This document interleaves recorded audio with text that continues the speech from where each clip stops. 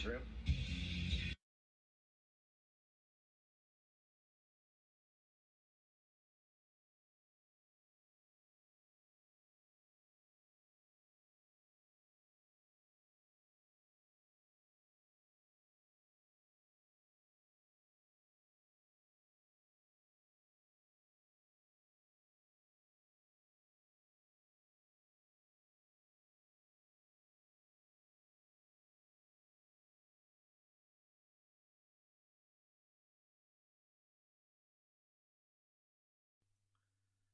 Oh man, we gotta find some way getting that all synchronized. But alas, today is not that day. Greetings, fellow heathens, members of the Slut Pit, Fright Nights, and Monster Girls. It's your old pal Count Jackula from the planet Dracula, welcoming you to yet another Titty and Shrimp Thursday. I am your beloved host, and you, my beloved flock.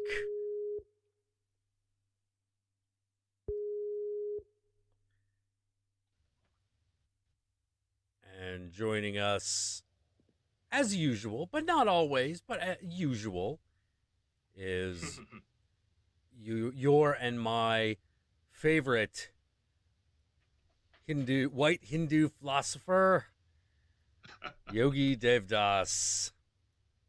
uh, Oh man. Hello, all you beautiful hedonistic sluts out there. Oh man.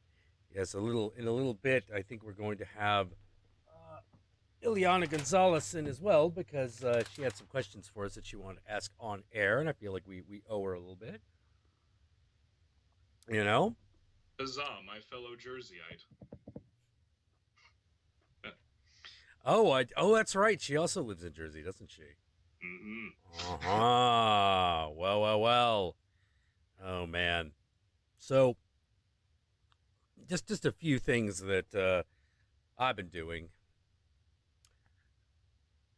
I decided that in the wake of all of the YouTube insanity, the loss ad revenue, and all that wonderful fucking bullshit, that it was a really good time to take a step back and yeah, just take a step back and rethink creatively about what we were going to do here. Obviously, um, the beautiful thing about ad revenue not being what it was is that now you kind of don't have to worry about it. You know, that's the opportunity there where you're like, all of a sudden, you're like, oh man, I was really worried about videos not making money. Well, now that day has come. Fuck it. Fuck it. Fuck it. So I've spent about a week considering where this is all going to go and what I'm going to do with it. And one of the problems that the channel has always had is that it is, well, shall we say, it's a very eclectic collection of things at the moment, with not a lot to truly bring it together. And I am deciding to fix that. There are all these separate parts that I think need to come together. One, that I think horror movies are very important, but why in particular they are, why I say that they are part, horror films are part of my religion, what that actually means, and one of the big questions that I've never really answered truthfully, which is like, hey man, like what do you believe, and why Satanism for real? For really real, like. And I thought it was about time that we did that. You know, I figure, fuck it. At this point, why not? Um, so that's what I've been working on. Um, Obviously, I did the unboxing the other day. We're still going to be doing that kind of stuff, but we're also going to be talking, really just kind of trying to explain to people what is, like what is going on here, what I'm all about, where I'm from, and my passing interest in falconry, like all that kind of stuff. And I think to that, and part of that is discussing uh, the topic of the topic of faith a little bit more openly, a little more candidly. Um, Specifically, like what I believe and the symbols and experiences that brought me there, so that we could really like talk about it. Because one of the problems I had always had with the regular show, is that it takes me forever to write a joke. Mm. It just takes me a very long time to write a joke. It takes Josh far less time. It actually takes him far less time.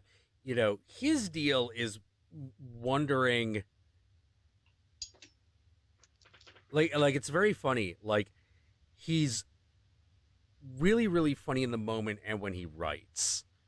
I am a little less off the cuff than he is. And so, since I was spending all this time trying to write jokes and make everything fit, I came across this novel idea, which was, well, why don't I just stop trying to do that and just let it come as it comes? You know, Hmm. I yeah. like You like the what? I like the concept of that, to be honest with you, Yeah, yeah. because like it's I kind of feel that because like in any of my videos, anytime I ever crack a joke at all in any of my videos, none of that is planned because I can't write a joke for shit. Um, it's just one of those things where it's like, okay, I'm just gonna sit in front of this camera. I'm gonna babble about weird shit for about 20 to 40 minutes, and then I'm going to edit that down, and maybe if a joke pops up, I'll keep it in. Maybe I won't. Yeah. Exactly. And I've been, obviously the stream is going to keep going. That is the one thing that is, the look of the stream may change. They might get more focused. They might not, but they're definitely going to be around, because I have every financial incentive in the world to keep that going right now. Like, for real, we're about to have the best month we've ever had on YouTube, entirely based on super chat donations.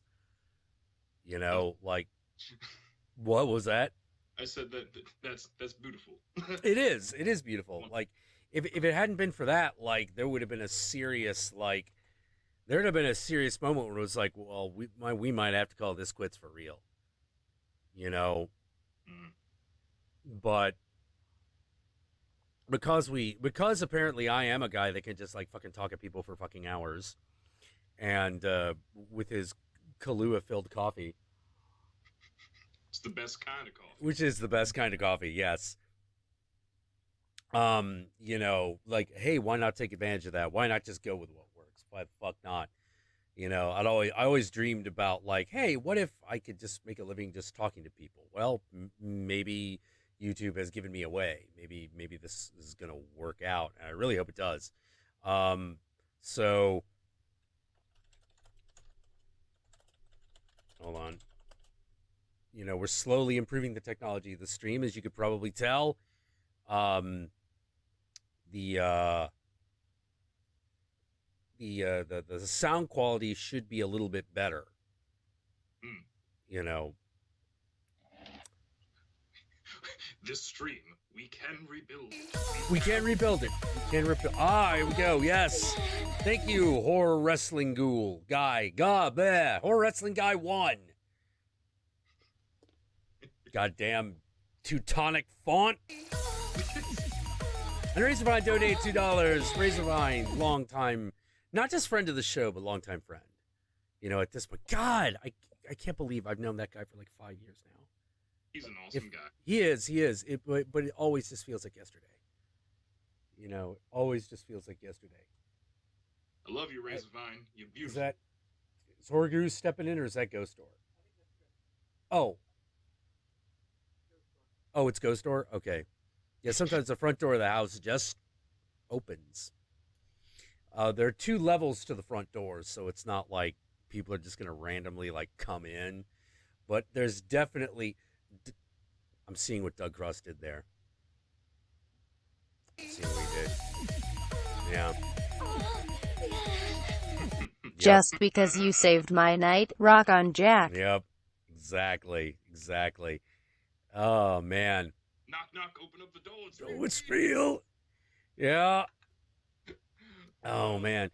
Speaking of rap, really quickly, fucking like Miley Cyrus does that whole thing about she's like, I'm not involved with hip hop anymore. It's too whatever. And I'm like, you leaving because like all of a sudden you have self-respect? White girl confirmed. I mean, just bam, just right there. Oh, you got self-respect now, do you? You know? You see, that's one of those things, though, where if I heard Miley Cyrus go, "Oh well, I'm leaving hip hop forever now," my response would be, "You were in hip-hop?" Hip hop, yeah, that was kind of the first thing. Like, I was definitely like, is that thing falling down?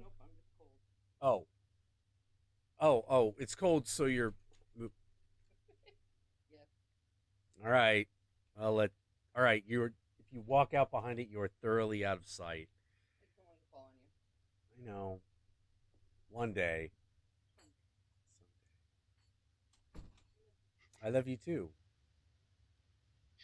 The Shen household proudly presents Jack in Miss Saigon. Apparently, I'm in a fucking scene from Miss Saigon. You know, like, well, geez, I always thought I would be Miss Saigon. You know, like, I'm sure I would. You know, I'd make a really bad Madam Butterfly though. I don't wait around for nobody. You know, that is the saddest of gay movies. it is. It is. Madam Butterfly is the saddest gay movies. Be like, but I'd just be like, I wait for no man. Fuck you, GI. Still, if your movie about the unrequited love between homosexual men at the turn of the century can end with a monologue inspired by "Farewell to My Concubine" in the middle of a jail cell in full kabuki style makeup and a suicide. Yep. You done something. You've made art. There's no fucking ain't fucking no way around that shit. But god damn it. Like, I'm just like, so what would you do? Would you find a way for your I'm like, probably not. Probably not. It'd probably be one of those, okay, you're going? You fucking asshole. Why aren't you taking me with you? Well, you know, like complications. Oh, complications? You fucking cunt. I don't know, you fucking little piece of shit. I will tell everybody. I'll tell everybody how long, how thick, how many times I was satisfied, how many times I was not. I'll tell them everything. Fucking stop that shit. I don't care. I don't care about the fucking prejudices of your Western world. I got prejudices of Eastern world bullshit up in here. I don't know. Fuck am I hanging around for? Shit. Fuck this. Oh, man. So earlier we were all like delving into the Jungian archetypes on Twitter, which you should all follow us all on. You should follow both of us on Twitter. My little Twitter thing is hold on. Yeah, down there. You should follow it. Yogi, give them your Twitter. Oh, actually, I'll just type it in the chat now that I think about it. Oh, okay, there you go. That's probably a bit more efficient. That's easier. Fuck graphics. I don't understand technologies. It is a wonder and an amazement that I can even type. Oh man.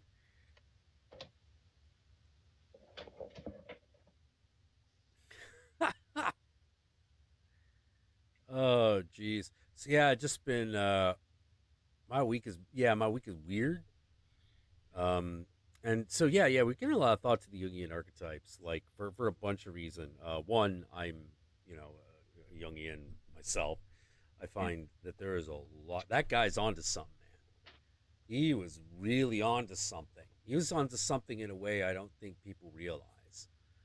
You know, um, his work with the archetypes, with dreams, and with the shadow and what that is.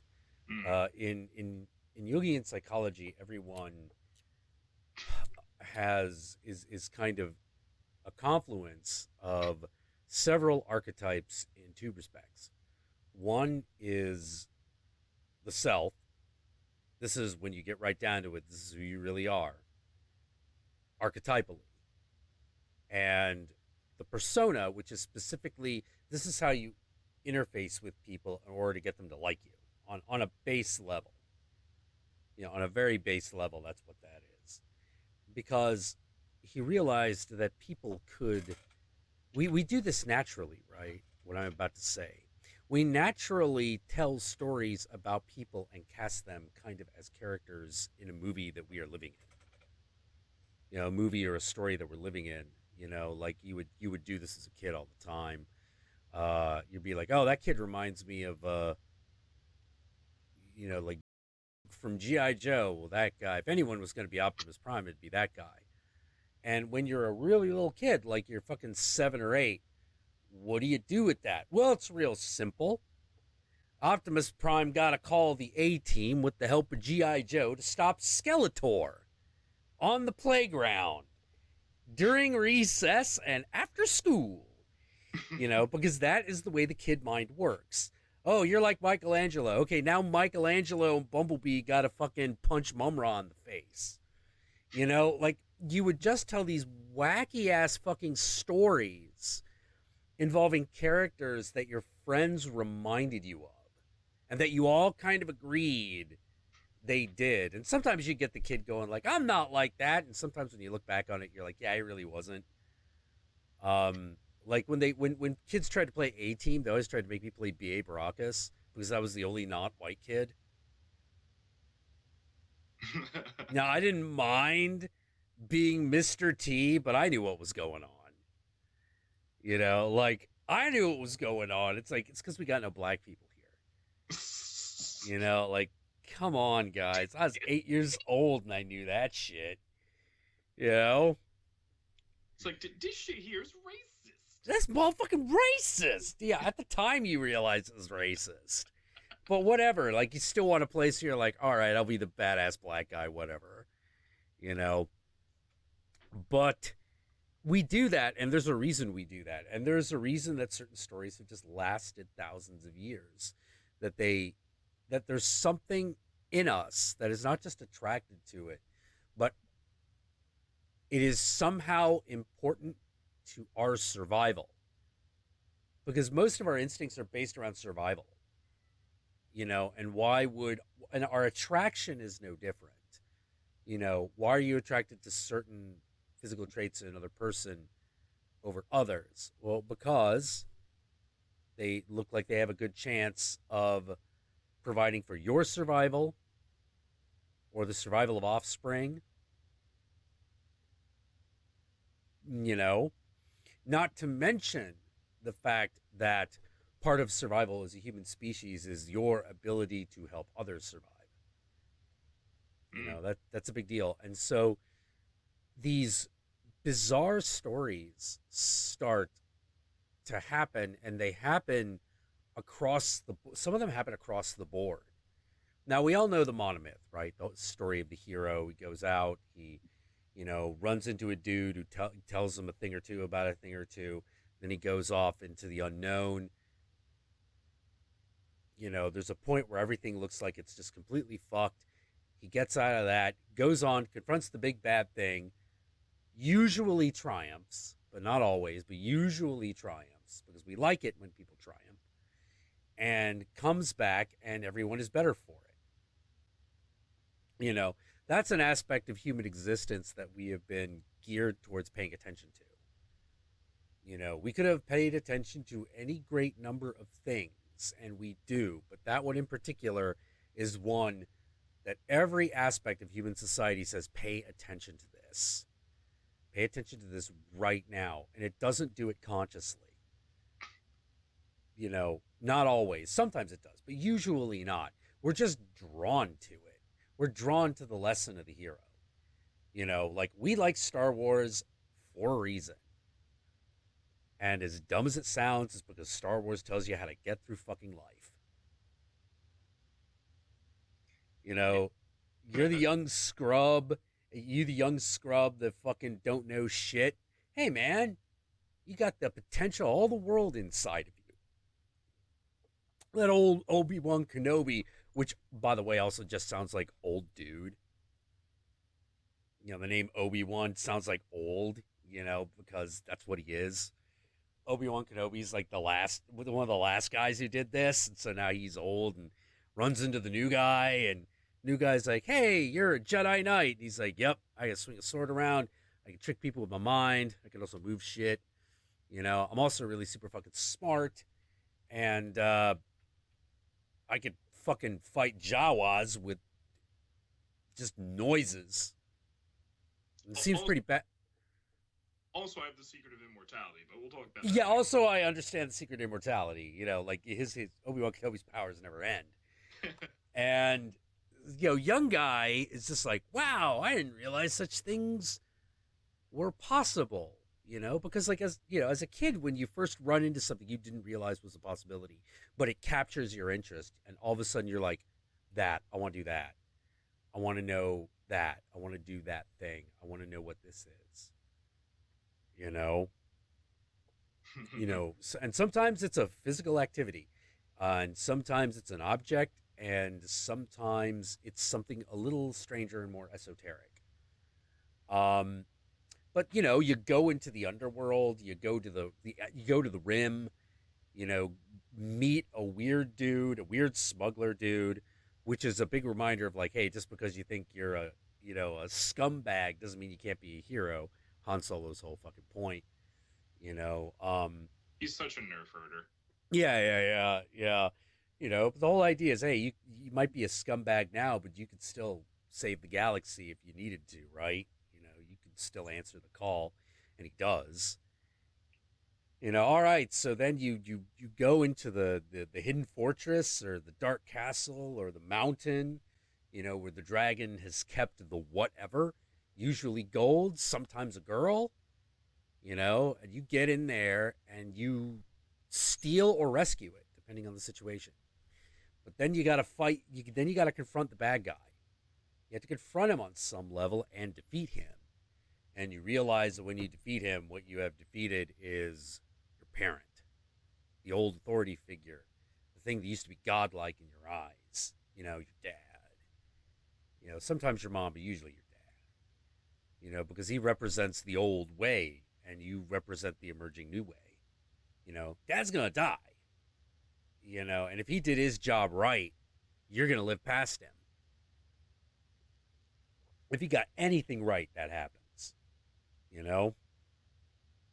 And now you got to figure out what you're going to do. How are you going to get out there? How are you going to be yourself? Figure out how you're useful.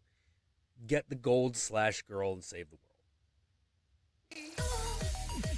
Oh, what rings do I have on, Doug Cross? I'm very glad you asked. Hey, Jack, Number what one rings do you is have the ring on? of Baphomet.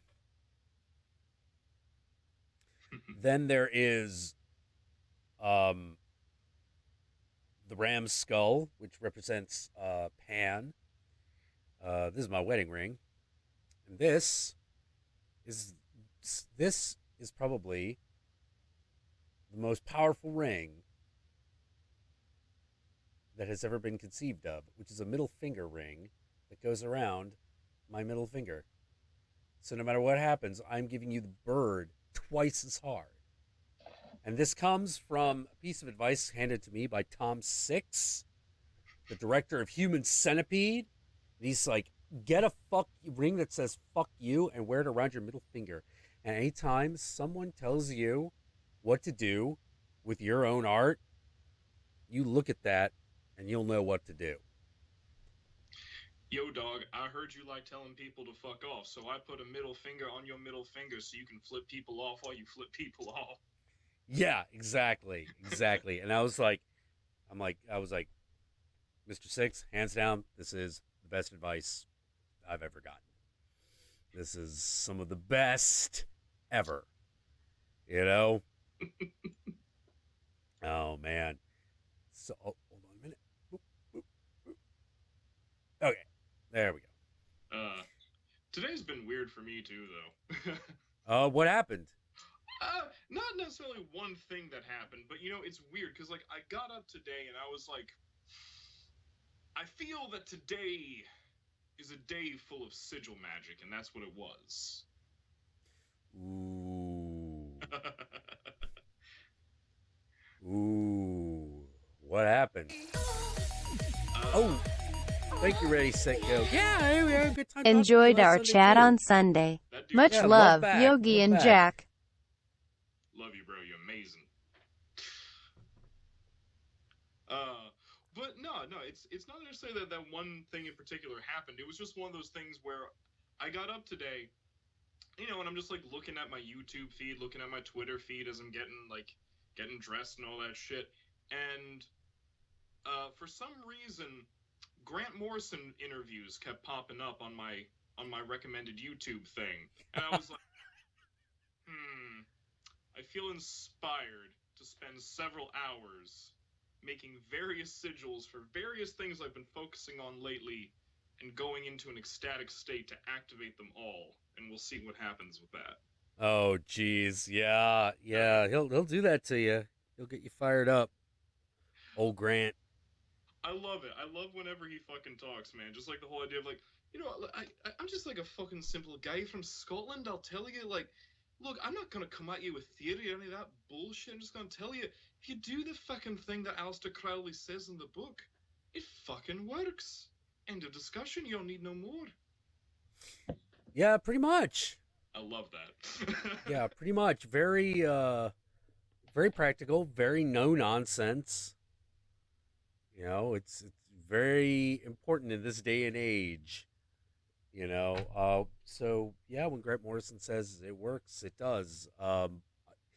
And that's a video I am actually eventually going to get into, which is, magic and sorcery. What are they? Oh wait, Tread Apocalypse in the chat. Is that actually true that Grant Morrison and Alan Moore are in a wizarding war? Yes and no. I mean, is it kind of like a take? They both. Thing, it's kind of taking the piss. It's a little bit more like this.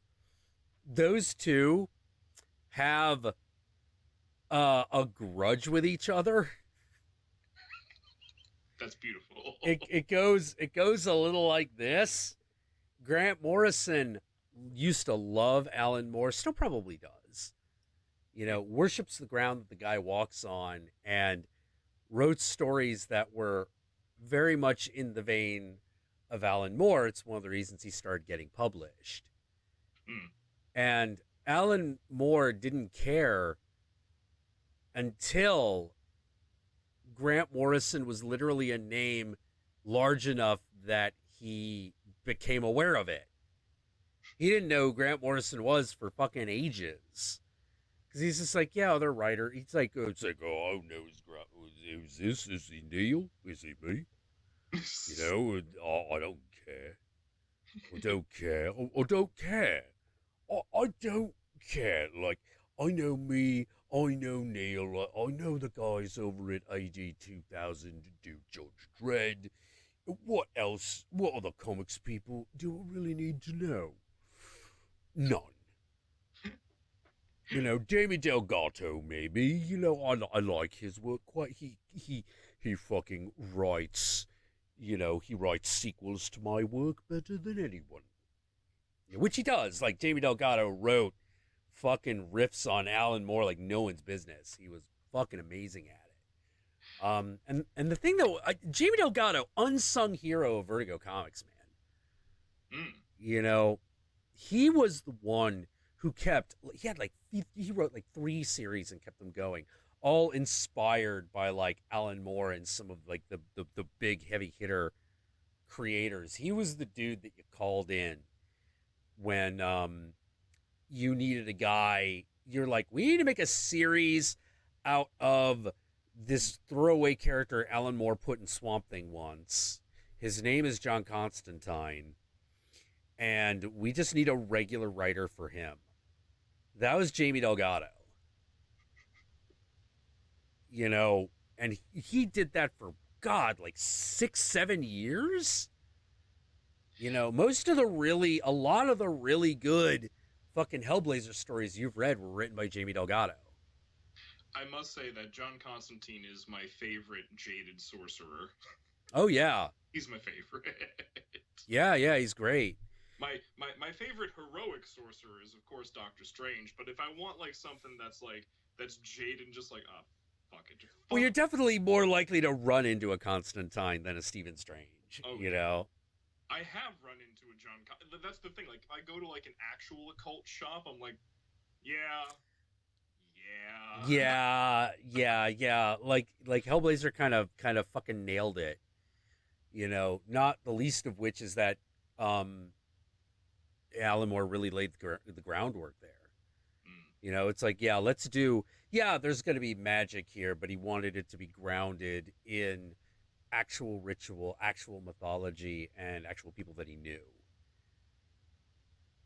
So that it would seem really real, like it would be possible for Southampton to be visited by the spirit of famine, and there might have to be a group of sorcerers that live there. They got to put it down. Like shit like that. But at the same time, he was like, nah, John Constantine's got to be tortured because it's the late 80s, and this is a guy who all his friends died in the early 80s. Big fucking allegory for like people who died drug overdoses and AIDS. Well, yeah, because besides being a substance abuser, Constantine is bisexual, isn't he? Yeah, completely and totally. Yeah. He usually ends up with women at the later half of his life, but that was not exclusively the case in his younger days. All right, so wherefore comes the grudge then between these two prolific lines? Okay, so here comes the grudge. Here comes grudge. Basically, once Alan Moore actually gets a hold of some of Grant Morrison's work, he reads it. He's like, puts it down. And then people keep asking, so what do you think of this Grant Morrison? So what do you think of this Grant Morrison? So what do you think of this Grant Morrison?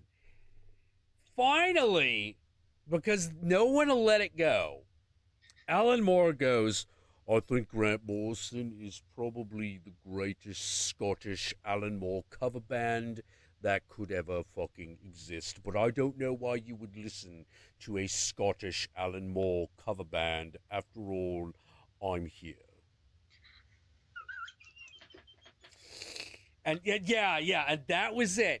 That was the moment the rivalry was born. Because Al Moore just go like, fuck you, kid. I know what you're doing. You're ripping me off. Because he was. He totally was. He was riding Alan Moore's dick so hard, man. It's obvious when you go back to it. And you're just sort of like, yeah, you're riding his dick pretty hard, dude. But you know what? I don't care. I'm still enjoying myself. It's a good dick to ride. Yeah, he's really, Grant Morrison is very talented. He's very talented in his own right. It's just that he was falling a little too closely in his idol's footsteps in the beginning. And so that's the rivalry. That's the sum totality of the Wizardry War. A huge amount of snark between two writers. That's what it is. And Alan Moore would say something like, yes, it's a lot of snark, a lot of mean words. But then again, when you really get to it, What is a curse but a bunch of really nasty words aimed at a person? I am cursing you, Grant Morrison, right now with the full force of my magical powers. The magical powers I get from my false god. Quake in your boots, Grant. Quake in your boots.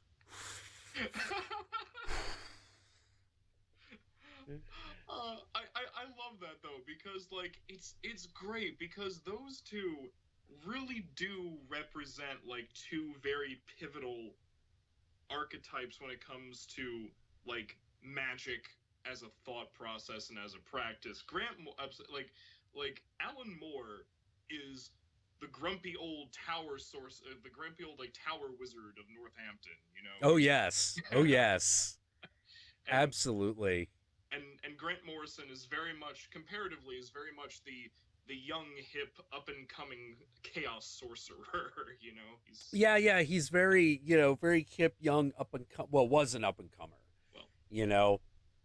Well, still lives a little bit in the shadow of Alan Moore, but that's kind of being like, how to put it, that's like being Wesley Snipes standing next to Magic Johnson. Yeah. Like Magic is, or no, Michael Jordan. Sorry, I meant Michael Jordan. Michael Jordan just cut above. Cut above even. Oh, thank you, horror wrestling guy. Even cut above Wesley Snipes, who is great, who is a great athlete. Or was at least. But Alan Moore's just got a little bit more. Or no. I know what it is. I got a better analogy. Ooh. It's Michael Jordan versus Muhammad Ali.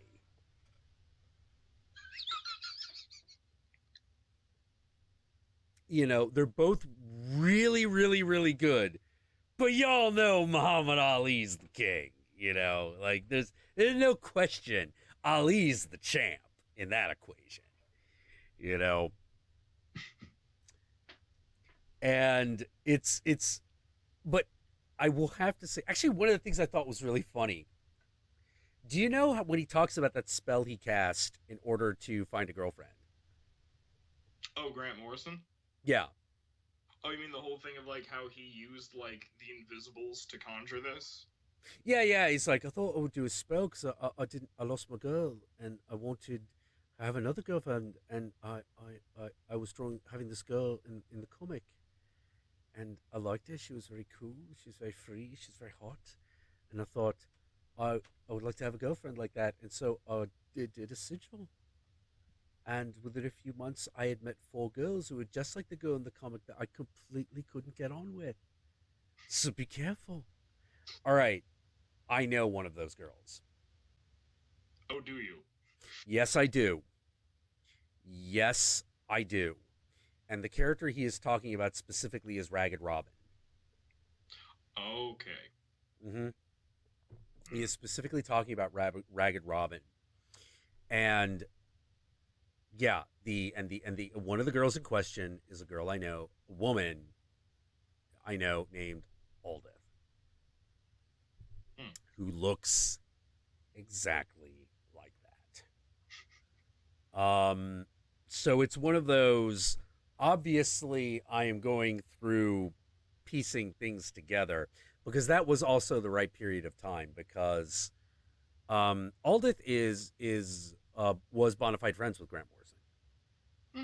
At that gathering, at that convention, one of the people running the sound for that event and that recording is Aldith.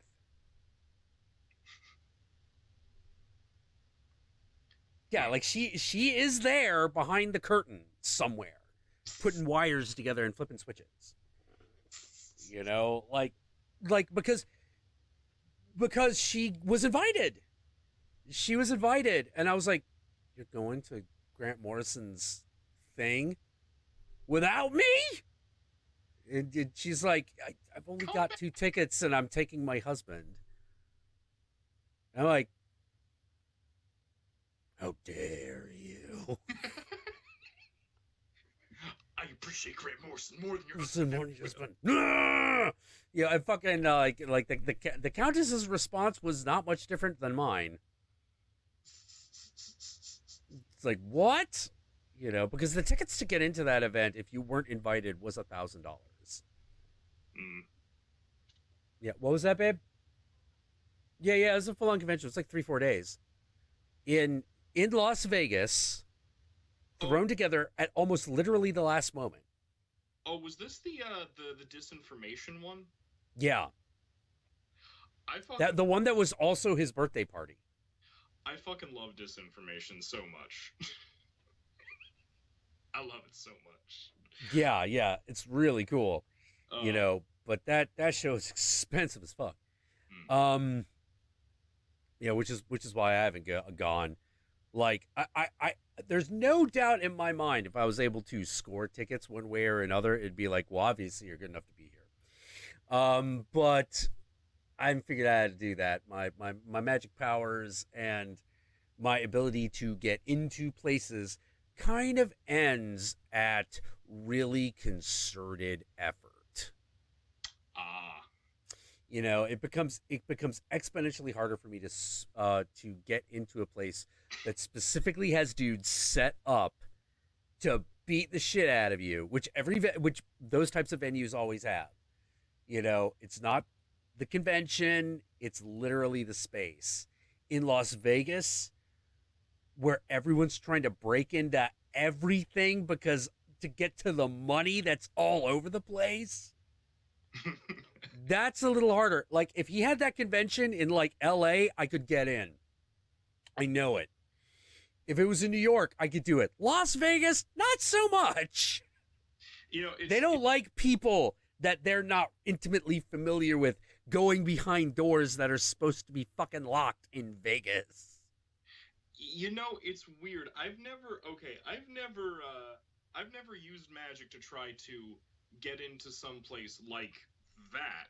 No, yeah, like not that gnarly. Yeah. Yeah, not that gnarly. But what's interesting is that, like, I found that, like, when I talk to other people, when I talk to other practitioners of various crafts and arts and kinds, I think it's funny that, like, you know, they'll talk about, like, oh, well, you know, I just can't get this to work, or I just can't get that to work. I'm like, what, you can't get money through magic? I get money through magic all the time. Oh, what, you can't get in there through magic? I get in all the time. And people are like, yeah. how? And I'm like, because my naivete lends to the suspension of disbelief, which lends to it working better.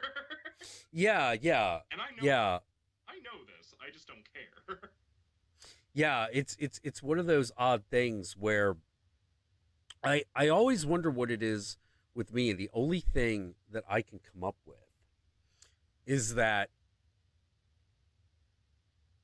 I think one of the things that happens is people assume that if a person like me is in a place like fill in the blank, obviously I must be intended to be there. Because there is no way you missed him. This happens all the time.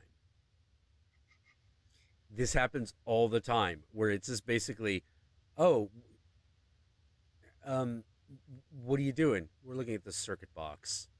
Well, that's another thing. Oh, you know, using that phrase, we were looking at this because as long because they'll be like, oh, you must be with PG, you must be with the phone company, you must be with the electric company, like that kind of thing. Well, we're looking at your circuit breaker box here, and it looks like you got a couple of burned, like a couple of breakers burned. I am not looking at a fuse box. I'm actually looking at a control box, and there are no fuses in it. But they don't know that.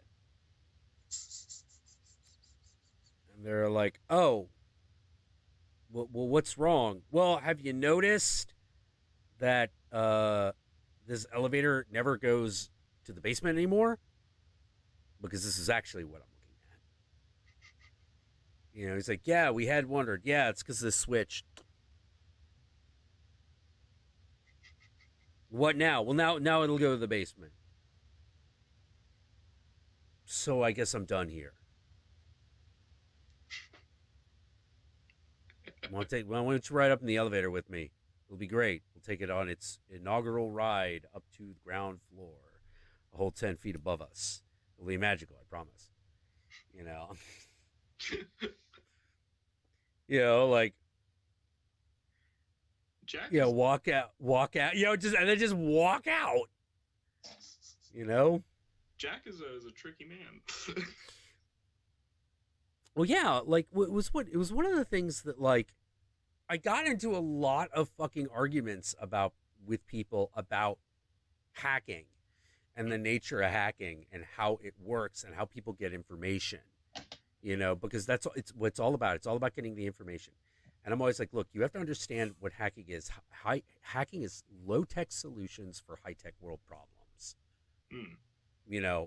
And that high-tech problem is getting in. It's your whole goal. Get in.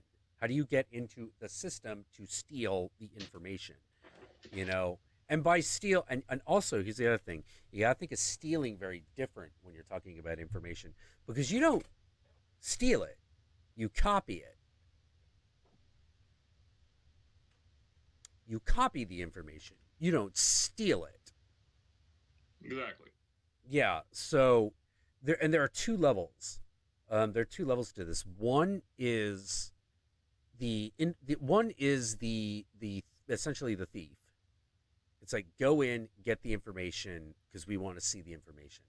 The other level, and this is something I never did this, but there's another level, which, for lack of a better way of putting it, is the saboteur.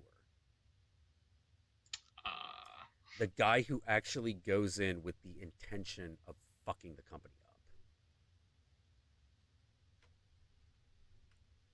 Yeah. Known a bunch of those guys.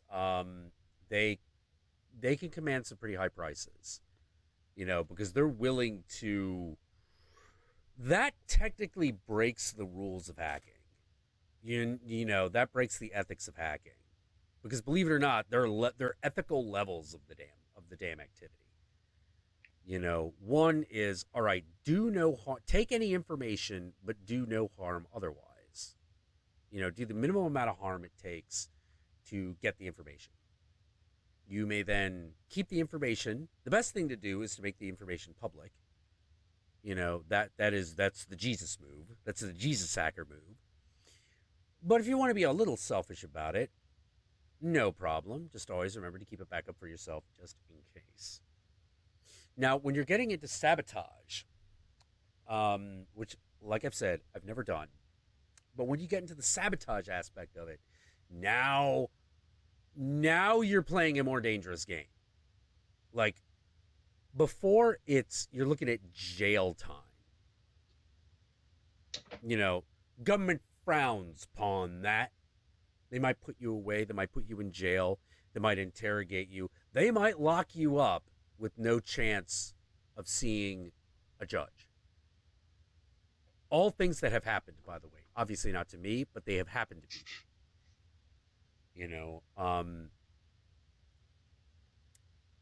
Oh God, babe, what's the name of that guy? Not Mishnik. Fucking Mitnick. Yeah, Mitnick. Yeah, he was held for the longest time without trial, like years. He was held for years without trial because they were desperately trying to figure out how he did it. Because the main thing he did was he stole credit card numbers and used them. And but he didn't just steal like personal credit card numbers. He stole corporate credit card accounts. The ones worth millions of dollars. Big money starts disappearing. And he's getting information from places that, like, everyone's like, you can't. Thank you, August. Hi, Jack, here's $2. Yeah, he done pissed off the wrong people. Yeah, he pissed off the wrong people. The guy who caught him, really smart, really good. He had figured it out. Because the main thing that he had done is he had figured out Mitnick's fingerprints. Mm. He had studied him enough that he was like, Mitnick did that. So at that point, he just had to find the weak link, because he knew at this point he knew how Mitnick operated. This is a Mitnick move. Mitnick has a target. Next thing he does, he approaches the company as a consultant, but he's not there for a job. He is looking for the receptionist or a very naive young female office worker. He goes to work on her, gets into a relationship with her, gets her to start doing things inside the company because she's already in there legally. And once she's done it, bam, he's in. And we're talking like leaving keys under the door. We're talking putting discs in computers that she shouldn't. Leaving certain doors unlocked. Bam, he was just in. Now, unfortunately, he kind of crossed the wrong girl at one point. Here's the funny thing. This girl was another hacker. And she got mad because they were dating and he goes on a job. And she's like,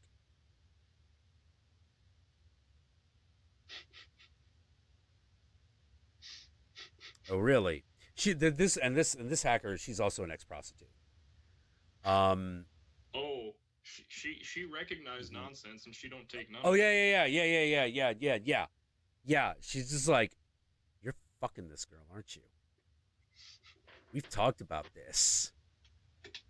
We fucking talked about this.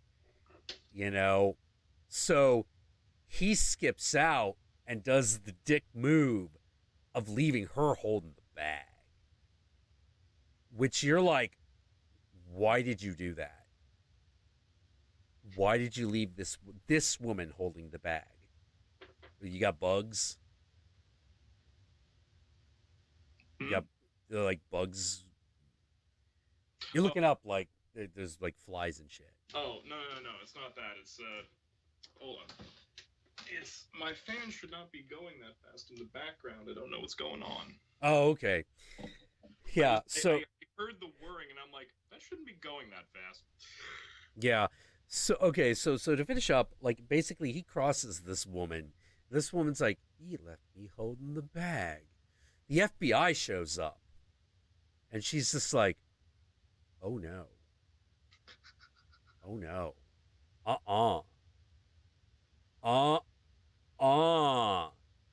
Fuck this. And the officer in charge of tracking, actually he wasn't even in charge. He was like the dude who was like, I can catch this guy, just let me do it. No, we don't believe this could all be the actions of one man. No, it's one dude. It is one dude, I am telling you.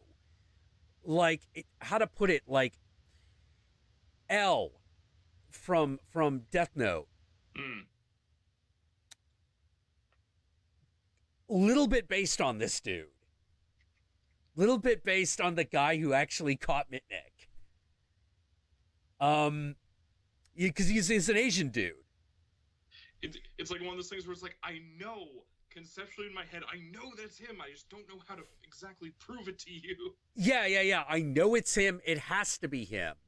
So he shows up after this bust and is like, all right, I know exactly who you are. You are Mitnick's girlfriend. I need you to tell me everything. And she's like, I am not talking.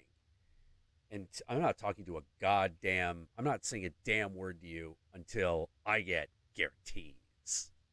Specifically, the guarantee that if I turn evidence, I fucking walk.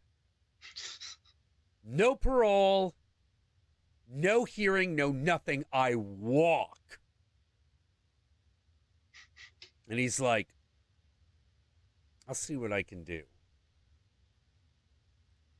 72 hours later, he comes back. He's like, all right, you turn evidence. Are you willing to be recorded? She's like, oh, I will be fucking recorded. And he's like, all right, sign here. You will walk if you tell us everything. Yeah. Like it was one of those. And it was one of those things where everyone was like, she's just some prostitute. She's not worth it. So who cares if she walks? We just need to nail this on somebody. When misogyny works in your favor. Yeah. When misogyny works in your favor. And everyone was laughing at this guy. He was like, yeah, he thinks it's all one dude. And he's like, it's one dude. You know? And so she's like, all right, this is how it works. And he's like, I knew it. All right. And so he creates this sting operation. He follows this dude for ages. Just waiting to get him into a bad situation. And he's like, all right, here's what we do. I am going to hire him to break into a company, but the company's a trap. and that's how they got him. He showed up, and they were like, okay, that's him. Now, here's the thing. Mitnick fucked up bad because he got away the first time. It was one of those like, oh, shit, he disappeared. Fuck! But he came back the next day.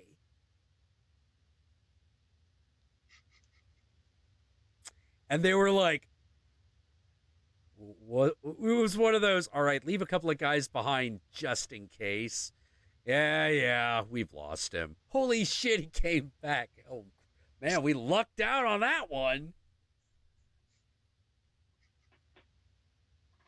You know, so yeah, that's essentially how they caught him. And it's the majority of hacking is all about that shit. PlayStation. PlayStation is a direct result of industrial espionage and sabotage. Because there was a very small company up and coming that was trying to figure out how to make a video game system based off of CD technology. And one of them was CDI. Another one was Panasonic, but there was a third one. And they not only designed the CD technology, they designed PlayStation controller. Ooh. Yeah, the PlayStation controller. You want to know why every other controller looks more retarded? Do tell me. Because PlayStation patented and trademarked every aspect of that controller. The only way you can make a controller that looks like it is with their license. So you can get away with the basic technology stuff, but you have to like make it look fucking retarded. You have to make it look a little retarded, and you can't use the specific rumble pack technology that they had. Yeah. Now here's the thing. Fun, boys and girls. Yeah. There were a whole bunch of attempts to make CD games in like the early 90s. You know, CDI, the Panasonic, 3DO, and they were all bad. They all sucked. But this one random company in the middle of, I think, Pasadena fucking nailed it. They got it. And here was the weird thing. They actually had a contract with Sony. Sony was paying for was giving the money for research and development, but they weren't the only ones. Right. All of a sudden, Nintendo starts getting into 3D. And Sony's sitting there going like, Nintendo's bringing out their new console. We need to speed this up. Why are we going to speed this up? We just make it part of Sony, and then we have our guys do it. Okay, but we don't own it. There's more than one way to own things.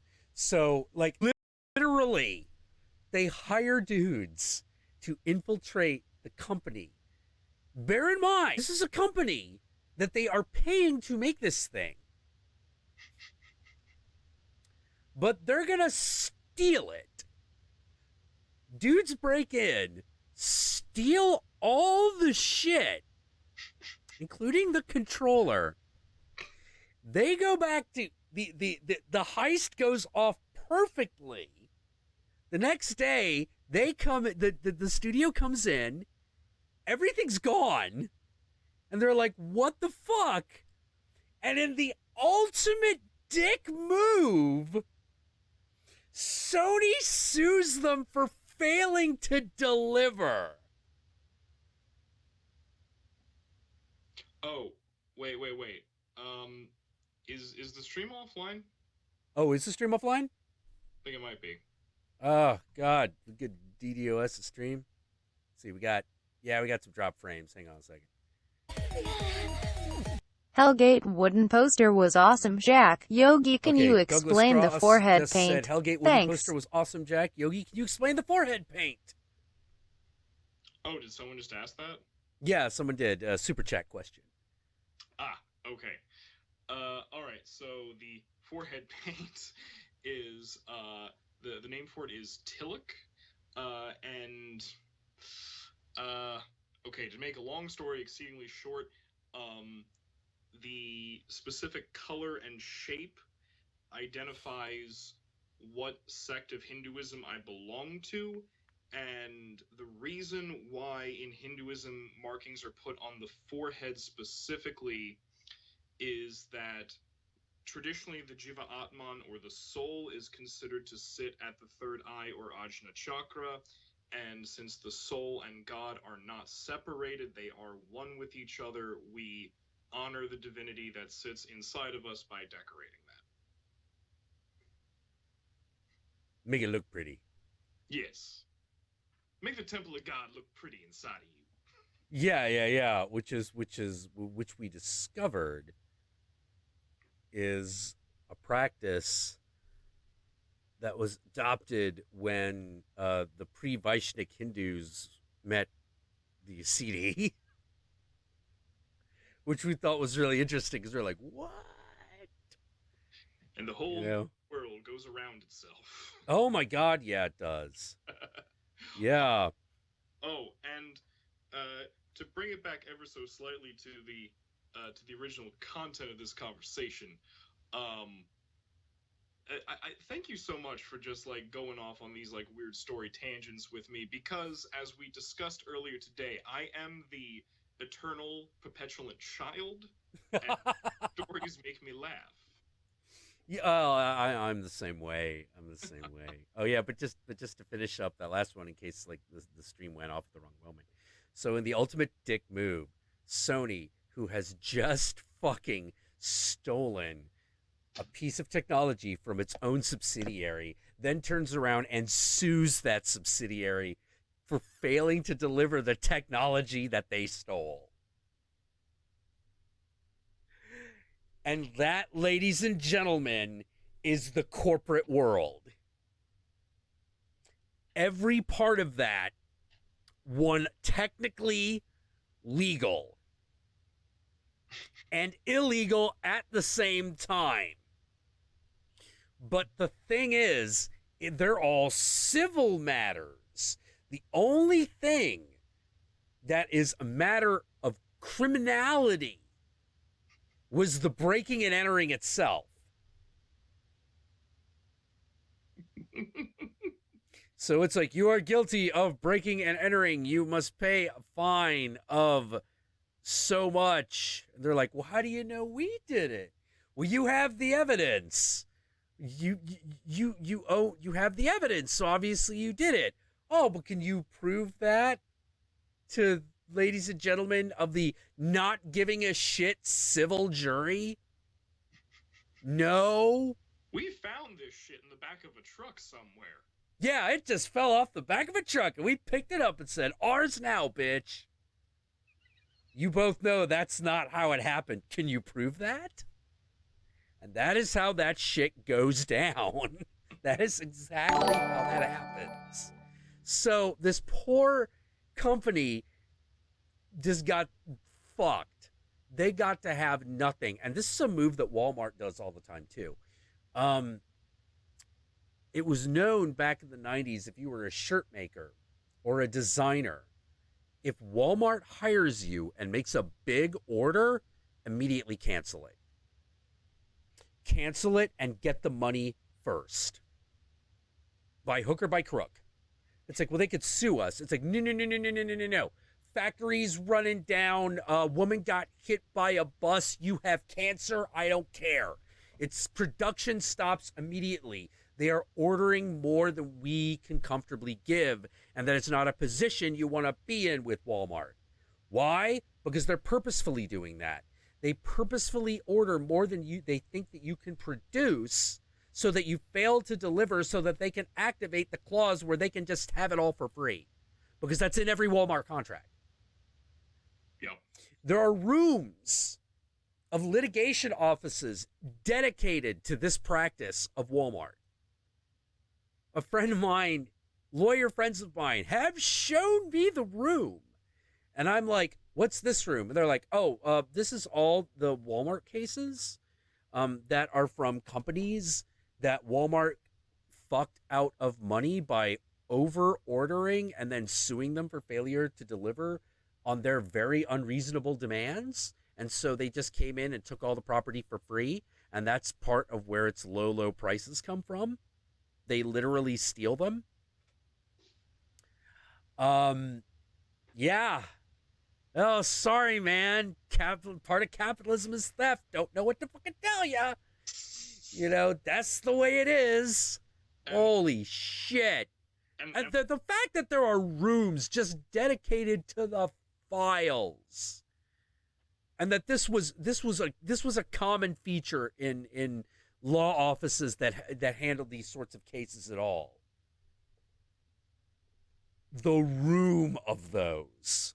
You know, and it's like this. Okay, shit like this. It's one of those things where people ask, why do you talk all the time about black magic, and why do you try to teach people about it? I'm like, because when ruthlessly capitalistic companies are also using magic.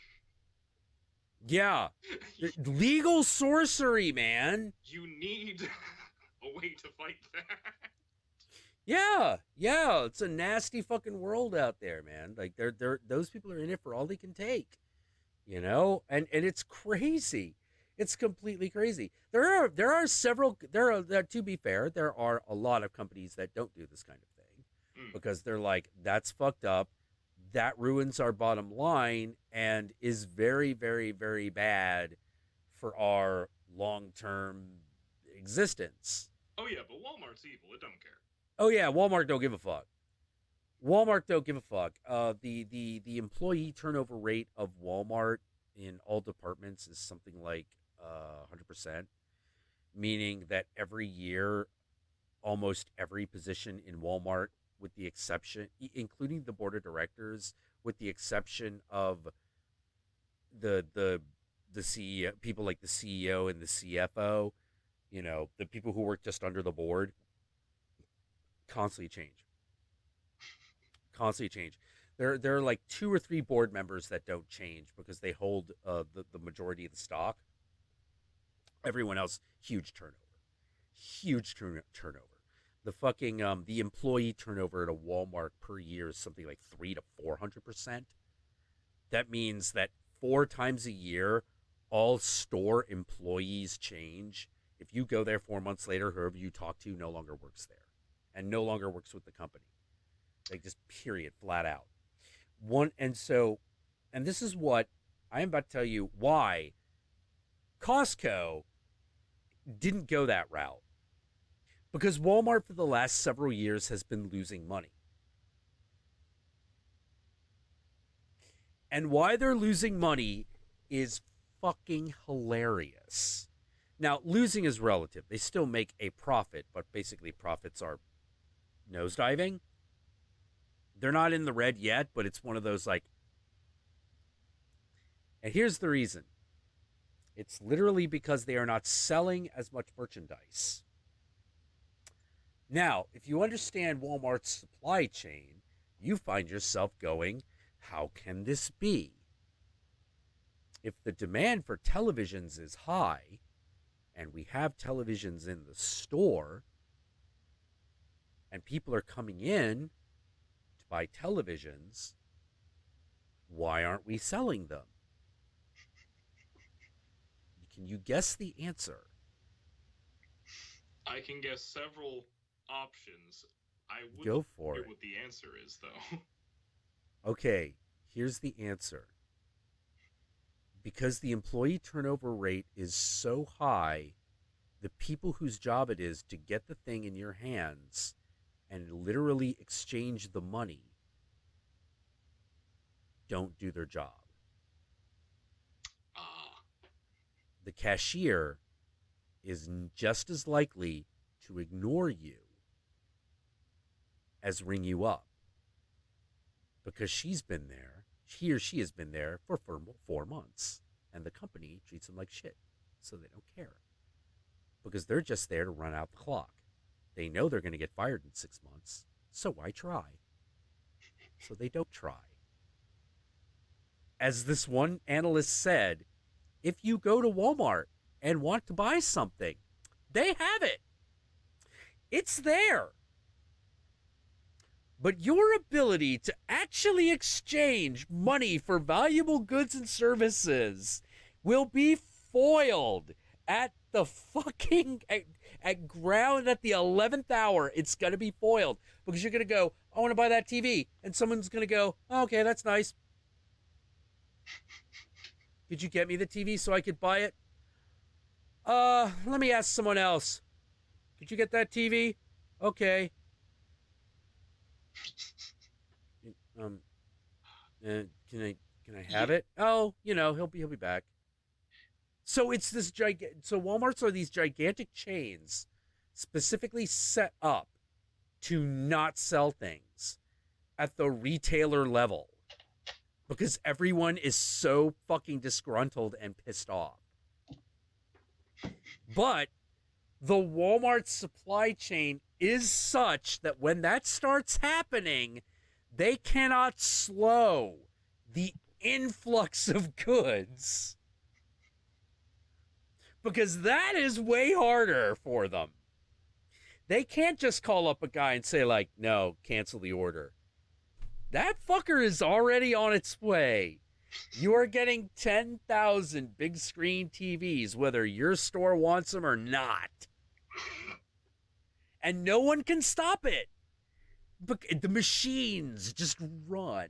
It really is the self-devouring blind idiot god of superstores, isn't it? It is. It's amazing. It is. Yeah. And well, the thing is that Amazon is kind of the same way. But to be fair, they figured out that if we just cut out the guy that you have to give the money to and the people that walk around the store and just send people shit, it just works.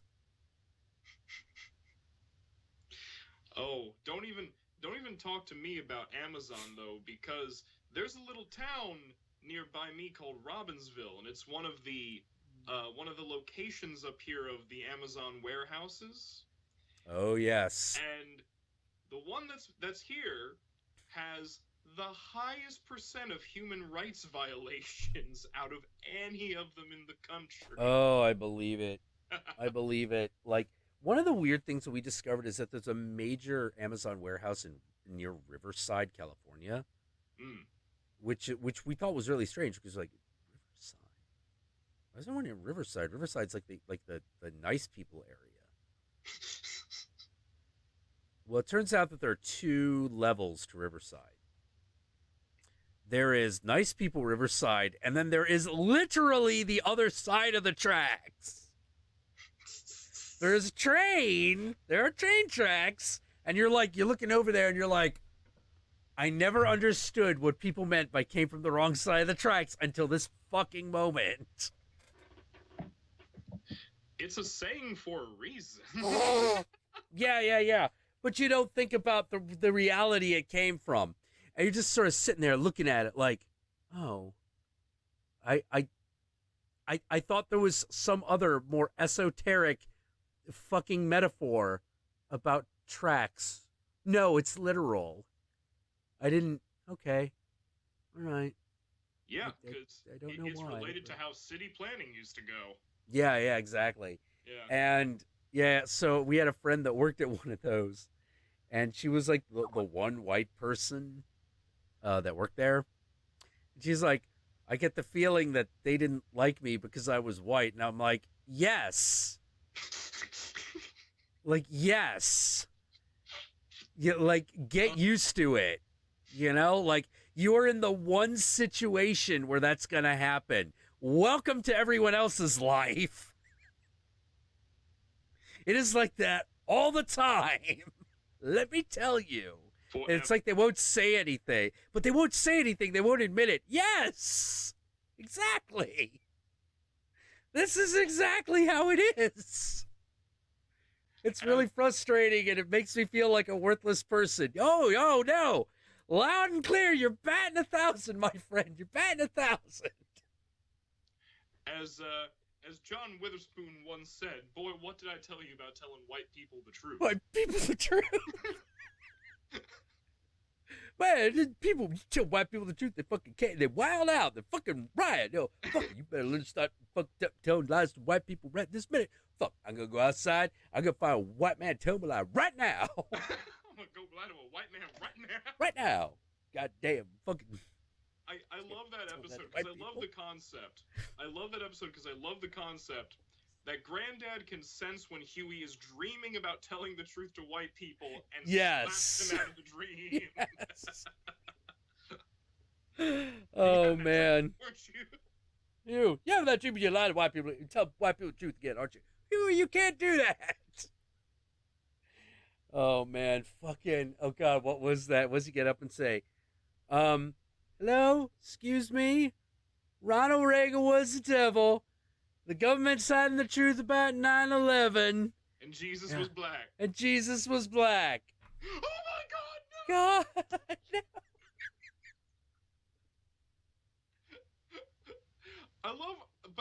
no.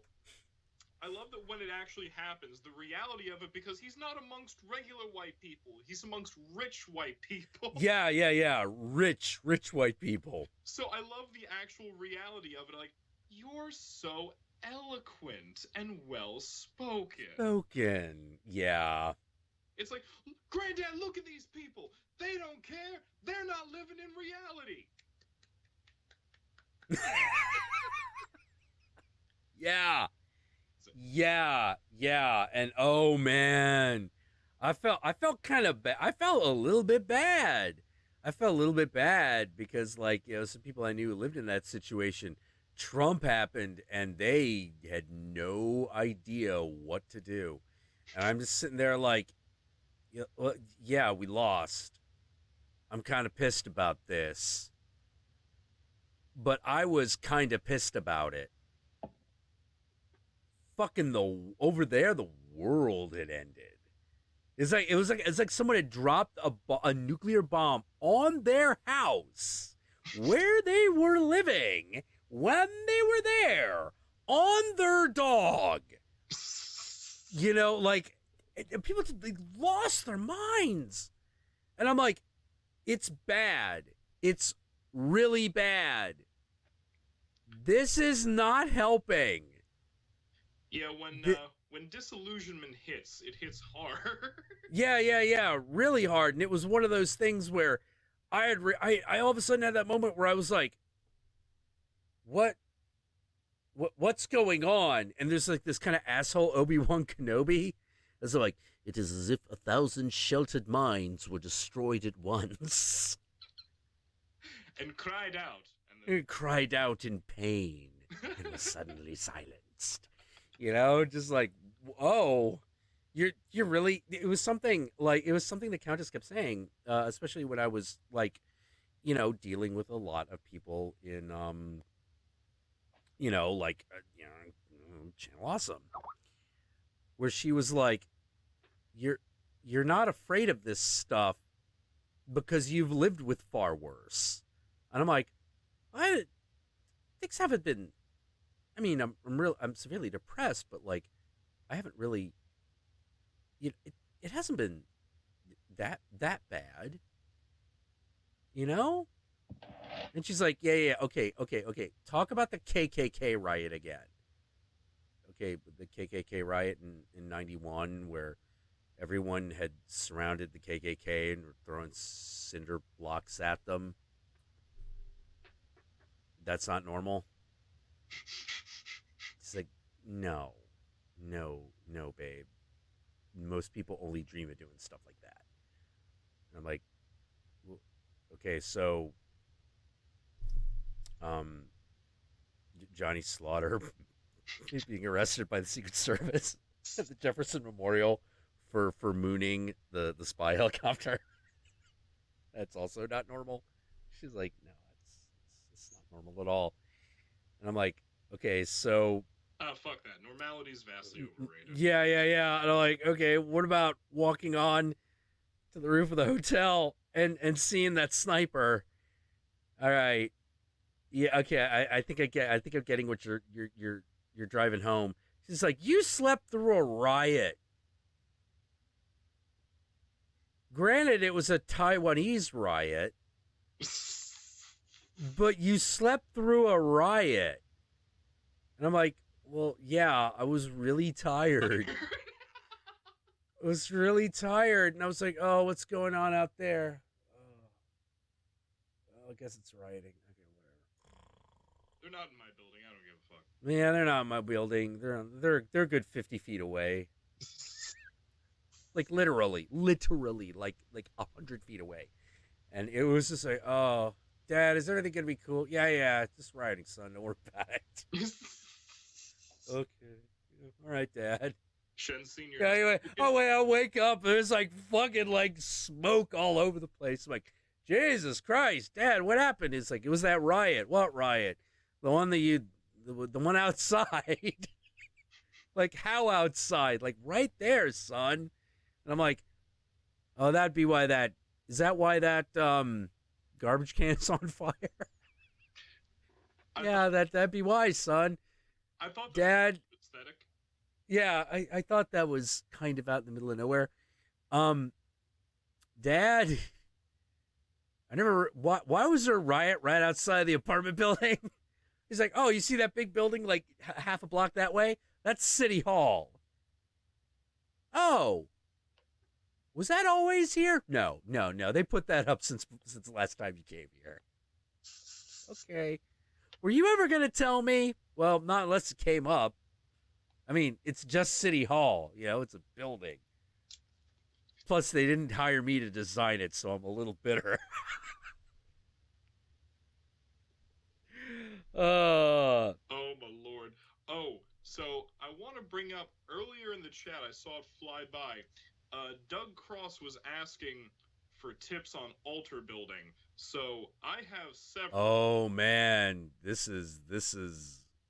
That is going around, let me tell you. Please continue. So Doug, what exactly are you asking about, bud? Because I have several altars dedicated to different things. So, what are your questions?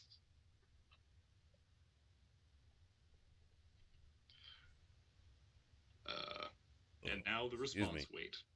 Yeah. Although, you know what? We should probably let's get Illiana in here, because I promised her we'd talk to her. Agreed. So, tell you what, I'm going to go have a cigarette and refill my libation, and I will return. I will be back. I will leave the sound on so that as he responds to you, you can give him insight. Come on, mouse. Where'd you? God damn it! Ah, there we go. Bob.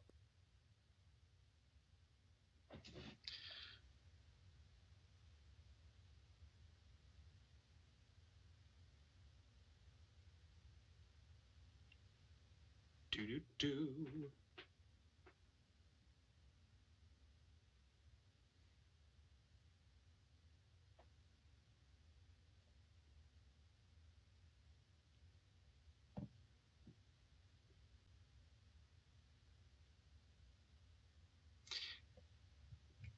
Hello, beautiful slutty people. So I'm noticing that I got like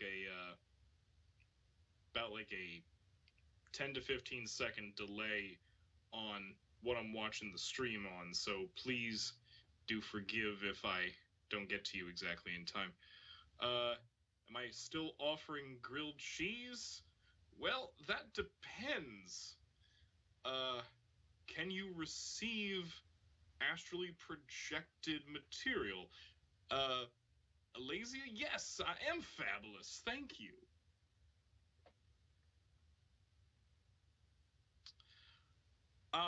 Okay. Thoughts on Azatru? It is very complex.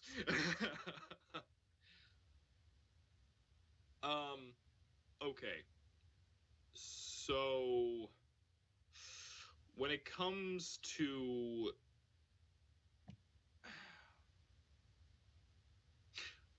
okay, really quick, GL Knight just asked about vegan vegetarian meals because of gout.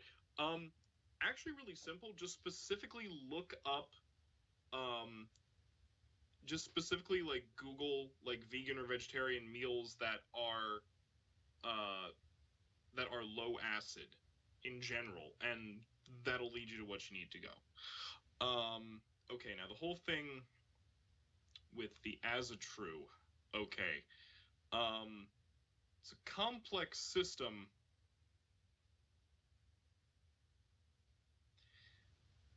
But okay, like are you working with any particular patrons, Doug, or do you just want an altar for the Norse gods in general?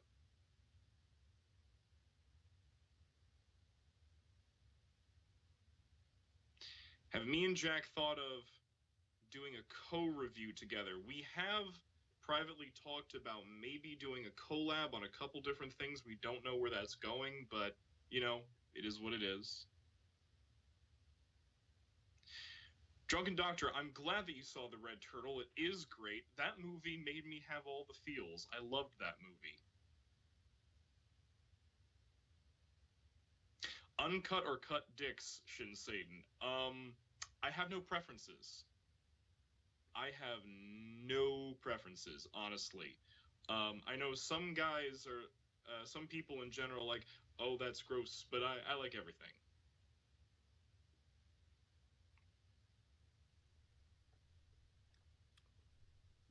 Do. All right. I'm back. Were you able to answer any of his questions? Well, he asked just in general my thoughts on Azatru, and I'm like, oh, well, that's an interesting system. My main question would then be, you know, what like I asked him like what if he had like any specific patrons, because that could definitely affect the altar setup, and I haven't seen anything back from him yet. So Okay, Alter True? This is actually something I'm actually unfamiliar with. oh, the referring to the Norse gods as a religion is Azatru. Oh, okay. Oh, I didn't realize that. Okay. It's officially recognized as a religion, and I think in Iceland they finally they recently opened the first Azatru temple in hundreds of years. Oh, wow. Yep, which is great. Someone just asked if Brother Alex asked if I'm a top or a bottom. What do you think? If pressed, I will answer that question, but oh, man. I'm curious to see what the reaction of that is. Oh man! All right, let me get Illiana in here.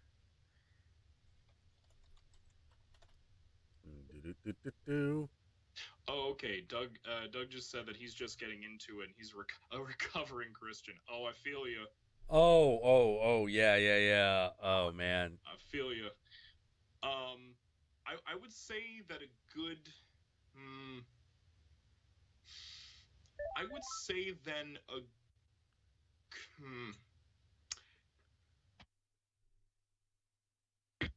Altar setup, Doug. Hey. Hey, hang on Greetings. one moment. We gotta reset up the capture device thing.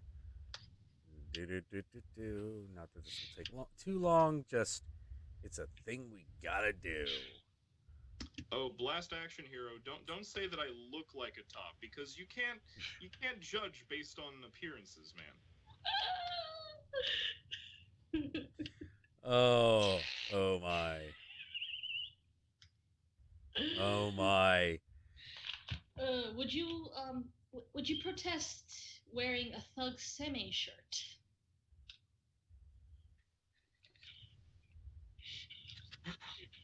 Okay. Fine. I will declare it for the internet. I am a bottom. I knew it. I will declare it for the internet. I knew it. Shock on hey to all. Sorry. Oh man, I miss that shirt. I think I have it in my closet somewhere. Yeah, no problem. Let's see. However, I did once come across at a convention. I did once come across a shirt that said, "I put the S and M in Seme Uke," and I was like, "I like that shirt." Oh, nice. It's a good one. Nice. And I love how the chat's just now screaming, "I knew it!" No, I not really. still remember, like, the one.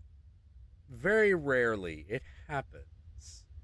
It does happen where this in the late '90s. There was this guy I was kind of after, and I knew what position I wanted to be in. So I did that to the hilt. I'm like, look, if I don't do this now, it will never fucking happen. I am starting to enter my late 20s, and I am not. There's not for much longer. Am I going to be able to pull off, the senpai notice me, fucking, young yaoi boy look? So it's now or never. We're doing this. I did. And then during the moment of truth, he freaked. And I was sitting there going, well, apparently my ass is not getting eaten out tonight. What do I fucking do? What do I do now? What do I fucking do now? Like, what am I supposed to think? That my self-esteem is taking a blow. All of a sudden, I had new appreciation for, like, every girl who's like, something happened wrong in bed. I all of a sudden am uncertain about how pretty I am because this has happened. And at that point when I was like, huh, yeah, okay, all right, I guess that's what that feels like. Weird. So, it's a little weird. It's especially weird when it's the dude that runs out, because you're like, what just happened? Like no guy that likes girls can imagine the situation at which the young lady, like, opens her legs and there's a beautiful tattoo that's like racing stripes leading all the way to her pussy, says, like, like, start your engines, to bail out at that moment is one of those. It's like, Does that happen? And apparently, yes, it does. Because when girls told me that, I didn't believe them. Because I was always either good to go or I was out long before that moment. Yeah. You know? Anytime that happens to you, it's like, well, I guess it's a Haagen-Dazs and Hallmark movie night because I feel terrible about my life. Yeah. Mm-hmm. And I did all the chick things, man. I called his friends. I asked, was it me? You know, blah blah blah blah. And to his credit, one friend of mine, he was just like, no, it's not you. It is him. And I'm like, okay, what is it? He's like, well, let's just say that that thing that every guy says never happens to them. I'm like, oh. So apparently in the chat they're saying that when Brother Alex just typed a message that on the super chat thing that said queer, it censored the word queer. What? Oh shit. Oh shit, I missed that. You know what? I better bring up the the stream in the stream alerts in another Wow. in the gaming computer, because that's how I hear them. I'm just realizing, why aren't I hearing them? Oh, it's because I have to actually launch it in my machine, because I usually leave it open, but I was working on something and it alerts me whenever someone subscribes. And so there was like a sound like every 20-30 minutes, which is good because it means people are subscribing. But eventually, because I was like, I want to know when everyone subscribes always. After a while, you're like, all right, maybe not so much. You know, maybe I should just. But it's censored queer, really? And Doug Cross in the chat is correct. Fucking government. Fucking government, fucking authority kiss my ass. And just to make it a little more lighthearted, because Dutch Chairman earlier on asked me, am I just a bottom or am I a power bottom? My answer to you is I am always in charge of every situation in my life. Yeah. Yay. Top from the bottom is what they call that shit. Yeah. Yeah, the dirty secret is almost every bottom tops from the bottom. It happens all the time. I am no man's bitch. Thank you very much. Yeah. You may be the bottom, but you ain't the bitch. Yeah, like. Oh man. Yeah. There are very few times. There are very few times where that doesn't happen, especially in an actual relationship, because there are a couple of levels to it. Like, if you're at the bondage club or the play space, the ones you're not in an established relationship with, or an established thing with, relationship might be taking it a little too far, but you're not in the established thing with, they're the ones who won't mind if they're interested in having you do anything. They're the ones that don't mind you just top it from the top, because you're not going to get into that deep space. Like the girl that likes being used as a footrest doesn't mind when you just put your feet on her, but if you are dating her, or you're getting to the point where you're actually performing like a complicated scene, that whether or not it ends in actual sex, that's when the top and from the bottom comes in. That's usually how it goes. Yeah. The more casual it is, the more it looks like the S&M that people picture in their heads before they actually get into it. Which is weird. Like Secretary got a lot of things right. Like that is a bondage relationship. It's one of those, does it always look like you know, fucking Eyes Wide Shut. It's like, well, it's usually not that much money is being thrown around. But until you actually get to the actual relationships, yeah, on the surface, it does kind of look like that. But Eyes Wide Shut is also really weird because it also combines aspects of bondage culture with swinger culture, and to be honest, for the most part, those two don't mix.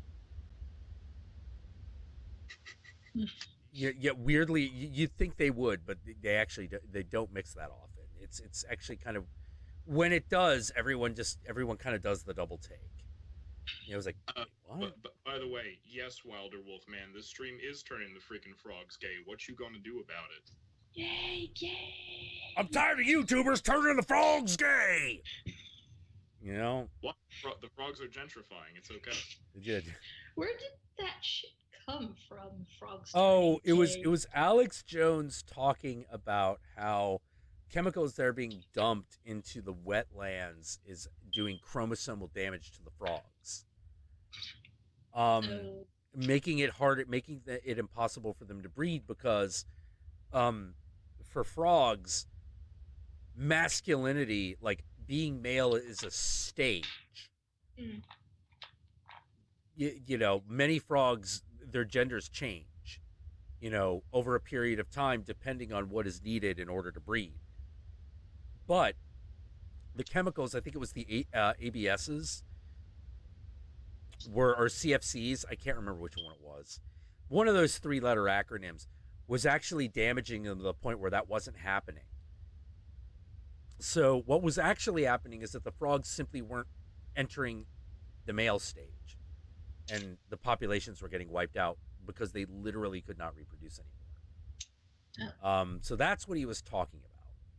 Yeah, like Alex Jones heard that information, and what ended up being processed in his tiny brain was... Oh no, he has a huge brain. It's just full of crazy. You know, he's a very, very smart guy, just fucking nuts. Sometimes I get the urge to kidnap both Alex Jones and Glenn Beck and lock them in a room and watch and see what happens. Have you ever seen that video of Alex Jones confronting the Young Turks at the fucking election? I haven't, but that sounds glorious. It is glorious. It's super glorious. And the thing about it is that you could tell that what had happened was Alex Jones was going to be like, oh, I know what I'll do. I'll go over to those other YouTube guys, start some shit, and that'll be internet entertainment. You know, so he starts coming in, starts giving him shit. And there is a point, I can't pronounce the name of the main Young Turks guy. Czech? Oh, Chank. Chank, yeah. Chank. He starts confronting Chank. He's like, yeah, boy, it's going to be Trump all day, every day. Make America great again. Yeah, like, and he's just going all in just to fucking troll Chank. And then all of a sudden, Chank gets so angry, Alex Jones breaks character. Like, Alex Jones is nuts, but he is very obviously playing at being an asshole here because he thought it would. And then all of a sudden he reaches a point where he realizes Chank is serious. And not just serious, like Chank is about, if there had been a gun somewhere, Chank probably would have shot him. You know, Chank had lost that much control. He fucking flipped. You need to see it. It's really kind of interesting because Chank flips and then Alex is like, whoa, whoa, whoa, calm down.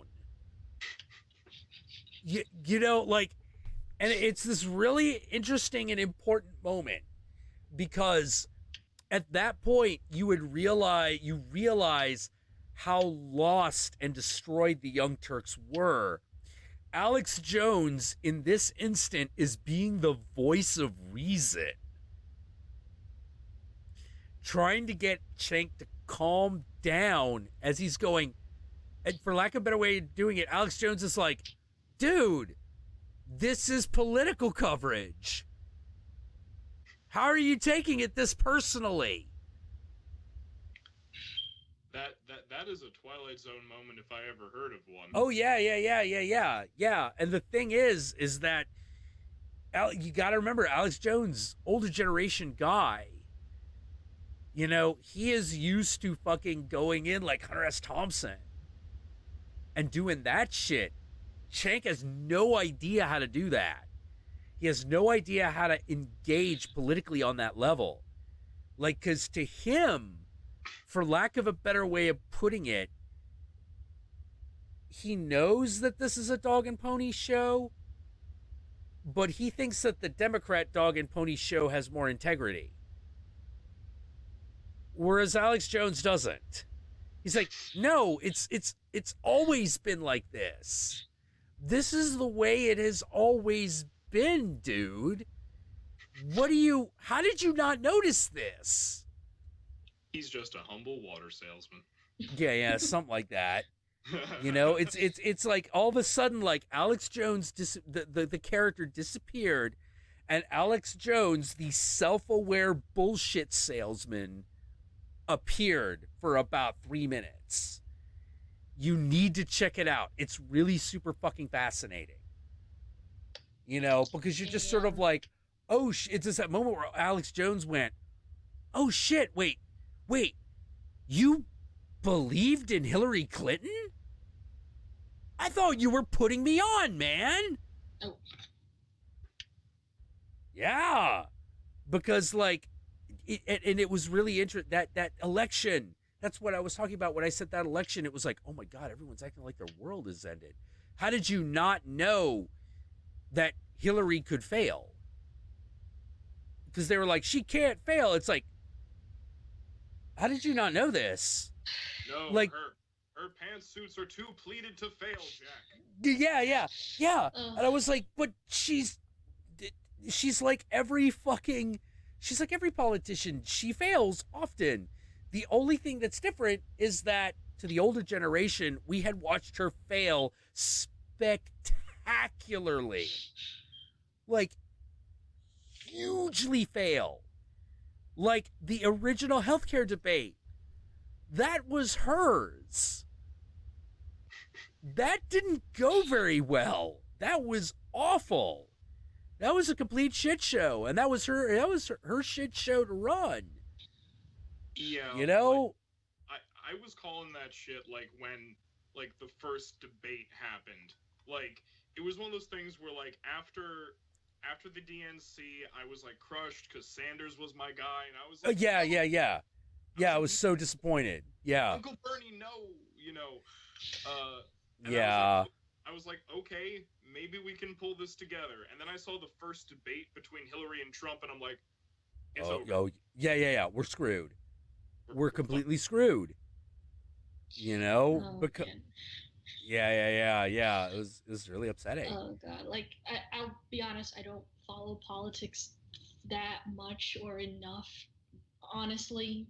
But I was still like discouraged. Just yeah. Well, that. I know. I grew up in D.C. Oh. I grew up in Washington, D.C., the nation's capital. And so, man, politics. Living there, you realize two things. One, politics is inevitable. Two, no matter what good or bad comes out of it, politics is 100% complete and total bullshit. And finally, no matter what changes, nothing changes because the political system itself is a machine that runs on automatic. So to get anything done requires the compromise of both parties just so you can get enough people to both slow the automatic machine down and insert a new program. It requires it. The automatic machinery is so powerful, you actually need to do that. Otherwise, it just runs. It just keeps running. And it will continue to run until all the people that are a part of it die. You know, like that's the way it is. You know, it's a machine. It's a very strange machine, and it's hard. It's really hard, and it's really fucking discouraging to watch the machinery of society.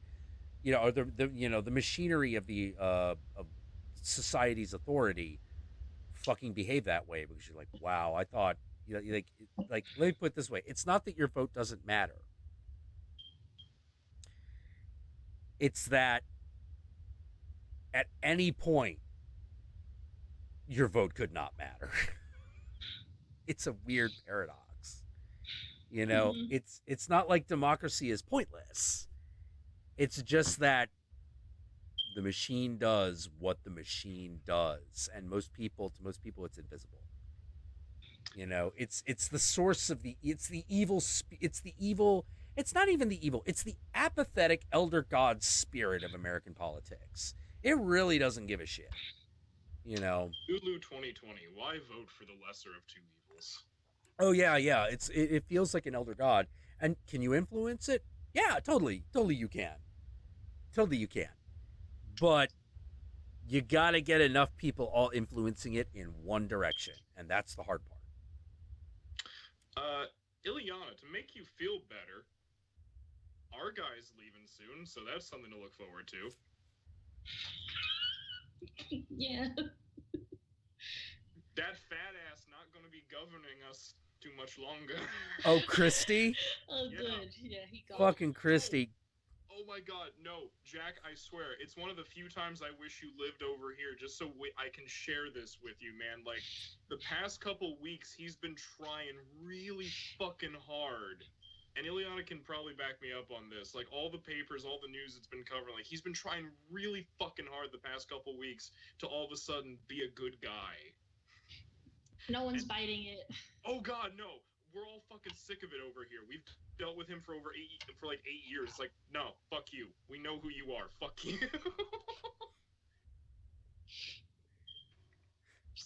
Hello. I love that meme of Christy once he's like, yeah, I will endorse Trump. When he's just standing behind Trump and some guy just pushes in on him, and you start hearing, hello, darkness, my old friend. Oh, that was Romney? Yeah, I think that was Romney. Oh, okay. Still okay, I thought it was Christy. It might have been Christy, but I remember. Oh shit! I think I saw a meme for both of them. It was a thing that went around. I do have to bring up the whole thing with Christy though. Get on the plane. Go home. You're done. Go home. Yeah. Yeah, back here, Jack, and back here, we all saw that and we were like, yup.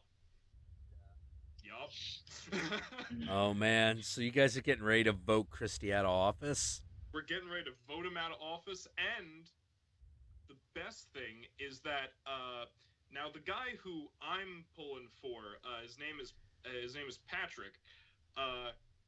Great guy, great fucking guy, because one of the number one things he wants to do is legalize recreational marijuana in the state to bring in extra revenue. Hey. I'm like, I feel like that's something that should have been done, because if any state was gonna go, we got a great idea for how to make money for the Great Garden State, we're gonna legalize crime, I think it should have been New Jersey.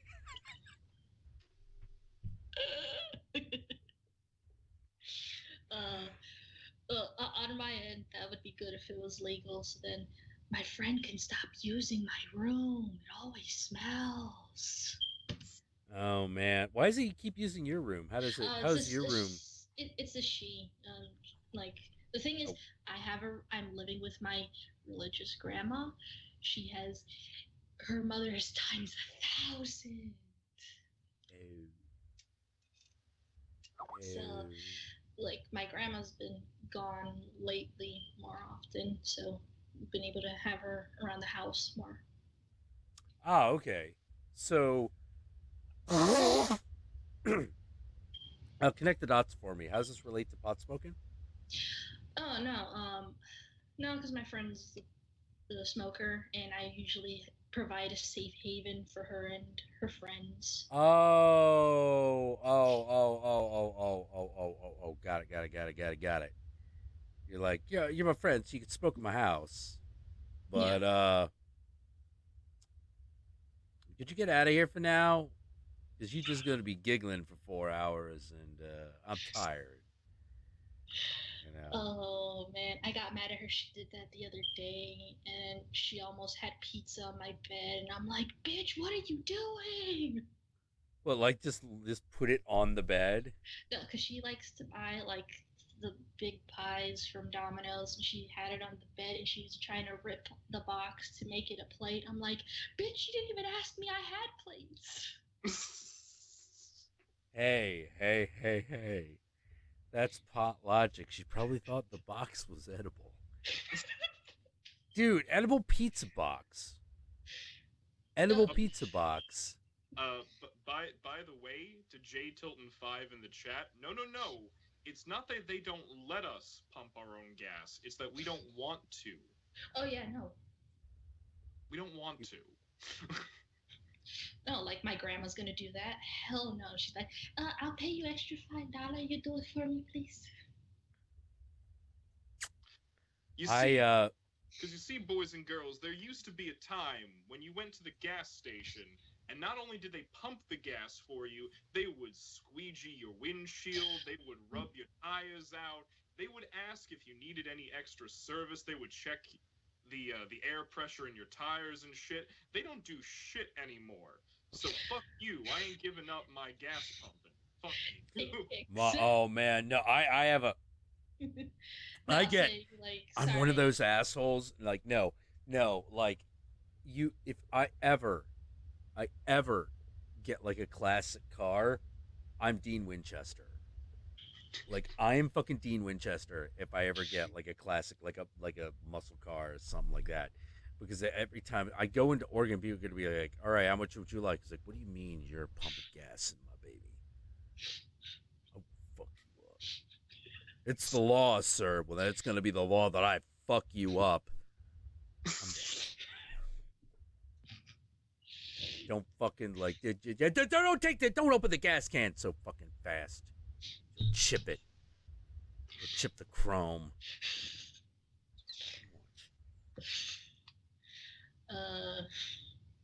I think my dad, to a certain extent, he gets protective of his car like that too. But most of the time, I think he just misses the state where they'll pump it for him. Because I think in Florida, you have to do it on your own. I can't remember for sure. Yeah, well, in most states you do it on your own, but New Jersey and Oregon are the outliers. Mm-hmm. Yeah, I don't. Yeah, well, my grandma, being a pastor, she has connections, so she'll find a pump that will do it for her, even if they stop. I don't like other. I don't.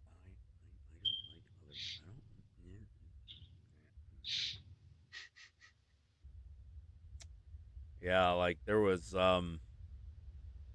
Now I get a little possessive. You know. If cars could talk, if that Siri ever becomes like intelligent, and I'm hooking it up, and she's like, "Jack, I think we need to see other drivers." Why? What have I done? What have I done? I've been nothing but good to you. You bitch! You tore my heart out. It's not gonna be pretty. I'm just gonna say that. It's not gonna be pretty. Wait, hold on. There'll be another trail of tears. I tell you that. Are either of you guys having trouble hearing me? I can hear you loud and clear. No, I hear you fine. Because the people in the chat are saying that my volume's low, but I have my thing turned up all the way. It might be. All right, say something. Something. If the volume's low, it is not you or any of these computers. Maybe it is. The way it is going out to the great wide world, but other than that, I don't know. Should be fine. However, yeah, let us pause. All right, we are back. Little restart. I don't know what it is. Like, I blame Skype. Like, I can run a game at 1080p, fucking 60 frames a second, no drop frames whatsoever. Skype comes into the picture, all of a sudden shit starts fucking up. And like, I blame fucking Skype because piece of shit. Skype is evil. Well, god damn it. Like, it's one of those things where I'm just sort of like, why? You know, why does it do that? You know, like maybe if I had like a better internet connection, it wouldn't like do it. Maybe. Have I considered Discord? I like using video a little too much. Yeah, Eventually. You're waiting for that video to drop, though. Oh fuck yeah, I am. Fuck yeah, I am. The minute Discord like fucking has that video option, I am fucking out of here. yeah. I am out of the Skype game. Fuck that.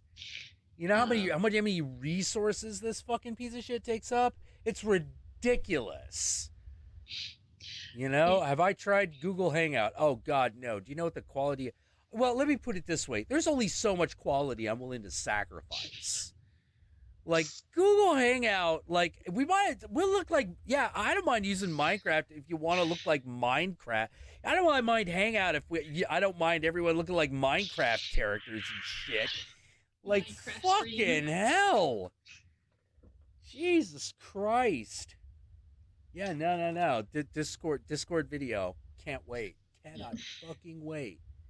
Okay, I've noticed that it's mainly the people who are outside of the US who are saying that my volume is low. So here's what I'm gonna do. I'm just gonna go get my headphones with the mic to plug into this real quick, and maybe that'll make that better. Okay. Whoa. Ah. Let's see. Anyone use Facebook Messenger chat? No. I use that. No. Family. Facebook is family. I fucking hate Facebook. I hate Facebook. I hate that place with a passion. Oh, by the way, Jack, I wore this just for you, bro. My son. Lights off. Yay. Man, I was just saying how much I hated Facebook. Yeah, but Jack, like I said, I only use it for family. Like, that's the only real way I connect with my father. Only a few times will he go on Twitter. He even mentioned before that my tweets are weird. I'm like, I only get real on Twitter. Facebook is like the family shit. Yeah, I don't. It's really weird because like, I hate being on Facebook so much. I don't like putting anything there because it's like, oh. Yeah, I see you rarely on there anyway. Yeah, I actually hate it. I only get on when I need to find a specific person who mainly responds to Facebook. Yeah. You know, otherwise I just fucking hate it because I get on there and I'm like, I do this thing where I'm like, I wonder how people are doing. you know, and I just lose all faith in humanity. Like, I just fucking hell. Like, how many Facebook, like, I go on, it's like Facebook. If I am there for more than 30 seconds, there will be a Facebook fight. You know, like, I don't deal well with Facebook. Like, I get on, and I'll be looking, and someone will send me the stupidest shit. Oh. Like, my favorite was, and this was like the last time I went on Facebook because I am like, that's it, I am done. It's like, the Babadook is really sexist. What? Says the author of Captain Marvel, of the new Captain Marvel. And I'm like, oh, fuck you. Oh, yeah, I was like, oh, fuck you. What are you talking about? And I go through it, and it's like she watched a completely different fucking movie with the same details.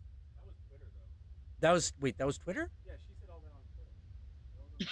That's not her Twitter account? Then why did I see it on Facebook? Because you probably saw an article. Okay. Yeah, Oh, reiterate. okay, Sorry. okay. For Twitter, for Sewer in the chat, of course fucking not. That's that shit that I don't tell my dad. Yeah. Yeah. So, yeah, I go on Facebook, I find that shit. Whereas on Twitter, half the time I'm like, I see that, like, oh, what the fuck ever. Let me say my snarky piece and then end this. Facebook, you're in it for the long haul, let me tell you. I love how You when know, I do put up like slightly gay thing. Well, it's Drag Race, so yes, it's gay stuff. oh, well, Drag Everyone Race ignores is. it. Girl. Everyone That is ignores it when I gay post as it the though. day is long, and it is the spring equinox all time. Well, it just makes me sad. I'm posting it and no one not even gives it a thumbs up. Just like, damn, it's a funny joke. Come on. Yeah. Damn, fam, you let me down. Yeah. Yeah. Oh, I did I ever tell you about how because of accidental Facebook things, I alienated an entire section of my ex's family? how did this occur? Not even on purpose. So pretty much, okay. So before Trump actually got elected, I was just really pissed about everything because anger and hatred, and About the relationship or life in general, or oh no, just about politically everything. It was just okay, got it. It was just no. Our relationship was fine. Did I show them a Serbian film? No, that would have been a better way to do it. That would have been better. No. So what happened was, during all that Serbia movie rapes you. Newborn. I still can't believe when I asked that guy. He was like, I think I went a little too light on the audience. Am I a bad person for saying I don't think it's a terrible film? Like, I think there's some merit to it. Oh, no, there's huge merit to Serbian film. It's an amazing movie. It's just disturbing as shit, that's all. Yeah. It's disturbing. It's like, it's like Greasy Strangler. Greasy Strangler is an artistic achievement. It's just a really disturbing and uncomfortable artistic achievement. The Serbian film is, how to put it, there's only one movie that I can think of that gets you in the same fucking place that Serbian film does, and that's Ichi the Killer. But Ichi the Killer is a fucking walk through the daisies in comparison. Where that used to be the high watermark. Ichi the Killer used to be the high watermark. I saw then Ichi Serbian first. film happened. Yeah, I saw Ichi Yeah, me too. Like, me too. Like that fucking scene where they fucking cut that girl's nipples. Holy fucking shit. Holy fucking shit. That is hilarious and disgusting all at the same time. It's like, shit, man. Don't you want her to live so she could use those? No. Nope. Oh. Don't give a fuck. Like, that manga is like that too. Just don't give a fuck.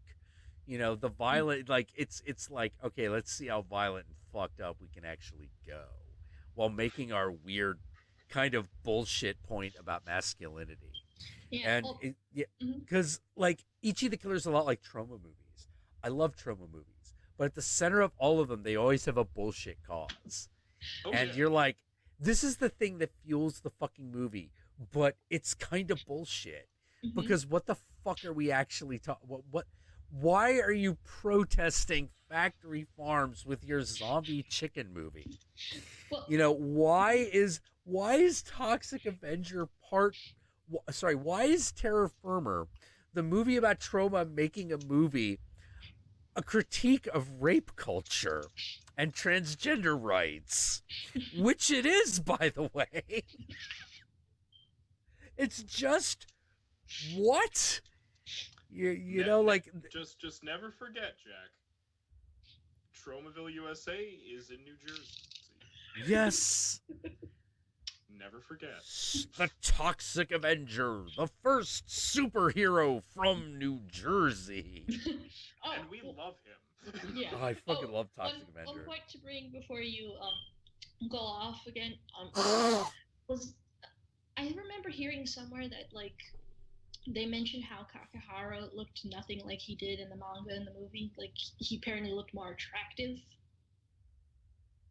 Well, yeah, that's because it's like manga. Yeah. You know, he looks like he shares he shares the traits with all the, you know, other manga boys with frosted blonde hair, you know. Yeah, that kind of deal. So this Facebook thing. Oh yes. Yes, this Facebook thing. So so during the election, I was just like pissed about the political stratosphere, and then something beautiful happened, which is that Pope Francis denied Donald Trump, which was a beautiful, beautiful thing. So I very innocently went on Facebook and just made the statement that for all of you conservative Catholics out there who say you're voting for Trump because he's the Jesus choice, I just want to point out to you that the guy who you call the Vicar of Christ, who is the heir to St. Peter, who sits on the throne of your church, says, and I quote, Donald Trump is infused with Antichrist, end quote. If you're really voting because of your faith, you should vote against Donald Trump. That's all I'm saying. Wow. He is filled with Antichrist. He said that. He said that.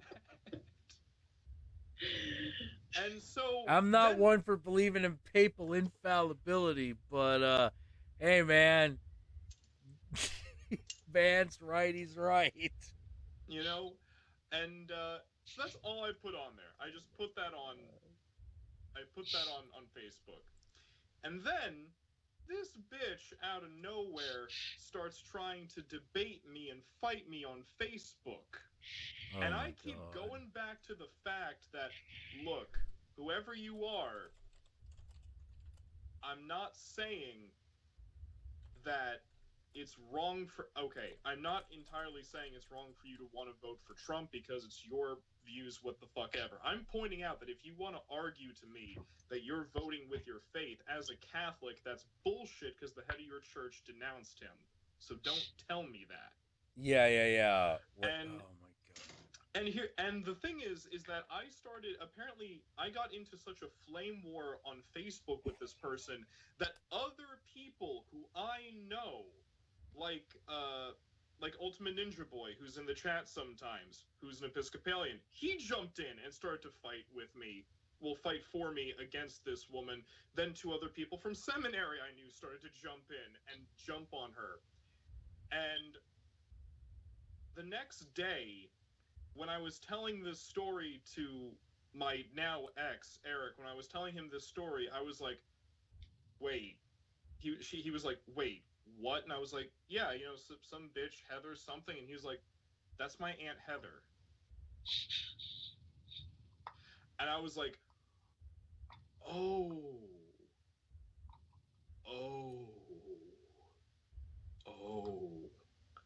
And then I thought about it. I'm like, oh, wait, I've met her before.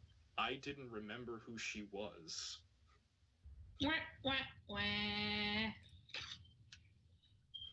Ladies and gentlemen, Facebook and why I don't go there. There.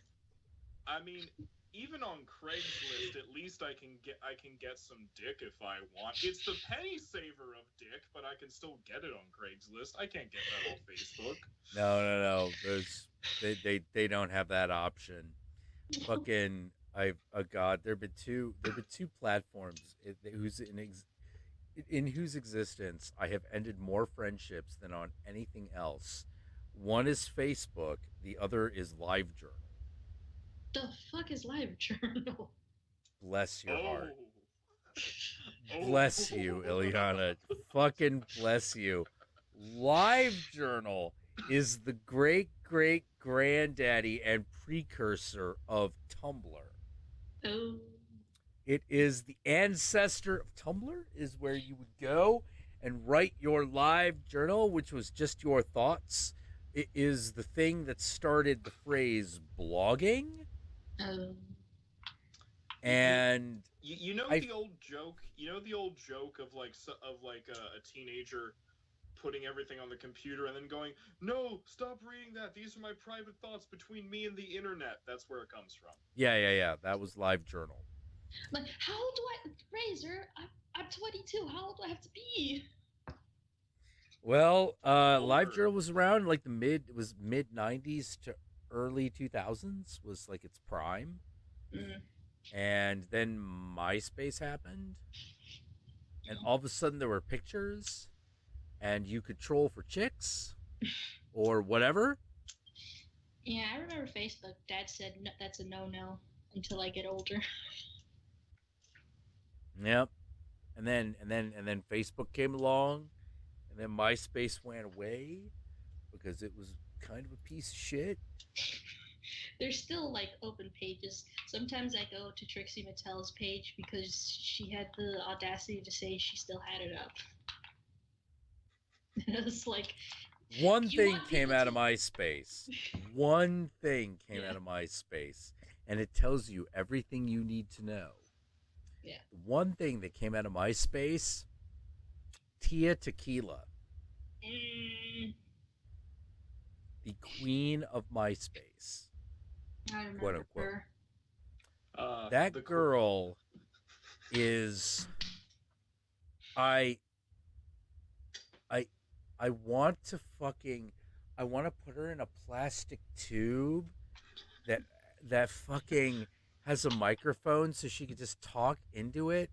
And so whenever we get bored, we could just fucking consult her like the Oracle at Delphi. And just be like, "Hey Tia, how you doing? What do you have to say today?" "Hitler is the new Mussolini." "Okay, Tia. Now what the great Oracle meant was..." I liked her better when she couldn't decide if she wanted to be with a guy or a girl. I don't believe that she's bisexual. I don't. I believe she will allow a woman to go down on her. But I think that's kind of the extent of it. Mm. Yeah, she's drunken frat girl lesbian, as in not really. Yeah. Like When push comes to shove,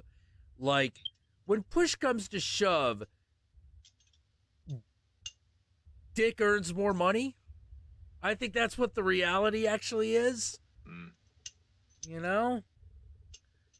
I think she would fuck anything that actually paid for her lifestyle. I don't find her to be a person of any kind of integrity whatsoever. If she could find a dick that just ejaculated diamonds, she'd date that. Wilder Wolfman, lipstick lesbians, no, that's not what that means. No. Lipstick lesbian does actually refer to an actual lesbian. They're just the feminine one. They're just the pretty ones. Well, I'm not that, so. You're not lipstick lesbian? Weren't you dating a dude? I still am. Okay. Well, then yes. I've told my dad I'm pan. And then he got mad at... Oh, pansexual. Sorry. Yeah. Sorry. In my personal context, if you tell someone, "Yeah, I'm pan," I'm like, well, that's a weird way of declaring your faith. No. So it took a minute. I was like, Oh, I wonder why you left the one word out. Okay. Oh, pansexual. No, Got it. like Got it. I told my dad, and he's accepting to a fault. Like he can't see. I gotta ask: is it anything my little girl says, or No, it's just he's fine if it's a guy or a girl. He just can't see it being a transsexual, which I don't understand. not everyone has experience with transsexuals. I think that's what it really comes down to. That's what I find a lot of that comes down to, because it is still a relatively small small segment of the population. Um, so you're not as likely to run into it unless you live in a city that is kind of known for it. Because otherwise it's kind of this bizarre hidden element of the society. Like transsexual people unless you're like in San Francisco or something, you don't usually want to be seen. Mm-hmm. It's dangerous. Yeah. To be totally honest, so it remains invisible, and I think just most people just don't see it.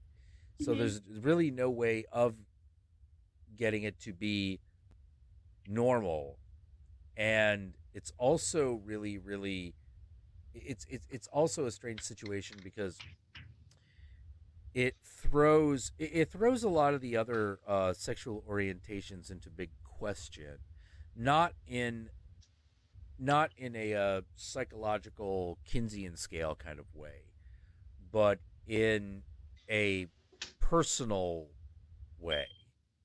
Because you meet a transsexual person, all of a sudden, if you're not attracted, the answer is simple. But if you are, now it becomes complicated. Things get more complicated if you're attracted to a transsexual person, as far as the words you use to describe your identity. And because you start because you run smack dab into society's bullshit. I mean, Like I used to right, say, like a yeah. bam, like fucking like a brick wall. Yeah. Like and that's coming and going. It's coming and going. The bullshit is coming and going, and it's not a fun place to always be in. Like there have been very few transsexual people that I found myself attracted to. It happens, but not enough for me to say that it's like my thing. One was this transsexual girl named Andreas, who I was like, kind of, I kind of like the way you over swivel your hips, and kind of like the way that the makeup sits on your face, and how you're sick, and how your fucking 5'7" ass fucking looks in high heels, kind of like that. Um, so at that point, like personally, my only question is, all right, now all I need to know is how they like it done. How's this gonna go? Is there gonna be is there gonna be a reach around? Is that unnecessary? We shall find out. We shall find out. There's only one thing that's for certain. My dick is the thing that's going into something. Because that's the way I want to do it. I mean, if it's not in the bottom, that's the way mouth. I want to do it. Yeah, exactly. However, there was another person where it was a completely different situation. Also, because here was the problem. Never got the straight answer. Andrea got the straight answer. Male to female transsexual. Okay. Now I just need to know. Now we just need to determine how it's going to work. Now, we never get to that point. Like, because it turned out she was crazy. Like, she was like fucking nutty as a fruitcake that you've left like soaking in a gallon of rum. She was just insane. So after a while, you're just sort of like, I don't need, like, this is an amount of bitch I am not going to accept from a natural born woman. No. It's not a good amount of crazy. It's not. It really wasn't. Lovely person. The closer you got to romance, the more of a fucking shit show it became. Mm-hmm. You know, and it's one of those like, hi, I'm interested. And now I'm backing off because this is not portending great things. And I talked to a lot of her like ex-boyfriends, and they're like, "Oh, you made the right decision. You made the right decision." And I'm like, "Well, how crazy are we? We talking like crying in the middle of the night?" They're like, "Oh no, much worse, much worse." And I'm like, "How?" It's like, well, let's just say that she is very sensitive to her hormone treatment, and they're like two levels. One, I'm getting a little emotional here, which is okay. I can handle that. Mm-hmm. The other is, what is she? Why all of a sudden is she digging a hole in the backyard and throwing dirty dishes into it? Yeah. You're like, what? What? You fucking kidding me? That's special. Yeah, and you're like, I'm like, why? And they're like, as far as I could find out, because no one did the dishes, they might as well be dead, was the idea that started this. And it ends up with all of me coming into the kitchen, opening the door, going, where's the bowl for my Cheerios? The fuck? Bitch, you better eat The fuck? The hell's happening? And it's like, I put the dishes in a hole I dug in the backyard because no one does the dishes, so the dishes are dead? Okay. Bitch, I was at Family Dollar 3 weeks ago and I picked up those dishes for $12.99. You better give me my money. Like, so, let us say a little reactive to her hormone treatments, which exacerbated probably a crazy that was already seated in there, just made everything worse. And I found female to male transsexual is a roommate, by the way. You know, so like they're like ships crossing in the gender wind, in the gender mist, and as one became more masculine, there was definitely that feeling if they were like, they definitely had that moment where they were like, holy fucking shit, we're crazy. I did not realize what we put you through.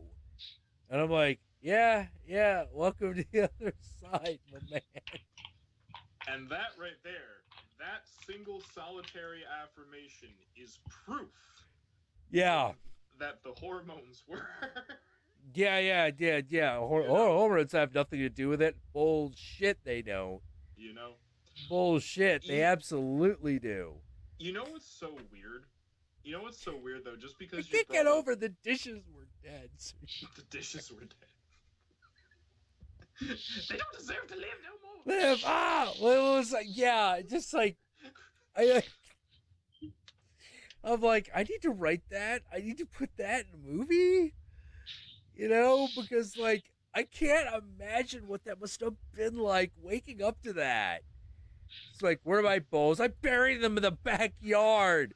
Because apparently the dishes are dead now. Because nobody fucking cleans them. I just like, okay. Okay.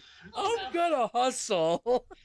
There's some Joan Crawford mommy dearest shit. No, for real. Yeah, absolutely there was. And I'm just sort of like, so they were like, no, trust me. You did the right thing. You did the right thing. You didn't date her. She like fucking, oh my God. she fucking like disappeared too. Like she just fucking like dropped off the face of the earth. Like it was like 1 minute. This is how it works in San Francisco. You live in San Francisco, then you move to Oakland, then you disappear. No. You just fucking evaporate. You know, once you leave Oakland after having lived in San Francisco, you enter an alternate dimension. I swear to fucking God. You know, you stop existing. Oh, but just because you brought up female to male transgendered, this is so interesting to me. Is that it's especially been happening more than I'm single now, but it's always awkward to me when female to male transgendered people like hit on me or try to pick me up, and not because like, okay, this has happened several times in the past month that female to male transgendered people have these guys, they're cute, I like them. Oh yeah. And then they tell me that they're transitioning. I'm like, oh, okay, that's cool. And they're like, yeah, but the bottom surgery hasn't happened yet. I'm like, oh, we're gonna have a problem. Yeah. Yeah, and it's one of Yeah, those if you like being on bottom, that is not gonna work. Yeah, and I feel so bad saying it too. They're like, what? I thought you were. I'm like, no. Please understand. I accept you as a man. I accept you as a man. The problem is you still have a vagina, and I do not like those. Yeah. This is my problem. Yeah. I can like you as a person if everything else was, if things were as you yourself wish they were, this would work, but unfortunately. Yeah, that's like one of those things where I'm like, no, I think you're attractive, I think you're sexy, but yeah, but at the end of the day, that needs to be there. Yeah, no, I know what you mean. Yeah, I know exactly what you're talking about. Like, it's weird. Yeah, it's very weird to me. It's like, can you see yourself having sex with a female to male transsexual? And the answer is not really. Not really. One, because they're moving away from the feminine and towards the masculine, I'm already not going to be sexually attracted. Like my attraction skews heavily towards the feminine. Yeah. Super heavily. I like girly things. It's literally what gets my dick hard, and that's what I chase. And it's sort of like, but that girly thing's actually a boy, and it doesn't care. It's like good enough. Jack is good masculine enough that he's just attracted to all the feminine. Yeah, exactly. It's just, sort of like, oh well, that's a guy. That's a guy in drag. I don't care. As long as that is technically an advantage that the male to female transsexual has. There's always a place to stick it in, no matter what happens. As long as you're willing to go through the back door, there's always a space for you. Which I have no problems doing. And I guess people can't get around the fact that as long as you're cute, I don't mind. Yeah. For me, I don't mind. I wish. Yeah. I actually like other girls' boobs more than mine. Well, no, that's understandable. But we've all got like our things that need to be there, if you know what I mean. like it was a really sad day. I was talking to this one girl. She's really nice. I really liked her. And at the end of the day, she, it's the Burning Man, and she was like, well, hey, do you wanna? And I'm like, no. It's like, why? I'm like, I really like you, but like, no, you're not really my type, not sexually. And I left it at that. And because the truth just would have hurt to hear. And the truth was, double D's or go home. I'm not interested. Like, it doesn't work. It doesn't work. An exception can be made for a really, really pretty tranny guy. An exception can be made, but that's the exception. It is the exception. It's so odd, like, all this, like, talk about gender, because it's so weird, because, like, okay. Gender is a horrifically complicated topic. It's a horrifically complicated concept that our brain makes seem really simple. Oh, man, wasn't that stupid Bill Nye thing happening on Twitter? Like, yeah. A lot of skeptics going against Bill Nye because he said gender was really complicated, and I'm like, but it is. It is complicated. But then they basically even if something. Yeah, but no, they didn't. He didn't. He didn't even say. Wait, wasn't he? He didn't even say gender is complicated. Wasn't the quote he said chromosomes are complicated? No. He actually said gender is complicated. Oh. Because he comes out and he's like, there are 4 things that we talk about when we discuss gender, which I thought was really funny because the day I saw that episode, I had just gotten done talking with my brother, talking about how I had identified that there were 3 dimensions of gender.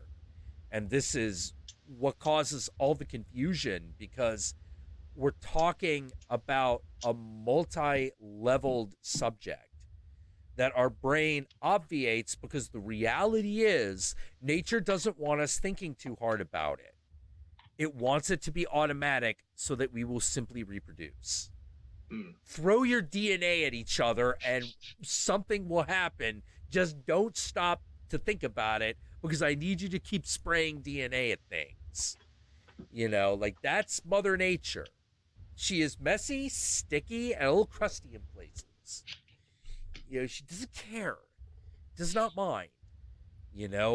She's a bit crazy that way. Yeah, totally.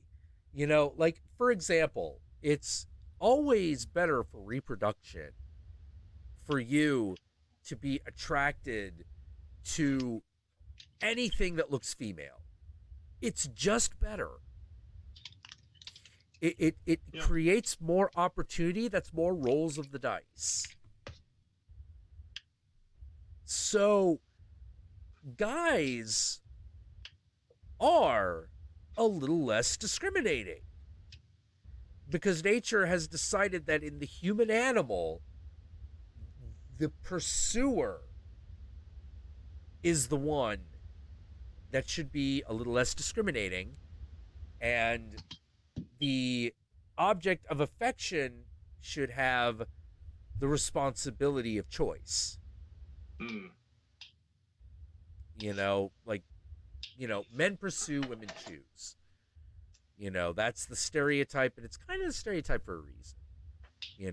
Are there variations? Of course there are. But as a general trend, as I keep telling people, this is how the mating game goes between men and women. Man steps forward, woman refuses. That's always the first 2 steps. Guy comes forward, woman says no. But here's the thing. There are 2 versions of no. One is, no, get the fuck away from me. I know, not if you was the last immigrant grocer on earth, honey. Like, to quote a David Lee Roth video from the 80s, because I love that video. Give me a bottle of anything and a glazed donut to go. Love that shit. But Get out of my story, you nasty son of a biscuit. My ancestors spit on your haircut. So you got that. But then you've also got the no, and that is convince me. That there is a no, which is the girl going convince me, and it's really subtle. And the thing that's aggravating is that yes, it is attempting to screen out people that aren't socially sensitive. Because being socially sensitive is really... Thank you, Doug Cross, and your 666 donation. Hail Satan. Oh, I feel bad now because he said stay golden. I should have had the shirt I was wearing yesterday. I have a golden girl shirt that says stay golden. Because I'm an old gay man. No, I started watching that recently because Logo had the marathon. I was like, yay, this is nice. Right? Yeah, Golden Girls taught me that no problem is too big that it can't be solved with friendship and cheesecake. Yep. Everyone's also, like, who would you, it's like, who would you be if you were one of the Golden Girls? And I'm like, Blanche. Of course I'd be Blanche. You are totally Blanche Devereaux, don't lie. You are. Yeah. Rue McClanahan all the way, mate, baby. I remember Alaska wanted to play Blanche for All Stars, but they said it's a character, it's not an actress. So she did Mae West and won. There you go. Fabulous. She won the whole damn things. So yeah. Not today, man. Satan. That's Bianca. I don't care. I love Okay. I know. It's just. I know it's Bianca. That's just like my favorite thing. Honestly. Oh man. That was on the show first, right? Then because recently she's had like a tour called that. Yeah, no, that was, her saying not today, Satan was on the show first, and now it's a tour thing, and now it's a t-shirt. There's a t-shirt with her big old eyes and eyelashes on it that just says not today, Satan in really sassy letters. Yeah. She's a cute boy, though. Like, if she wasn't gay, my dad would be like, hey, you should go out with a guy like that. Because he's just Cuban enough. Oh. Well, you know what they say about Cuban gay guys? They crazy? No, I'm asking. I actually don't know. Oh. They crazy. Oh, they crazy? Okay. They crazy. Oh, man. But... Oh, so, but, God, what we talking about? We're talking about, so the other person, who we will call T, this was a situation where it's like, that's kind of pretty. I can't begin to make a guess as to what this person's gender is at all. It was pretty insane. Like, you're just like,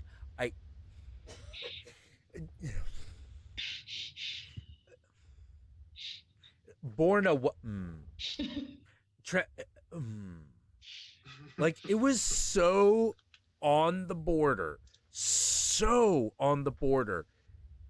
you were not even sure. You had no idea, literally no idea.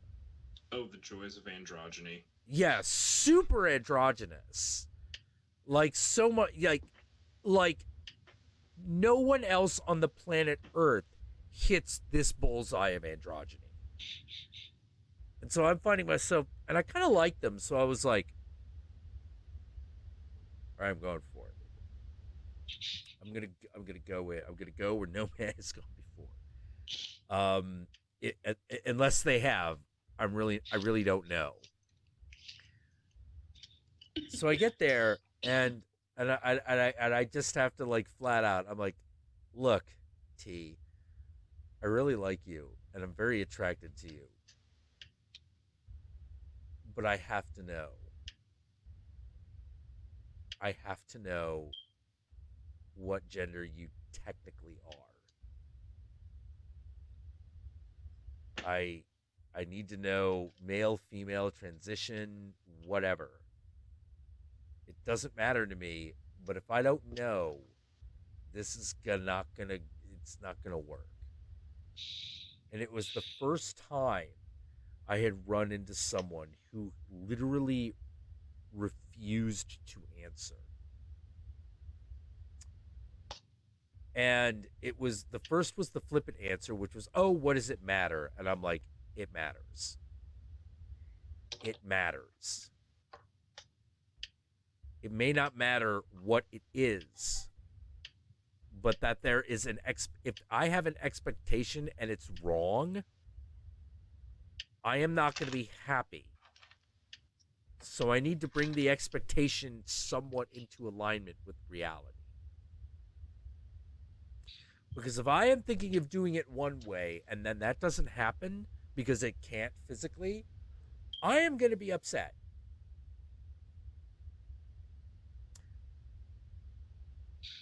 Completely refused to answer. I was a sexist asshole from that day on.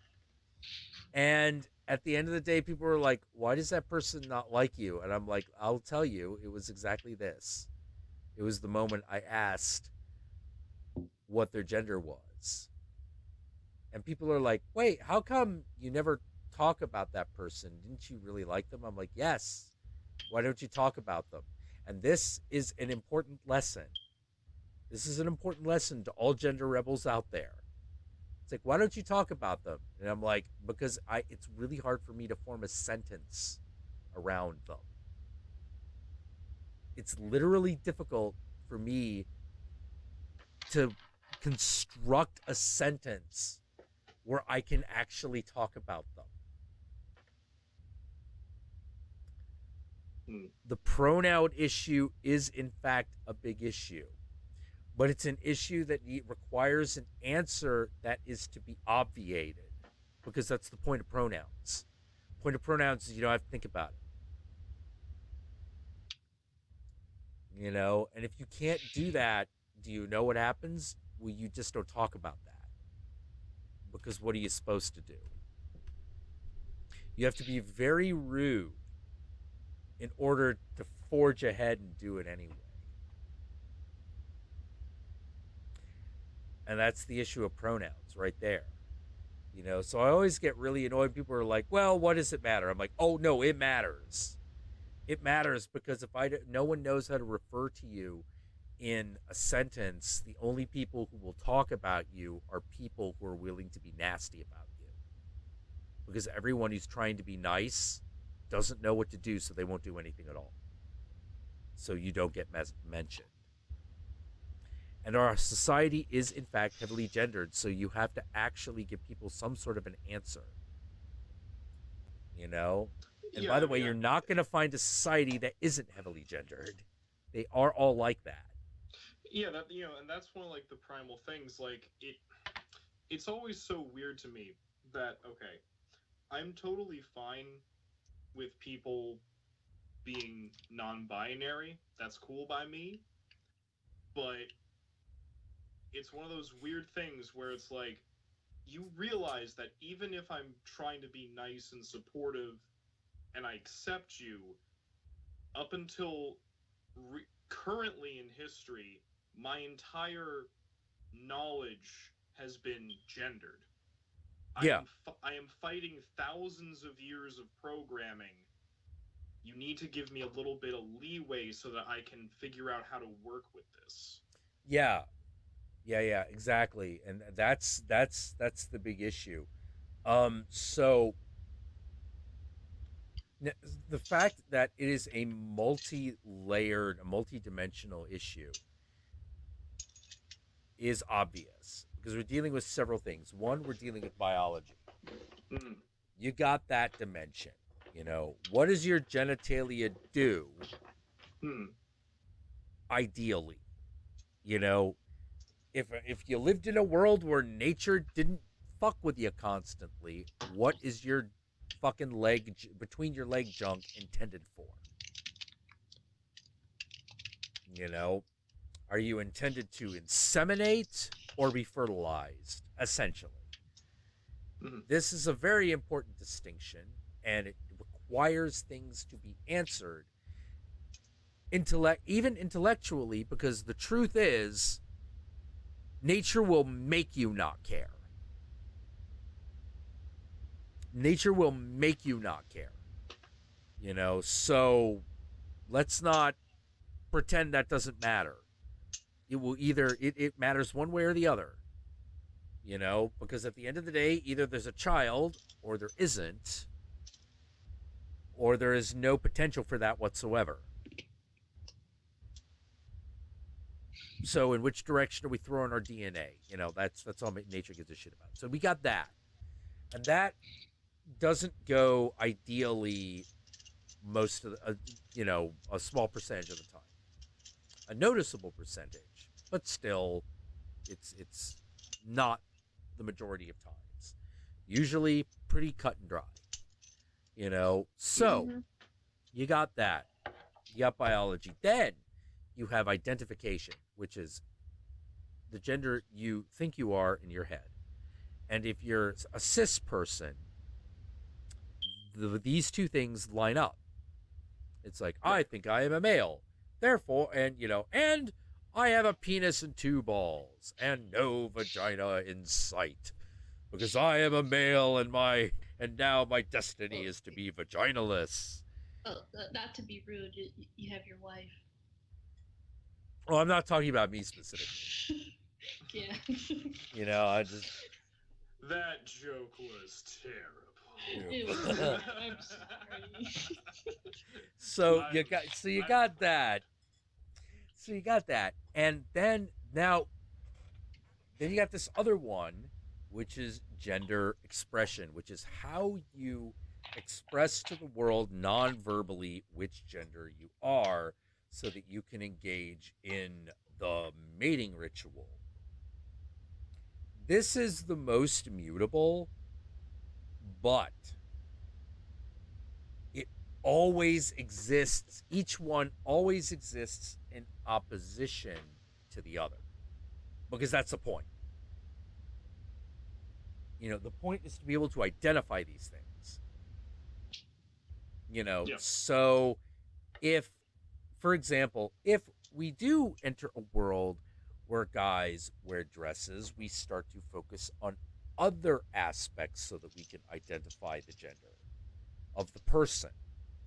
You know, you see this happen all the time. Like, for example, even if you, and here's the thing, whether or not, with the exception of T, we as human beings, we're pretty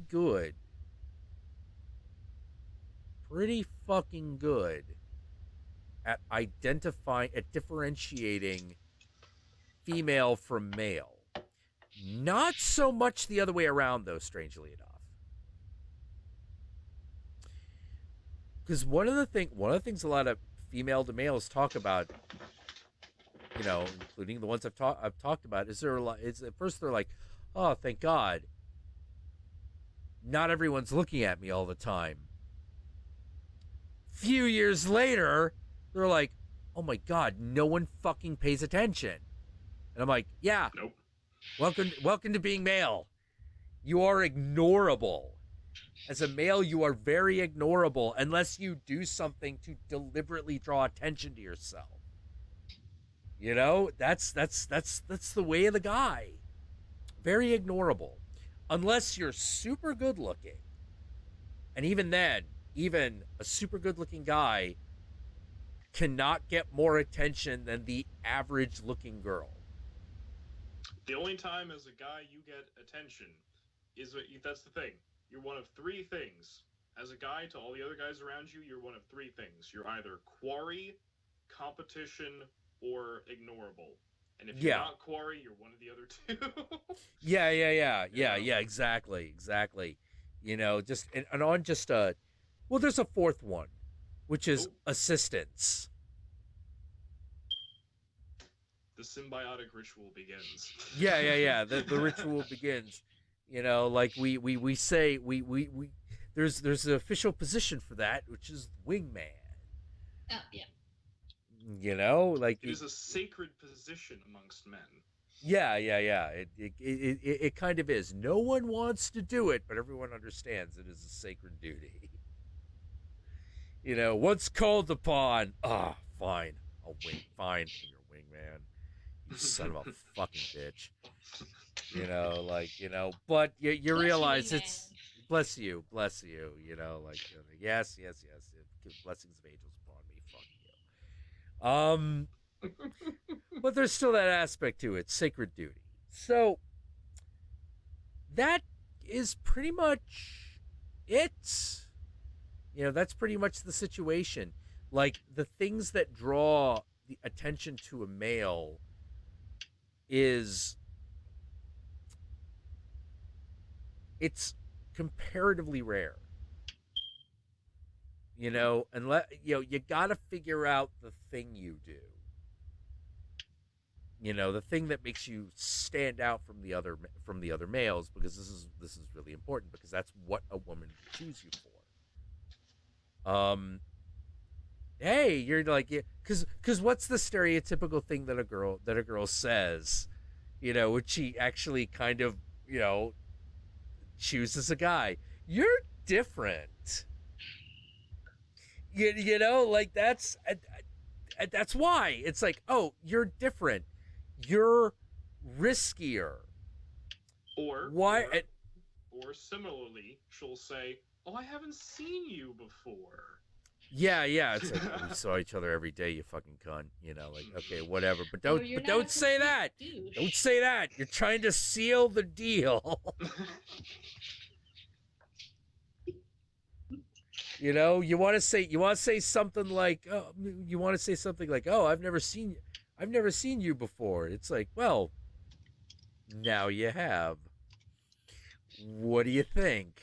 Shall we write a 200-page dissertation on this while we listen to Al Green, or should we just go to the makeout room? Or shall I show you my etchings or motorcycle or whatever the fuck it is that I have that the other males may not have accumulated for himself, so I may display my superior qualifications as one who provides resources. Now, children, you know, when you lay her down by the fire, make sure you have a velvet painting hanging on the wall. Oh, this sends the signal, boys. Yeah. It's so fucking. I always find it so comical that, like, it really does boil down to these things. This is really what it boils down. A lot of it boils down to, you know. But the thing is there's always the other things. There are, like, physical prowess and the ability to grant access to resources, aka wealth, are only the most obvious things. There are a lot of less obvious things that are also advantageous. Artistic ability. Why? Artists are good at two things: manual dexterity and observation. You can see how those two things could be really important for long-term survival. Huh? Oh, well, the Countess says she can think of one more. But I digress. Like here's the thing. In art school, and I'm wondering, I'm very interested in seeing how this goes down for Rachel Miller since she's going to art school. By the sophomore year, do you know what the rate of virginity is for artists? Low. It's zero. It's basically zero. It's almost all. No, there is no such thing as a sophomore artist virgin. They have had sex at least once. What? I should have gone to art school. Yes. Well, yeah. Nice. Yeah, it's and it's all because a good eye, good observational skills, and good manual dexterity, particularly fine motor control, is really super advantageous. That's better than brute. That's better than brute strength. It's way better. You want your children to have that. You want that around. You know, you want to steal that genetic material and add it to your family. You know, it's for real, because like our aesthetics are also geared towards survival. Why do we find certain women more pleasing as a trend? It's a survival mechanism. You know, it's a long-term one. It's the one that affects your offspring. You're like, all right, one, she's going to be able to carry something to term. Very important. Probably the single most important thing. But all the other aspects are, and it involves the emotional as well. It involves the emotional as well. You know, if a woman is particularly adept at negotiating emotional situations, a guy is in fact more likely to choose her, is more likely to approach, because social sensitivity in a woman is very important to motherhood. Super important. You know, because you're going to be giving up so much to have this critter around. You know, like your life is kind of secondary now because this thing is here. This is my stepsister right now, the dumbass bitch. Yeah. like I love Jordan Peterson's analysis of the story of the Garden of Eden. He's a brilliant analysis of the story of the Garden of Eden, which is like, all right, woman notices, he's like, the real tale is woman notices snake, and a snake is dangerous. We and cats are innately afraid of serpents. And when you see the anaconda, it's not hard to see where that fucking came from. Like, all of a sudden, out from the underbrush or in the water, this fucking thing appears and fucking eats dudes whole. And if that's like your child, evolution has said, you need to think of this thing as one of the worst things that could ever fucking happen, ever fucking ever, so that you don't just drop your child in an effort to get away from it. Okay?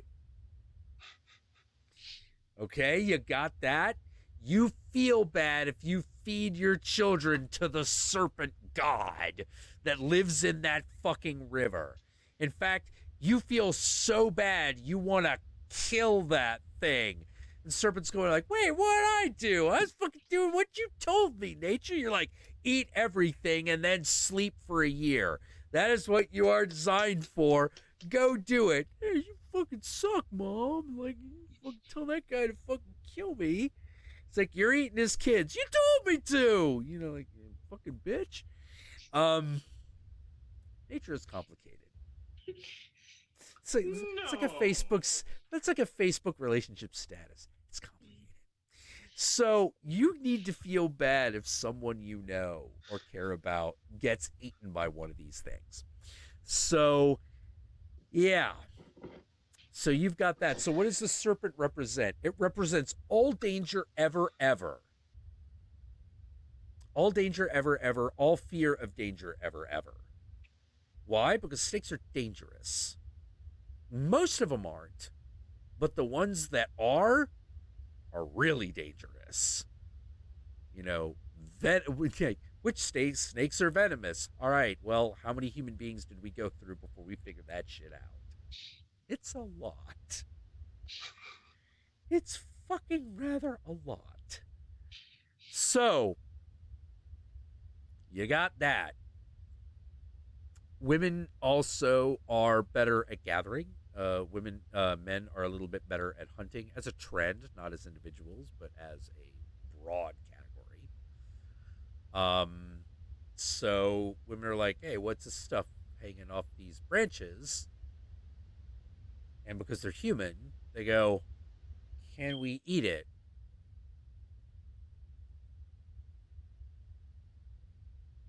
I'm not dead. I can eat this.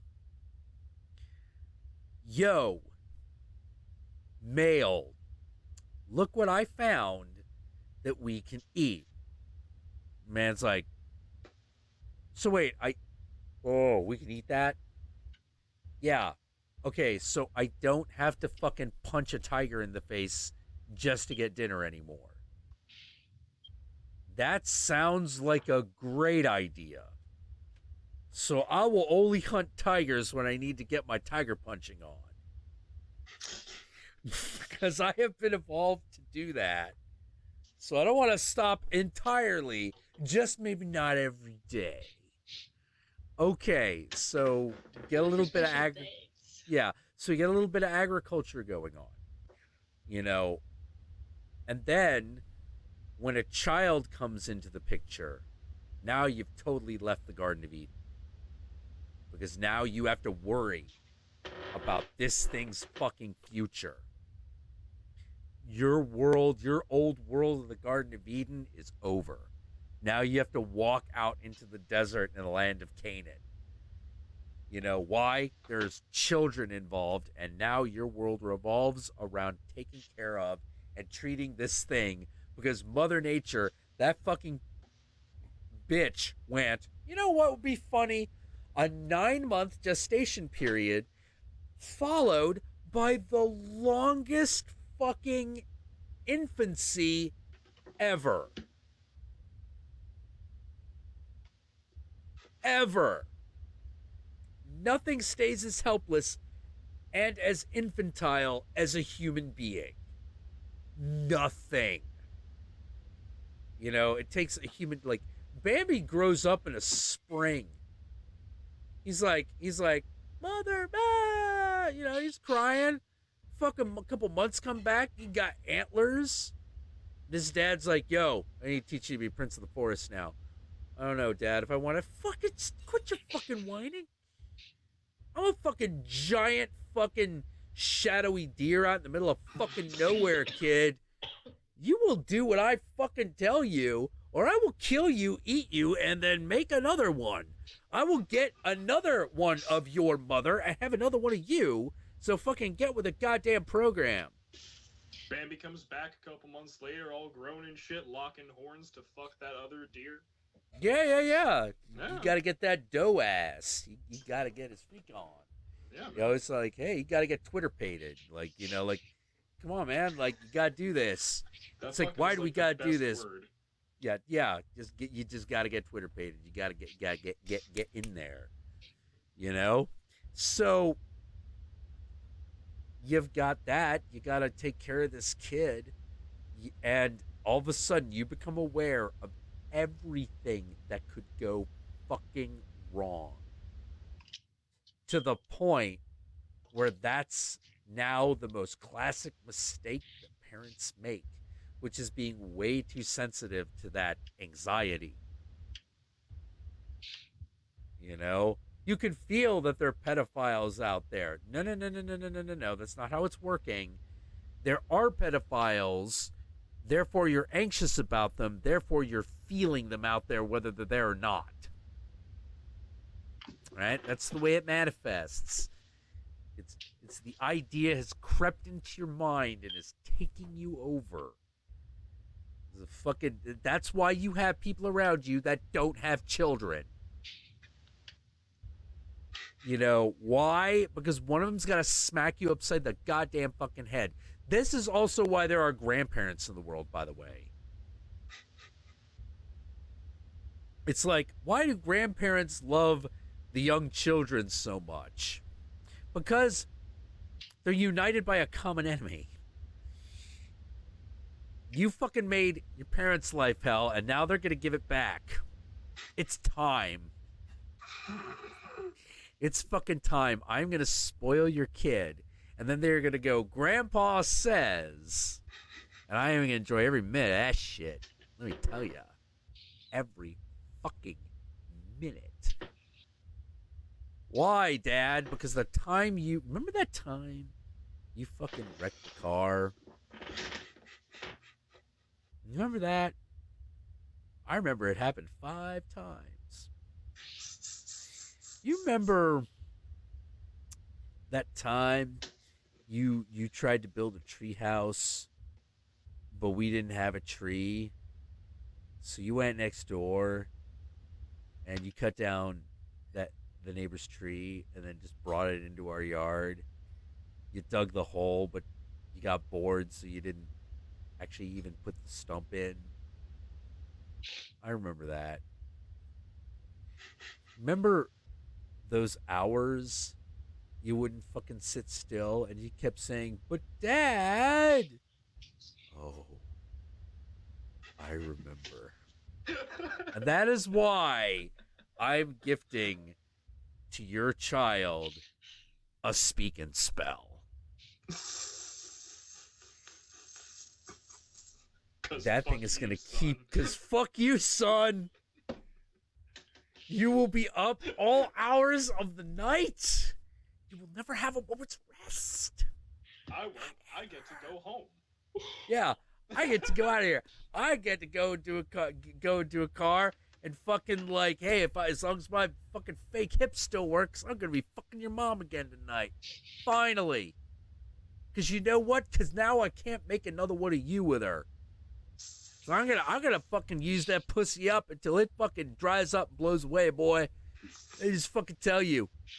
You gotta worry. Yeah. That wet pussy's real good, boy. I get it.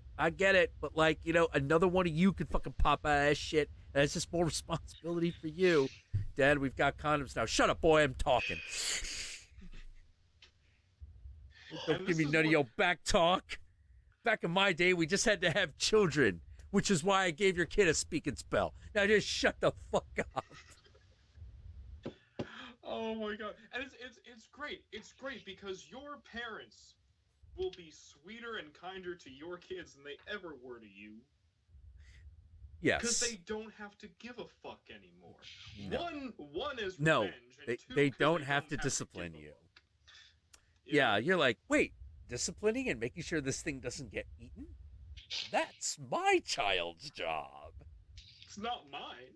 It's not mine. I get to be all loving and all beneficent now. Thank fuck. Because the thing is, like, people don't mind being all loving and all nice when, like, fucking other things aren't happening in your head. So grandparents is a great opportunity. Like, people are like, what would you be like as a dad? It's like, I'd be a terrible father. I'd be a great father and a terrible father. I'd be a great father if I was rich. If I was rich, I'd be a great father because then I don't have to worry too much about money. Or obviously I've got it handled, if you know what I mean. And then it's just me coming home going like, look, baby, after this, no more Mr. Pushover, okay? Now who wants a puppy? No, yeah, totally. So see, you totally. thought about it, like maybe once. Yeah, like every time I'm around like our friends' kids, they're like, I hope our kids aren't bugging you. I'm like, no, and then it has to go away.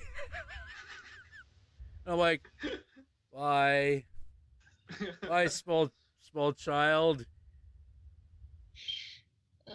Like, what's wrong, Jack? It's like there's something missing in my life. I don't have an infant constantly asking to be picked up or who just wants to show me some stupid, inconsequential thing. Like it's the they have, greatest thing on like earth. it's the fucking holy grail. Like, that's what I love about kids. Like, everything is every cup is the fucking holy grail to them. And it's awesome. You know, It's awesome. It's one of those things where, like, I honestly don't know how I ever would be as a father. I just don't. I can't conceptualize that. Not properly. But I do know that I'm a great when it comes to my friends who have kids, I'm a great uncle, and I'm a great older cousin. And it's great because I get to sit with the grandparents and laugh at parents all the time. It's great. Man, it's fucking great. Like, I will never forget the whole of the whole, like, wait, it's like, why did you buy my kid that? I'm like, cuz it's not mine. Yeah. Real quick, Razorvine said Horrigal Susan's in the chat. Who? Wait, what? Who? Horrigal Susan. Oh, Horrigal Susan. Oh, okay. Hey. Holy shit. Awesome. Yeah, talking about children, the lack thereof of having, and the upsets of Jesus Christ, we mean. I don't know. Oh, can you get links through Skype? Can I? Yeah, like if I just send you one right now. Yeah. I can get links through the Skype.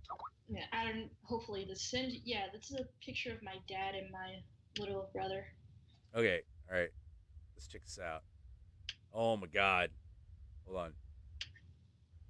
Oh man. I don't know if you're able to get to it.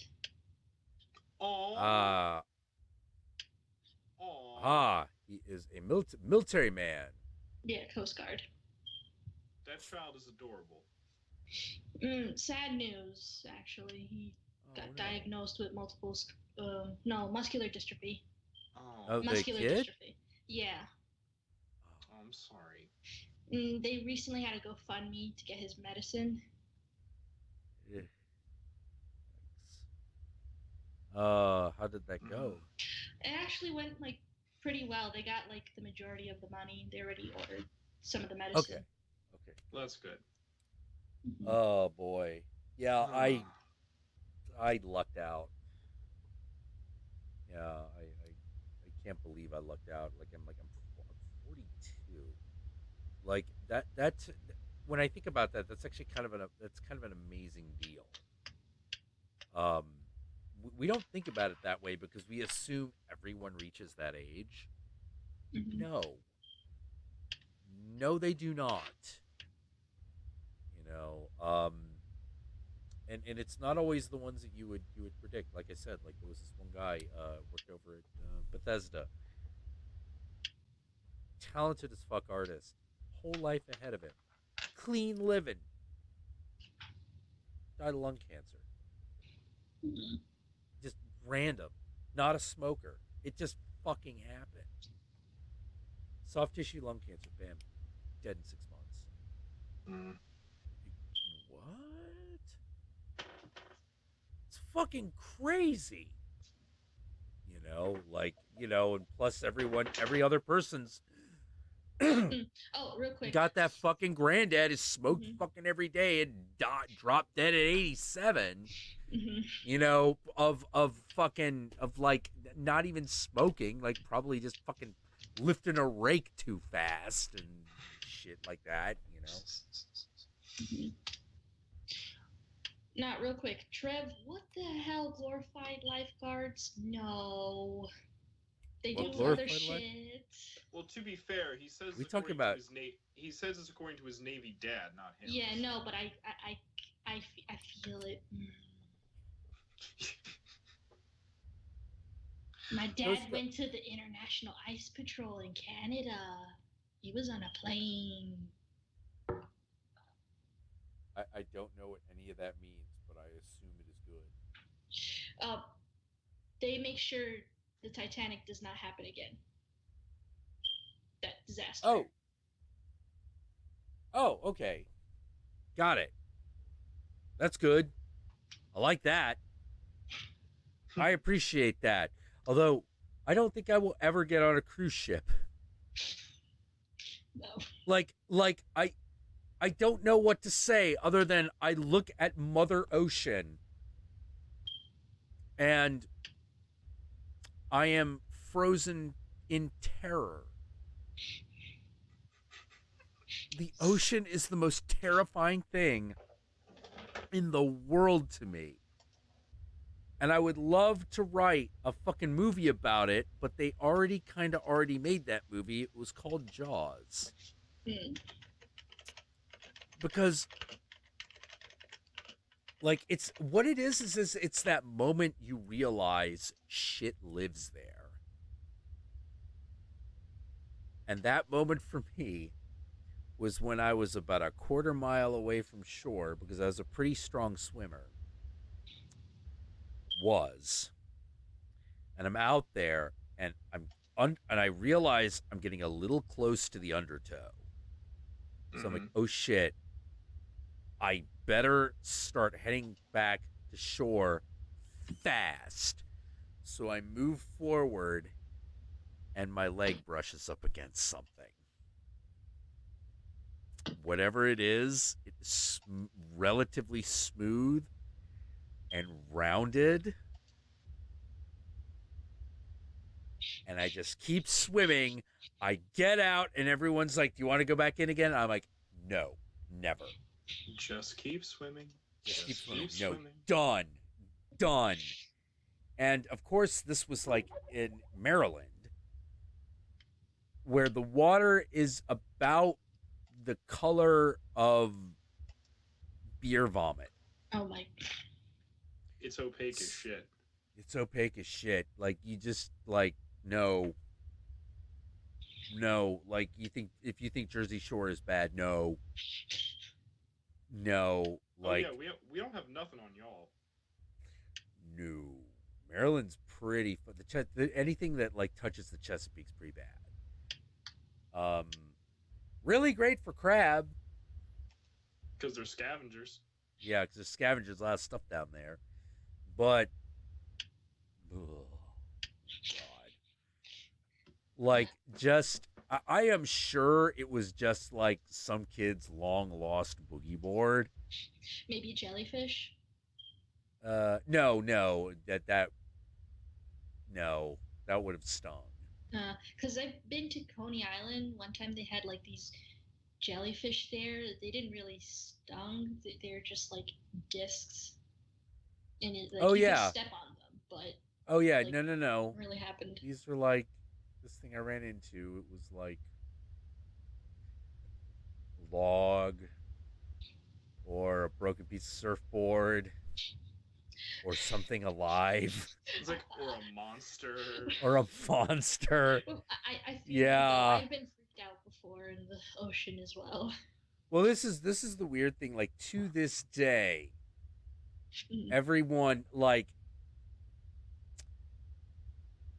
So we were visiting a friend of ours in LA, and I'm like, I'm going to go into the pool. And I'm in there alone because no one else wants to go in there at night. And I'm like, pussies. So I swim to the edge, and unfortunately, this is the moment where I realize that there's an entire side of the pool that is completely unilluminated. Like, dark. Like, there's no light. You cannot see to the bottom because there's no light.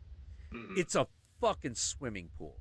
It is a maximum depth of 10 feet. There is nothing living in there. Intellectually, I know this. But thousands of years of instinct are saying, there's a monster in there. Don't you dare fucking swim in that direction where you can't see anything. That is Shark Town. Scary. Yeah, and I'm sitting there and I'm going, okay, getting out now. That because is where it's like, no, that is where whatever the aquatic version of the kukoi is. No. no, yeah. That's right, Illiana. I know kukoi. I know that. You don't want to shut up, kids? You don't want to shut up? You know who's in the closet? El cucoy! Mama, no! What? Oh yeah, that's a thing. Yeah, no. The I'm not kukoi... Mexican, though, but I know it. Yeah, that's the well, because originally it's Spanish, so it kind of spread to a lot of the different Hispanic countries. The kukoi is like the Spanish version of the boogeyman. It's a sheeted, ghostly apparition that lives in the closet, and it specifically eats naughty children in terrible, violent ways. Okay, so it is specifically a monster based on your parents trying to scare the shit out of you. Yes. Pretty sure my dad told me that once, and then he had to retract the story because I peed the bed. Oh.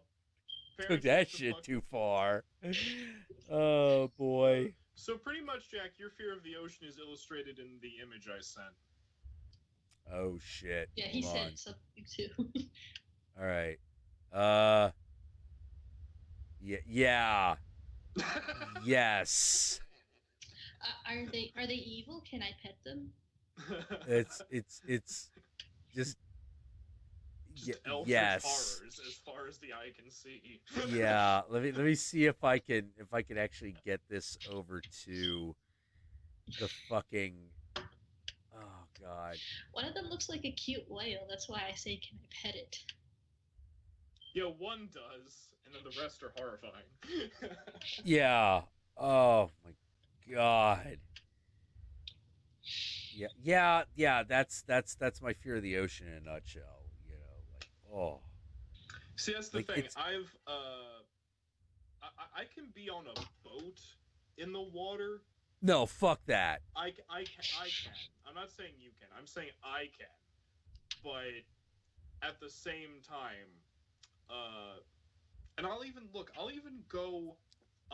swimming in the ocean if it's like in the Caribbean, because like the water's clear and you can see for a fair distance. Oh yeah. That's doable. That's very doable. That's fine to me.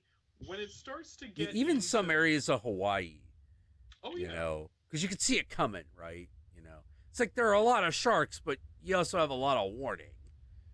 Also, like, and that's the thing. I'm not even freaked out about sharks because sharks don't like people to begin with. I know enough about sharks to not be entirely freaked out by them.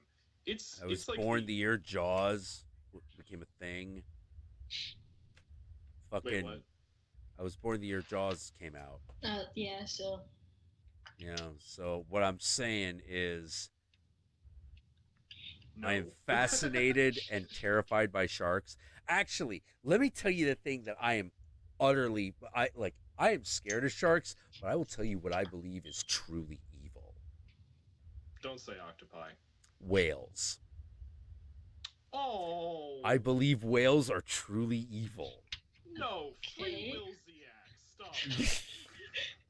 Well, a killer whale is a predator. That I'm like, okay, you're a predator. All right, respect. I'm talking about like humpback whales and blue whales and shit. Why? I think they're evil. Why? Oh, real quick, I have to go bathroom. Go for it. Go for it. I think they're evil. Because everyone. Agrees. Hargal's like, you think they're cute. Yeah. But imagine like you're swimming up next to one, and then you experience something that divers talk about, where you feel like the whale is beckoning to you, and before you know it, you're on your last minute of oxygen. I think that this is actually a psychic power that whales have. I think they're trying to drown us all.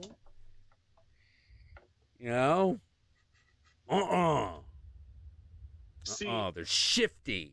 I don't trust them. Are you sure? Are you sure it's not just because you're Asian and you know that ancestrally you owe their species many lives? Oh shit! I even thought of that.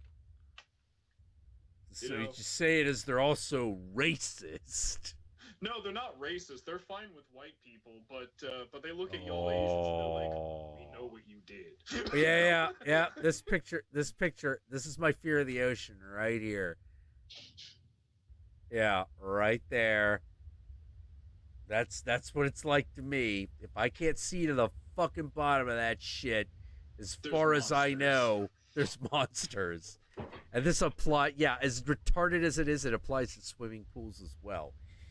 You know, like, and that's how I know it's a phobia, right? Because I'm like, I am afraid of this swimming pool. I am afraid of this one specific part of the swimming pool. You know, just because I can't see the bottom of it and it's dark. You know, oh. I love Courtney Howard being like all realistic in the chat and shit. She's like, "Shifty whales, Jack, are you okay?" Whales are shifty. I'm telling you. Oh man. No. It's it's just one of those things where like honestly, like okay, but no, it's like one of those things where like it's funny that you brought up Jaws because I saw Jaws as a really young kid and it fucked with me. Yeah, me too. Yeah, and I didn't want to go in the ocean. I didn't want to go to the beach. And the thing is that like, okay, while in New Jersey, we're not all Jersey Shore people. Those people are trash. Oh yes. At the same time, we do love to go to the beach as a state. We love it. Yeah. Makes sense. Yeah. So it's just one of those things where like, I didn't want to go to the beach and my parents were like, "You're fucking up our vacation." Okay. So my mom very smartly, like, she got me an encyclopedia about sharks and was like, "Read this." And I was like, "I don't want to." She's like, "Read it." And I read it and I was like, and I educated myself about sharks and I was just like, "Oh, okay. It's not too bad, I guess." Because it was really weird, like, the whole trying to like logically get over like the hump of like things like Jaws do not even remotely accurately portray basic shark behavior or psychology. It's like trying to logically get over that is really hard. It is. But it's one of those things is that I think what it is for me is that my eyesight is really good. And so if I can't see it, danger, monsters, danger, monster. Yeah. I really think that's the way it is. Now, here's the funny thing. Like, I'm not afraid of. All right, I am not as afraid of dark places on dry land. Oh God, no, they're comforting sometimes. Yeah. Like you're like, okay, I can negotiate this. Like I know how to deal with this. The ocean. Now all of a sudden, I think what it literally is all of a sudden there's that third dimension that you have to deal with. The depth. Yeah. Like literally, oh shit, up and down is a thing and it matters. Because as much as a bird might come at you, there aren't a lot of birds in the world that are gonna fucking like, fucking kill you. That are gonna come from the sky. As a human being. But there are plenty of things below you in the ocean as a human being that will fucking end you in 5 seconds. This is very true. Yeah, your biggest problem coming from the air is going to be something man-made. Another human being hanging in a tree with a big stick going like, this guy's mine. Like, you got to worry about that more than you got to worry about anything else. All right, maybe the occasional jaguar. Maybe the occasional jaguar. Maybe, But I ain't like, that's not invisible swimming pool sharks. That's coming for you. Invisible swimming pool sharks, the most terrifying of all the sharks. Of all the sharks, yeah. And the funny thing is that the only thing that would have been needed is just like one light bulb. One light bulb, and that wouldn't have even entered my fucking mind. You know, Are and let's. Thousands of years of instincts just fun. Oh, jeez, it's so weird. like for example, now here's the dumb thing. I have done a lot of ocean-based shit. I have gone scuba diving. I have gone snorkeling. You know, I have done these things. I have been in the ocean, unprotected. I got into a fight with a moray eel. I almost stepped on a lionfish, which, if you know what a lionfish is, you realize that's really bad. Yes. Yeah, that's one of those, hey, what's a lionfish? And I'm like, well, that's literally a foot away from death. You know, oh, geez, I never forget that. That was one of those moments where it was just like, all right, I'm going to step here. That's a lionfish. Okay, back up.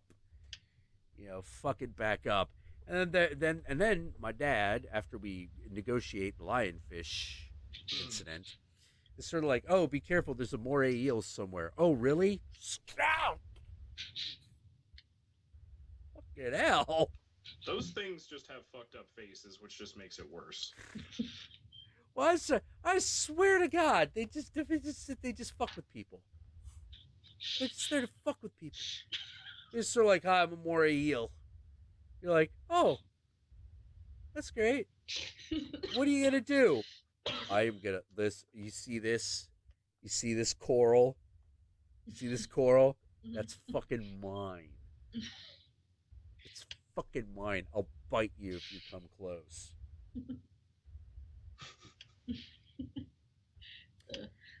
You know, like when that oh God, what was that? What was that joke? Like, you know, when that big yellow eel tries to take off a peel, that's a moray. You know, like there's like some really bad joke like that. I can't remember at the moment.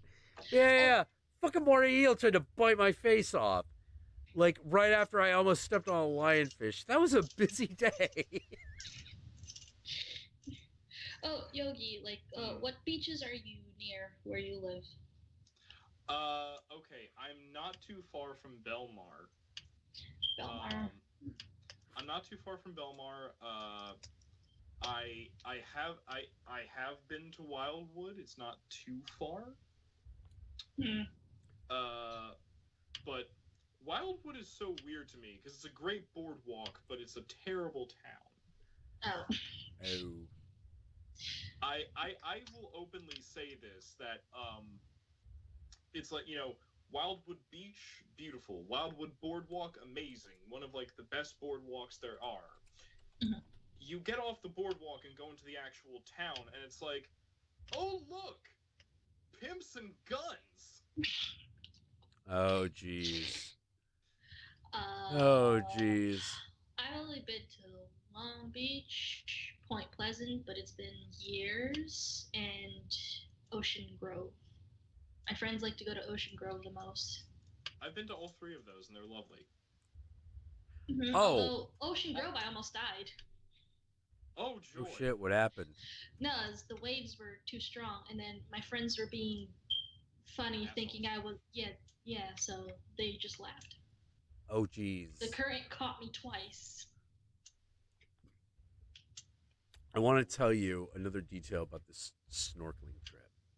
Oh, okay. I took with my dad. Because there was a moment. This was after the moray eel. This was after the fucking lionfish. I'm swimming. I'm like, this is pretty good. Life's pretty good. I feel pretty awesome. I look up. Look at those cliffs. Those are awfully smooth. Almost man-made. They are man-made. What am I looking at? Why does it look like the opening scene from The Simpsons? Dad, what the fuck is that? It's like, oh, that's a nuclear power plant. dad, father of mine, who brought me into this world, who I love so much, why are we snorkeling less than a mile away from a nuclear power plant?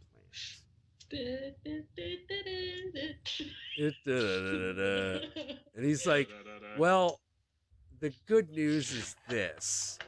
And I'm like, oh, so glad you put it that way. It never came online. Okay. He's like, yeah, there's never been any nuclear material in that plant. It just looks pretty. Yeah, it just looks pretty. However,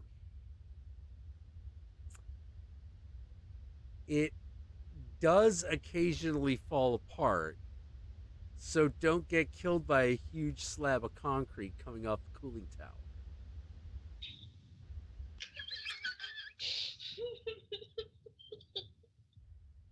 The big radiation symbols on them and everything. It was. Wait, what are we doing? What's going on? Why is this a thing? Brought to you by Tourism Board of Taiwan. Yeah. Brought to you by the Taiwanese Nucleatory Commission. We bring clean energy to. It's cheap, and the United States lets us have one. Is that not great? We are better than Japan. But you never brought it online. In Taiwan, safety is number one. We care for the environment and are very, very skeptical about nuclear waste. Yeah, it's like on a fucking dime the tune changed. And you're just like, okay. You know, it's one of those weird things, though, where I will totally be okay with Taiwan saying that they're better than Japan, but they have to provide me with a giant robot and better ladyboys than in Japan. If you can do these two things... You're gonna... Oh, all right. I'm not gonna ask you to be... They're gonna be rare... Or ladyboys are gonna be... Okay, yeah, that would be asking too much. Yeah. You know, but you could find ladyboys in Taiwan. They are available. They do come at a premium. They're a little rarer. You know, they come at a premium. Giant robot, on the other hand. Oh wait, is that in Taipei? The giant robot, or isn't there a giant robot statue in Taipei? I believe there is, actually. I think it might have a panda. Now that you mention it, we may actually have you covered. Giant robot Taipei. I think it might have a panda head for some reason. Oh my god! Holy shit! What? Oh wait! No.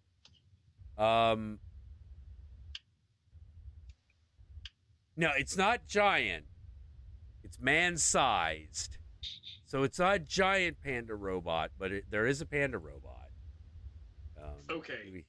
It's not giant, but the compromise of it being a panda was a good compromise. Yeah. We never let it be said. Taiwan not willing to meet you halfway. Oh God, is it Friday?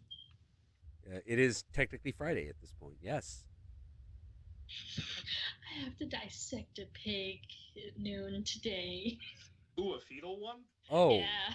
Yay. Oh, for what class? It's human bio, because I still have that I have to take. What, a medical degree? Or? Medical transcription, but somehow I still need to take bio for it. Oh, okay. Well, you know, it's not that hard. I think, it'll be fun. I cut in half the sheep brain already. Oh, you already did that. Okay. Yeah. Cool.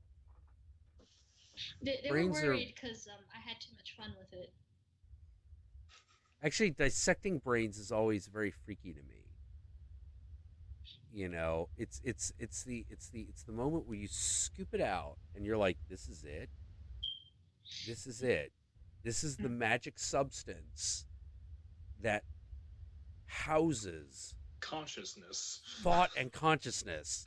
It's this thing, this it's a phlegm ball. It's gray jelly. Yeah, it's a gray jelly phlegm ball. It's not even as solid as Jello. You know, No. what what It's they not have even to pink. fucking preserve it. Yeah, it's gray. You know, they have to fucking put it in a special substance so that it will stiffen, so that they can actually cut it open, cut it apart in sections that can be examined. Otherwise, it just goes like, this is the brain. Life is How? Yeah. Like, life is dumb. Like, why did you do it that way? That is crazy. Well, we didn't really pull it out of the animal. They just gave us the brain. It was like, here you go, cut it in half and tell us what parts it is. My buddy Sam, the one who died of like freak heart failure a few years back, he had a thing that he would love to do. He always kept it by his desk. It was a jar, a very small jar, Vienna sausage-sized jar, of pork brains. He never opened it. He would always just be like, look at this. And you'd look at it and you'd see pork brains. You're like, why the fuck do you have a little can of pork brains? And he'd take the can back, put it next to your ear and go, so I can do this. He's like, oh, God, stop. This is weird. No. Sam was like a fucking genius. He's one of those genius dudes. Like, okay, so there was, watching Sam take an IQ test made you want to fucking punch God. Because that guy was so mutant fucking intelligent. And the thing that's really sad, I wish he had lived long enough to A, see The Greasy Strangler, because that was totally his kind of movie, and B, I wish that he had been around long enough to see Filthy Frank, because that is absolutely his sense of humor. That was absolutely Sam's sense of humor, to say nothing of the fact that Filthy Frank and Sam Young looked a lot alike. You know, Sam Young looks like Filthy Frank when he's talking about this Konnichiwa. You know, like fucking Sam looked like that, except he had like a red toque on. So he was like this weird half Japanese, like Filthy Frank, Where's Waldo looking motherfucker. You know, I loved him. Anyway. You know what? It's okay, man, because you know what? I bet they're streaming and looping the Greasy Strangler 24/7 for him in heaven. It's okay. Oh yeah, yeah. They better be. They fucking better be. Since you brought it up, like on the topic, have you ever seen the film Swimming with Sharks? No. It's like a really old one with Kevin Spacey. No, I haven't seen that one. Where he's like this really abusive boss to this intern who he's promising will get like the top screenwriting job, but he's just very abusive to him, and then he like goes too far apparently, and then so the intern starts like torturing him in his house. So he's torturing Kevin Spacey, and the movie's sort of like it's going to like the present while he's doing the torturing to how it got there. Oh and my God. Benicio del Toro actually has like a small part in it where he was the previous intern who's like almost exactly like Kevin Spacey. And he said, I used to be like you, dude, but this job hardened me. Oh, jeez. And the way it ends though is pretty brutal because the intern, he had like a girlfriend too who's actually like a higher position, and she finds out what he's doing, and she's like begging him not to kill Kevin Spacey or anything. Like he has to decide. And the weirdest thing, he kills his girlfriend. Kevin Spacey covers for him, says it was the girlfriend who did all the torturing, and he gets his promotion. Yep. Sounds about right. To be so fair, it's like so it's sort of like the Greasy Strangler in the fact that to get closer to like this one person, you have to sacrifice another. Yeah. Yeah. Sometimes these movies get brutal, man. like, to be fair though, like Kevin Spacey often plays people who you want to torture. Yep. He's really good at that. Yeah. No, he is. I loved fucking. There is one line in Fight Club that to me typified. Let's, yeah. Excuse me. Sorry about that. That typified the modern world as it was. Which IKEA sofa says the most about me as a person? Like, yeah, like that was the one. That was the moment watching a movie where I was like, this movie's gonna be a hit. This movie understands life. This movie understands living in the modern world. Holy fucking shit. You know, the fucking fridge that only had like had five types of mustard and like nothing else. Like, I crashed on so many friends' couches that had that exact same setup. It was like, hey man, you fucking crash over your place for the night. Okay. Hey man, I'll make us some breakfast. With what? With what? With food. With fucking food. There's no food in the house. You have this refrigerator. Isn't there food in the refrigerator? No. Why? Well, there's never food in there. What? Why is there never food in your kitchen? Why do you have a... Yeah, exactly. You never have time to go shopping. They're always at work. And then when they leave, they don't want to go grocery shopping. They're tired. They just want to come home and sleep.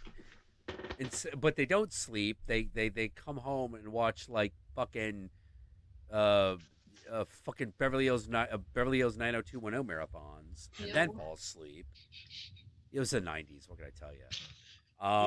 You know what was so weird was that, like, you know what? Okay, and Fight Club is one of those things, but do you know what, for me, encapsulated the 90s so perfectly? What? Or at least for me, because I was an intellectual high school kid who was like way too comfortable with saying, yeah, everyone else is an idiot. Was Daria. Ah. That was the show for me, man. I was just like, yeah. I really didn't have one in the 90s. I really didn't have a thing in the 90s that really truly spoke to me in mass media. You know, I had Rugrats, but that was baby talk. Yeah. I can't really think of anything that I really gave a shit about in media and entertainment in the 90s. Wait. Oh, Horgal is talking about Fatal Attraction. But yeah, no, like Daria, man. Like I was like, oh my god! Now I got this image of Horgal Susan, like sitting there in the kitchen, like looking at someone, like with kind of a sad face, going like, "I boiled a rabbit for you. What more do you want from me?" Yeah.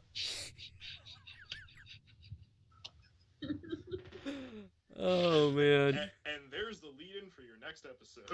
Yeah.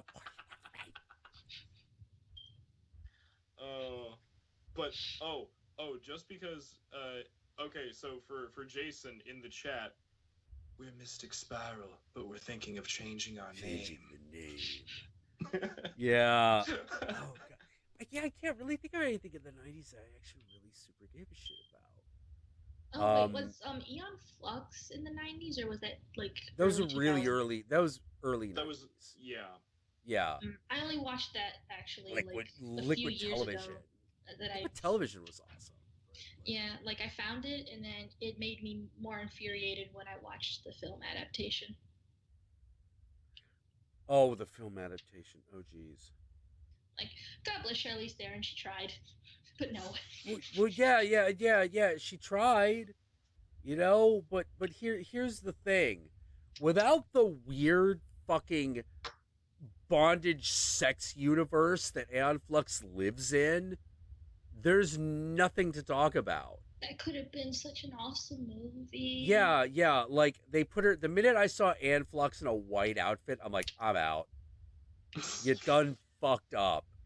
If she doesn't look like she just came off of a fucking rubber bondage fucking magazine, it's wrong. The fact that they don't make Fairchild an evil genius, I'm like, no. He's a sadist. He's a sadomasochistic evil genius. That is and why wasn't he played by Willem Dafoe? That would have been perfect. Yeah, because you look at the drawing of the guy and you're like, there's only one man who looks anything like that, and it's Willem Dafoe. They could have even given him the short, like, early 90s wet blonde haircut, and it would have worked. Totally. You just fucking watch him, like, fucking, like, slicing pieces off of somebody. Like, you just been like, holy shit. The one scene I wish they would have done in the movie, too, oh my god, like, the passing of the notes that Eon and Trevor do in, like, the silent shorts. When they're kissing each other. Yeah. No, I'll tell you. There's one thing from the Aeon Flux show that always, like, stuck with me mentally as an image. Yeah. And that was, remember that there was that episode with that kind of bored blasé housewife who gets into an accident and she needs, like, one of Fairchild's, like, cybernetic things for her spine? Yeah. Mm-hmm. And Trevor Fairchild and Aeon Flux are kind of, like, using her to fight each other. Like, they're kind of, like, doing that whole, like, cat and mouse thing against each other with her. Like, I just love that. But just that image, just that fucking image of Fairchild just, like, breaking that capsule open and unlocking it and, like, slipping it into her spine and locking it in place. Like, the way that looks in the animation, I'm like, if the movie can't do this aesthetic, wrong. Yeah, exactly. Wrong. Exactly. And it was really weird because the only thing that ever came close outside of those original animations was the animated version of Ghost in the Shell. It's the only thing that came close. And even then it was doing something completely fucking different. But yeah, if you're not doing that strange and, like, stylized, like, bondage fetish universe. Oh, don't forget, like, even before he put the damn thing in, he's, like, basically having sex with her spine. Oh, yeah, like tinkering around in her nervous system. Yeah, where, like, their nervous system is, like, intertwining and she's just on, just like... I actually gave the movie a chance. I actually bothered. I'm like, okay, I'll go and I'll watch it. And then I was like, this movie isn't opening up with a fly landing on an eyeball. No. I know. Yeah, exactly. That needed to be, like, the opening shot. They do it, but it's not. It's not the opening shot. Yeah, but it's not the opening shot. By that, it's too fucking late. Yeah, it's like, no, we're gone already. It's too fucking late. Like, we have robotic grass. Yeah. What the fuck was? What the fuck? I will say they kept Sathandra's feet, like, hand legs. Yeah. The one thing is, like, why didn't they? I thought for sure it was gonna be like, all right, this is Aeon Flux. This is gonna be about her sadomasochistic relationship with Fairchild, and then weird mutant alien things are gonna land, and dumb shit's gonna happen, and then there are gonna be bullets that look like lipstick that shoot out and fucking kill people with ecstasy. Yeah, something like that. Nope. It's like, y'all don't know how to do future dystopia, right? No, well, they didn't know how to do that whole setting because it's one of those, like, how the fuck did you think you were gonna make this PG-13? Automatic fail. fuck. Yeah. It's just the worst. It's just like, damn. Like, oh, God, even thinking about it just fucking pisses me off. Oh, Varen Kimball in the chat. Yeah, there was robotic grass in the movie. There was like this whole thing where she almost falls on the lawn, and the blades of grass turn into actual needle blades and point at her. I'm like, did they just? No. It's fucking stupid. No. Yep. Fairchild never fucking like erotically sucks on an egg. This No, is come not on. my Aeon Flux. Looks, yeah, this is not say it right. You know, yeah, just looking at. Back in my day, we knew how to do cyberpunk dystopia. Yeah, Also no mad shit. about the fact that they brought up like the whole cloning issue. That could have been used like so well, and like harken back to the whole shorts where she dies every time. Yeah. Yeah, isn't there like an ending of one short where it shows that there's a ton of dead clones of Aeon and a ton of dead clones of Trevor? Yep. Yeah. It's just like whoever these actual people are just throwing themselves at each other repeatedly throughout the ages, no matter what. Yeah. It's the most dysfunctional relationship ever.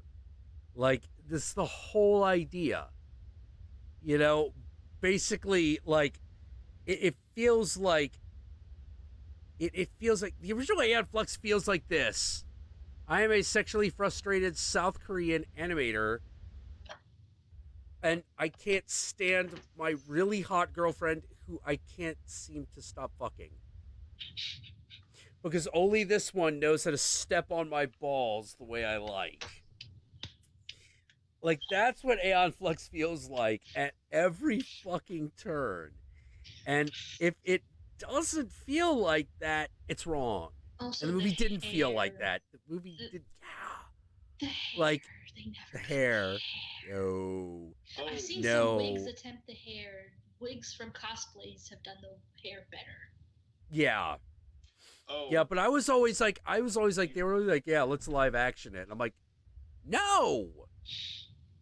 No, high quality animation, feature animation it. Yeah, just do that instead. Yeah. I don't. You know what? Moth Angel in the chat, she just nailed what the true cardinal sin of that movie is.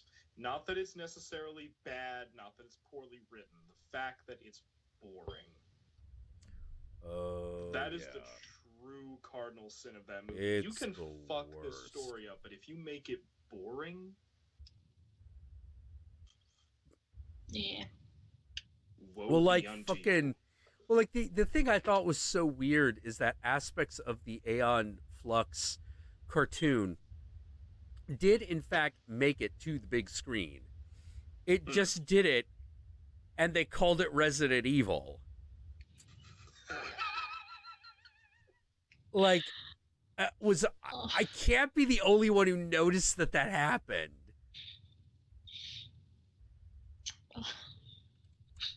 I can see it now that you mention it. Yeah. I was about to say, well, you're the one who saw it first. Now we know. Now we can't unsee it. Those films kind of grew batshit insane, kind of like the video games did for a while, in my opinion, at least.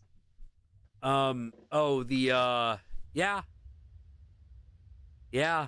Although Resident Evil 7 tried to bring them back with the horrific stuff, which succeeded. It looked pretty good. Oh shit, this explains everything. Pourquoi? Okay, the director of Aeon Flux, I had forgotten this. What? Do you know what other movie she has directed? What? Jennifer's Body. I quit. I'm done. Yeah. I'm done. Yeah. Yeah. Her other major film is she also did The Invitation, which I'm told is very good, but I haven't seen. I haven't either. Yeah. Let's see what else. Girl fight. Wait, girl fight? Oh, that had Michelle Rodriguez before she was. Oh yeah, you're right. Oh, that one. Okay, Jesus, you wouldn't know it by that poster. Like it looks like it looks like it's about a lone girl kickboxing in sunset while dreaming about making out with a dude. Like I'm like, wait, I mean, wait, that's not really that movie. I mean, that plot summary sounds like an average Thursday to me, but that doesn't mean it should be a movie. Yeah. Like I was pretty sure that more happened in Girl Fight. That was I was like, wait, I thought this was a story about a girl and her relationship with her father. You know why? Oh, you know they were just pushing the romance angle. She did a segment in XX. It was like the female anthology horror film. Yes, she did. She did, as a matter of fact, do that. That is a thing that happened. I mean, it did not get enough like exposure for me to feel like, maybe I should see this now. Here's the thing. By the time Double X got made, none of the people who started the project were involved. It was originally supposed to be headed by the Soska sisters, and all of the female directors that they had tapped to make segments for it had left the project by the time filming actually had begun. And the Soska sisters were also no longer involved because they had bigger fish to fry at the time. They were making 2 movies and a television show. So, yeah. Yeah. So there you go. And like, I think that's really sad is that some of the people who were involved,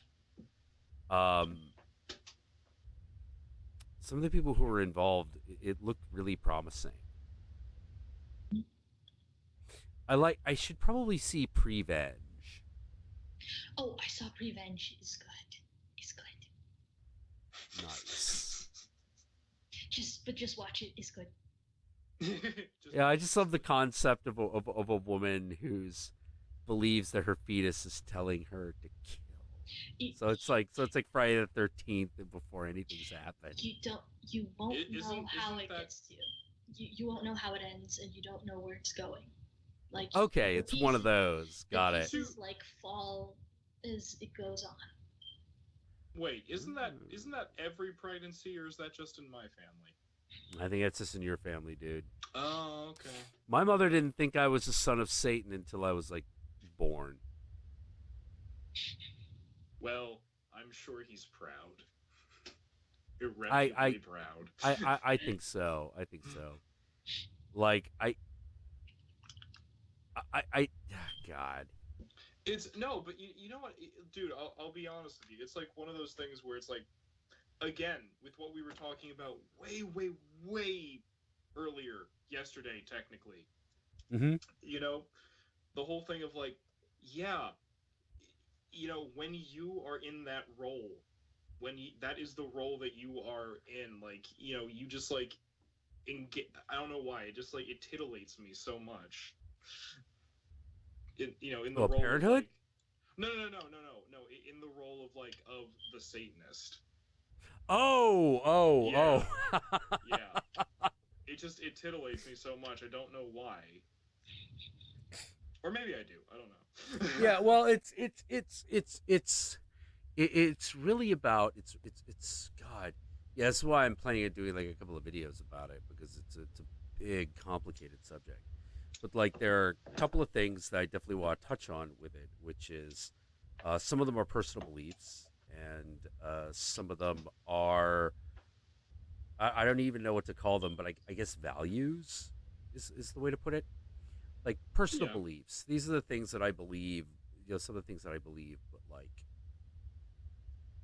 you know, from an they're not a hard fact. Like, you know, like no, yeah, from like an anthropological point of view. It's like values and mores.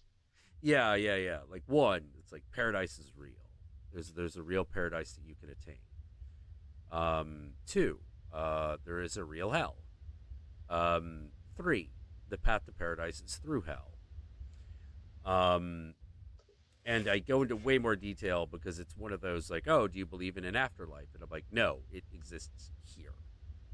It exists here in the real world, and you can see it. It's like, what does hell look like? All right, go to the poorest neighborhood and find a person edging on the brink of suicide. There you will find hell. Hell is right there. That's where it is. It's like, where do you want to find, where do you find paradise? Actually, the ironic thing is that's trickier. Paradise is a lot trickier. You find it in similar ways, but it's trickier because everyone's state of happiness is a little bit different from everyone else's, but it is somewhat dependent on other people because no one wants to be alone. So other people are part of paradise, a part of your personal paradise. And it's fragile. I believe the way I have it written currently is like, the bad news is that having once found it, it's very easy to be thrown out again. The good news is having found it once, it becomes easier to find it. Once you've blazed that path before, you can do it again. And if you have to do it a third time, by the time you've done it 5 times, you know how to get there. It's like going to the grocery store. Well, maybe a little bit more difficult than that, but it's It becomes the routine. It becomes somewhat routine. Like you've figured out how to do this. Like mountain climbing is probably a better example. When you first climb the mountain, oh God, are you even going to get there? By the time you've climbed your 5th mountain, you're like, all right, so how long is it going to take this time? Like it's a bit of a different mindset. It's interesting because that just kind of hit home for me a little bit. The whole paradise is among other people. That hit home for me a little bit just now because it's one of those weird things where it's like, all right, now, like we've been over this before. I am a theist. I believe in a soul. I do technically believe in reincarnation and an afterlife, but at the same time, because of the philosophy and spiritual system I work with, and I also say that no, the bliss in paradise is also found here as well. So yeah. So it really doesn't matter. But with what you and I were talking about, like through Twitter earlier, the whole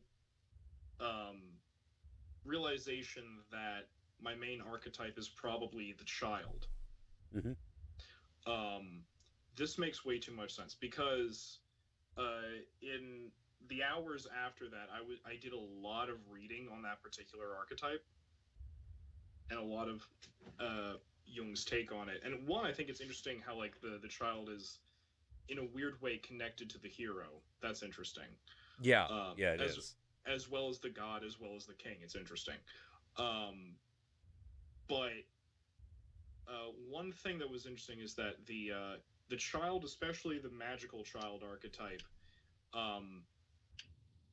wants paradise, like desires paradise more than anything else, but desires it for everybody. Yeah. And I feel really close to that because that was one of the weird things that horrified me about like church when I was little. That it could not be for everybody. Yeah, not even the fact of it's not for me. The idea I was like, well, wait, you mean some people don't get to go to heaven? And and I'd be like, well, no, because they're bad people. I'm like, oh, well, what if it wasn't their fault? Like that always terrified me as a kid. Like, and even now, something that's scary. Like, I've really thought about this. The thing that really terrifies me the most, and don't get me wrong, I'm afraid of a lot of shit. But the thing that, well, I'm afraid of a lot of like material shit. But the thing emotionally and philosophically that truly terrifies me is the possibility of not being able to change or transform something either in myself or for other people to take them from that which is suffering to that which is enjoyment. Yeah, You know, yeah, that would that be scares yeah. That wouldn't be allowed. me. Yeah, like well, yeah, my that doesn't scare me so much because I have a very different outlook on it. Which Oh, is I mean that like even like materially, like if like someone I know is like suffering and I can't alleviate it, it it bothers me on a very very deep level. that. Yeah. I mean, Okay, okay. both bother me. Both concepts bother me, to be honest with you. Right, right. But it's sorry. I thought you were talking a little bit more metaphysically, but you're actually talking about like. I'm talking both physically and metaphysically. The idea Got it. Got it. of not being able to transform the situation like terrifies me. Hmm. Yeah. Oh, that's interesting. Yeah, that's kind of why like at the beginning of like my college career, that's why a friend of mine who's into Soto Zen gave me the Bodhisattva precepts, and I accepted those precepts, and I still do, because that's a thing. Like, in any sense of the word, paradise is not paradise for me if everyone's not in. Yeah, I know what you Yeah. mean. Yeah. My my experience was a little bit different. I was, like while I was abducted by aliens while sitting in my bedroom one day. I was shown an image of paradise. It was one of those beautiful things I'd ever seen, which is I'm walking through, and at the other end of the tunnel of light are all my friends at the time. And I go, "Where are we?" And they're like, "Oh, it's paradise." And I go, "Am I dead?" They're like, "No, you're not. You're not here yet." Oh, okay. I'm going to go, "Will I see you again if I leave?" They're like, "Yeah, because eventually you're going to come through that tunnel again. And that's when you're here." And I'm like, "Wait, why am I seeing all you guys who are still alive?" But basically, they're in the next room Yeah. telling themselves, "Jack's gone fucking Vision Quest crazy again. Someone make sure he doesn't fucking, I don't know what this time." And I'm asking, like, "Well, why are you here? You're all still alive." And they're like, "Well, not anymore." And I'm like, "What are you talking about?" It's like, "Well, when you come here, by the time you come here, there is but one moment. And it's this moment. And it's forever. And it's forever. So time has no meaning, man. It literally has no meaning here. Not in what you're seeing." It says, like, "Is this the afterlife?" Kinda. It's better though. Yeah.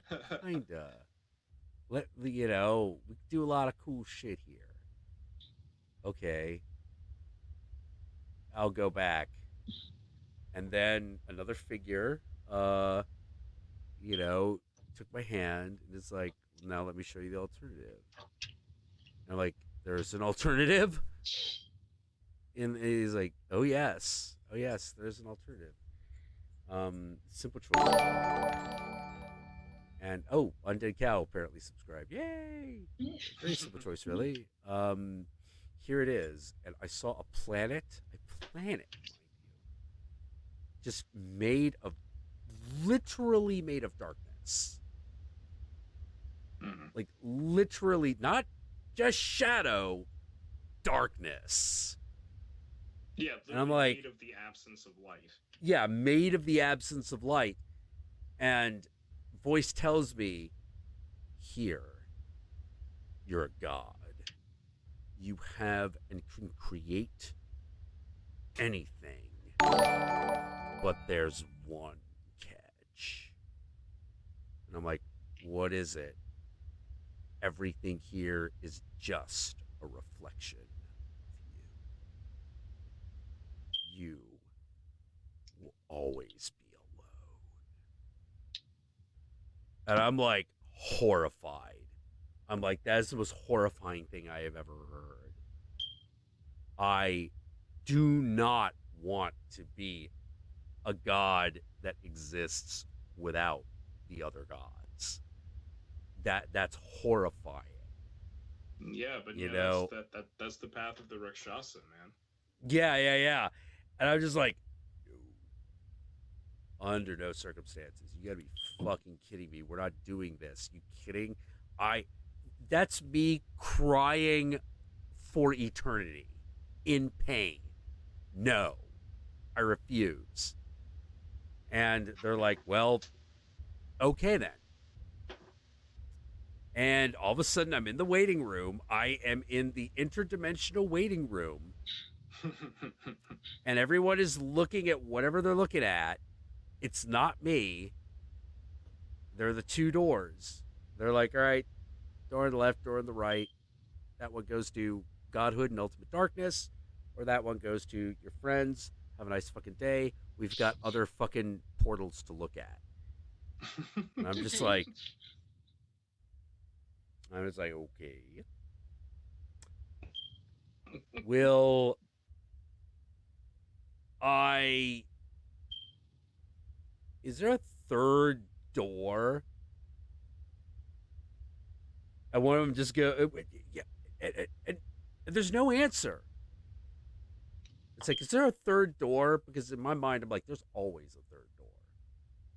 There's always a third door. There's always an option they don't tell you about. It's here.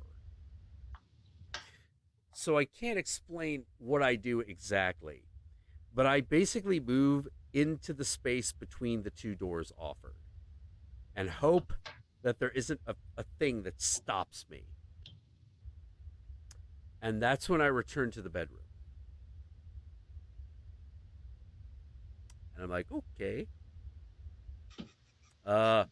Apparently that is the correct answer.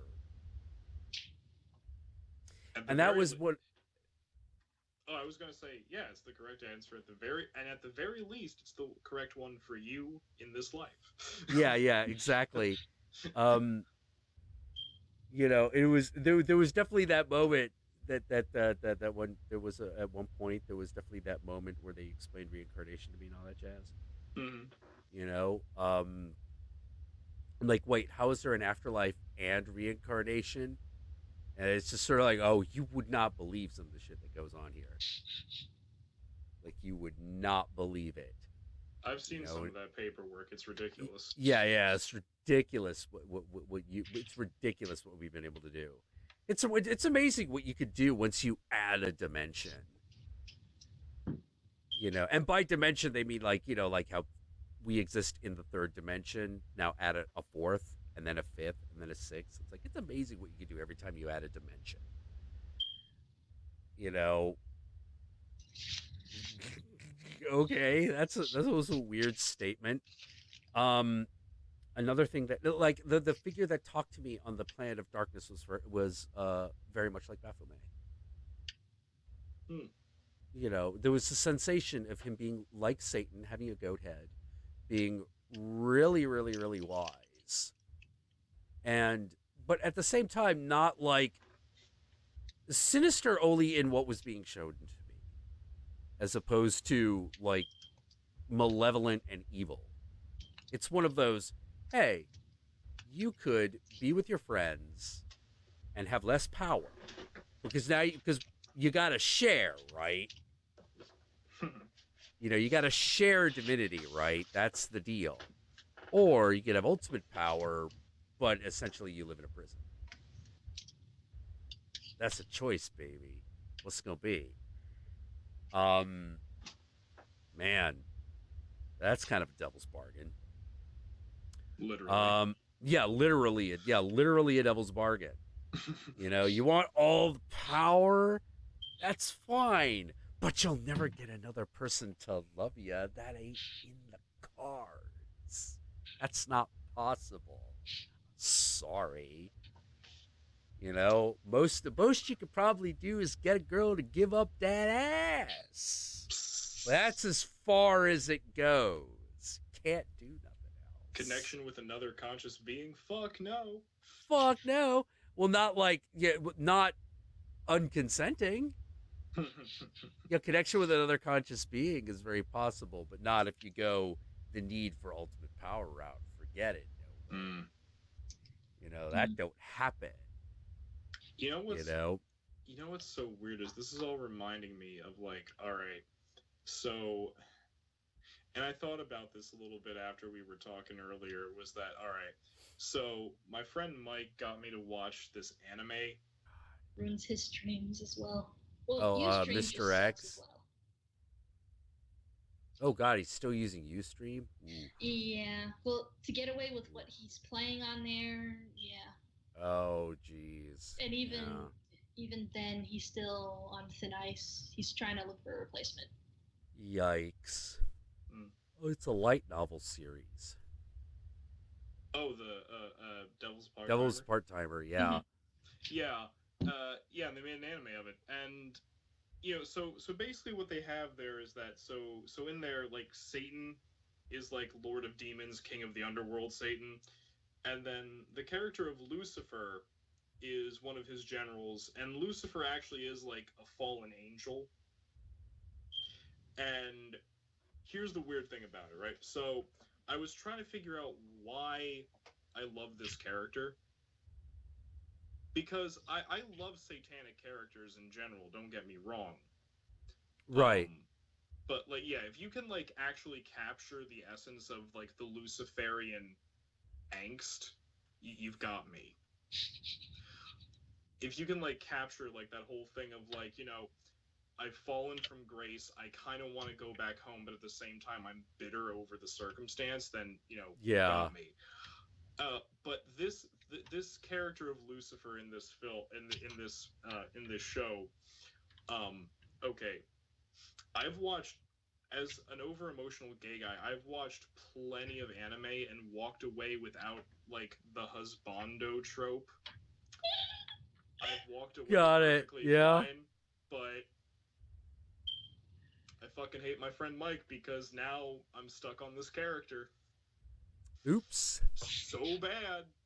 And I'm trying to figure out why, because he's really pretty. He's really androgynous and he's really pretty. And I'm like, it can't just be that, because there are so many of those characters in anime and I don't give a shit. And I was thinking about it and I'm like, oh my god, this makes way too much sense. I'm so stuck on this character because he literally is the wounded child. Yeah. He literally is the wounded child. I'm like, oh, fuck. Yep. Lucifer is a Hanzo main. Yeah. Well, yeah, his name's Hanzo. Oh, his name's Hanzo. Yeah, that's the name he gives himself, so he can like move about the regular people.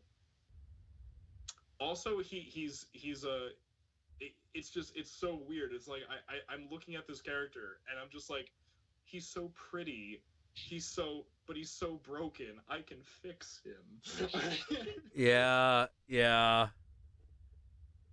It's Like, actually, like, there was one. God, there was one. I fucking love this. All right, so the original OVA of Hellsing, they did this in Hellsing Ultimate as well, which is them getting across demon. The fact that Alucard, like vampires are like part demon, Oh yeah. and you've always I've heard that before, but no one ever actually went full bore with it. But when he fights the Valentine brothers, which is very early on in the series, they go full bore with this concept that vampires are part demon, and I fucking love that fight. I fucking love that fight because you're looking at it and you're like, Jesus Christ, Alucard is terrifying. Like, this guy is fucking terrifying. Like, that thing is, like, his shadow literally is filled with monsters that just are at his command. No questions. No questions. No rebellion. Whatever. You want me to turn to a big... Want us to turn to a dog and fucking bite a dude in half? Fucking we'll do it. Just go. Give me a hug. Give me a hug. Yeah. It's like, stand up, fight me. Hey, Give me a hug. hug. You know, like... It's like, what is going on? And he's so fucking crushed. He's like, you're not a real vampire. You're not really he's so one of disappointed. us. Yeah, he's so pissed because he thought he was going to get into a knockdown, drag-out fight with, like, a real enemy. This is going to be, oh, my God. Like, this is a character who has fucking walked up to the gates of heaven just to punch out God. And now he's like, spoiling for a fight with another goddamn immortal, you know? Because it's his whole fucking goal. You know, it's like, why does he fucking... Yeah, why does he fucking follow Integra Van Helsing around? Well, one, she's a virgin. Fuck And- the fear turkey. That's What was that? I'm going to fuck To the fuck fear the fear turkey. turkey. Follow me on Twitter, the Crimson Fucker. Give that bitch a cannon. Bitches. Bitches love Love cannons. Yeah, that was a good one. They did a good job with that one. But like, oh yeah, another aspect of Helsing. The line that Alucard says, "I am the bird of Hermes. I devour my own wings to make myself tame." Excuse me, sir. That is from the Ripley Scroll, and if you're gonna quote the Ripley Scroll, you're gonna say it right, which Okay. is, "The bird of Hermes is my name, devouring my wings to become tame." Excuse me, sir. Yeah, okay, all right, fine. I didn't think I was gonna have to quote it verbatim, but okay. Well, a lot of people are like, yeah. Well, a lot of people are like, didn't get the fact that the Hermes that it's referring to is not the god Hermes. No. Yeah, it's Hermes Trismegistus. Hermes the thrice great. Yeah, Hermes the thrice great. You know, basically the father of alchemy. Mm-hmm. You know, and which brings us back to part of what I'm working on right now, which is the statement of, okay, you know, the path to paradise is through hell. You know, the path to paradise is through hell. And this is where alchemy comes in. Mm-hmm. You know, you move through a very, very... You move through the deepest darkness, guided only by the vague idea that somewhere in this, you are going to find paradise or the soul. You can find one of these things. It's in here somewhere. Why? Because everyone who claims to have found it has gone through it. They're like, oh yes, in that deepest, darkest, most awful part of you is the thing you're looking for. And it's like, wait, what? It's like, yep. What if I do good deeds? No, that don't do it. That don't do it. That doesn't get you to paradise. Okay. What if I'm a good boy and say my prayers every day? No. Not even close. Nothing. What terrifies you? What are you most afraid of? It's like, I am most afraid of fill in the blank. All right. That's your first clue. Wait, so should I do that? Oh, I didn't say that. Wait, what? Should I give up all my worldly possessions and move to a desert? If you like. Will that help? I'm not telling you. Literally, your greatest fear is your first clue. And I've said this before, the archway of hell, what does it say? Abandon hope, all ye who enter. And I have said before, and I will say it again because it bears repeating, that's not just a warning, that is solid fucking advice. That is solid fucking advice when going through hell. Why? Because hell is treacherous, it is dangerous, it's scary. And if you're focused on hope, you're trying to find relief in the future. That's wrong. You're not going to find the soul that way. You've got to be very present-minded. You have to be in the moment in order to look for it. Otherwise, all the other shit that's there, it'll just get you. You're like, well, I hope. Oh, you hope, do you? Oh, really? Oh, you hope. Isn't that precious? You think hope is going to help you? The answer is no. Hope won't help you. Not at all. Not even a little. Because hope is an escape, and you can't escape your own soul. You're fucked. You are fucked. You are in here. It's one of those, it's the, like, I'm not in here with you, you're in here with me. Like, your soul is not necessarily nice. And in fact, it is probably not going to be. It is going to be kind of bitchy, kind of petty, a little mean, ultimately good, and ultimately terrible. It is a human soul. It is considered valuable for a reason. It has to have that much power. And the reason you go in is because you're trying to refine it. You're trying to separate the gold from the dross, the valuable from the not so valuable. Oddly enough, it's the crucible of the soul that St. Paul vaguely talks about. Yep. Oddly enough, and just because we're on the subject of the true alchemy, the true great work. Mm-hmm. Jack, I just sent you something in the Skype chat because I made a T-shirt for you. Oh. Hold on. Come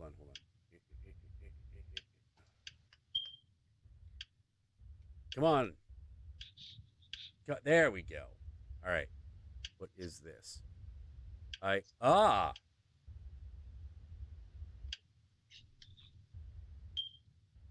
Oh, interesting. Hold on. God damn it. Just fucking come over here so I can actually... Oh, that's another computer.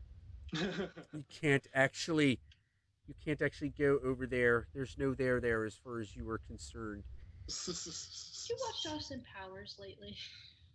No, lately, it's seared into my brain. I will never forget a particular day. It was a Wednesday, I believe, and we were watching the address of the King of Jordan to the UN,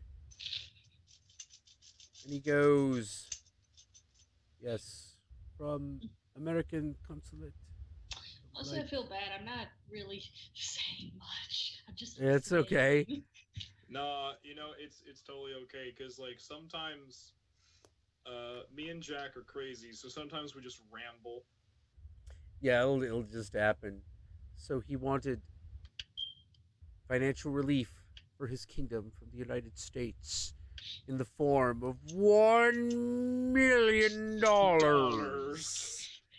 Apparently he was because apparently King of Jordan was a fan of Austin Powers.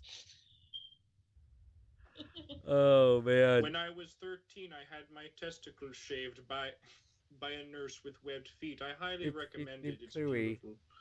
It's quite. I cannot adequately explain the sensation of a shorn scrotum. It is quite breathtaking. I miss him, but what he's doing now?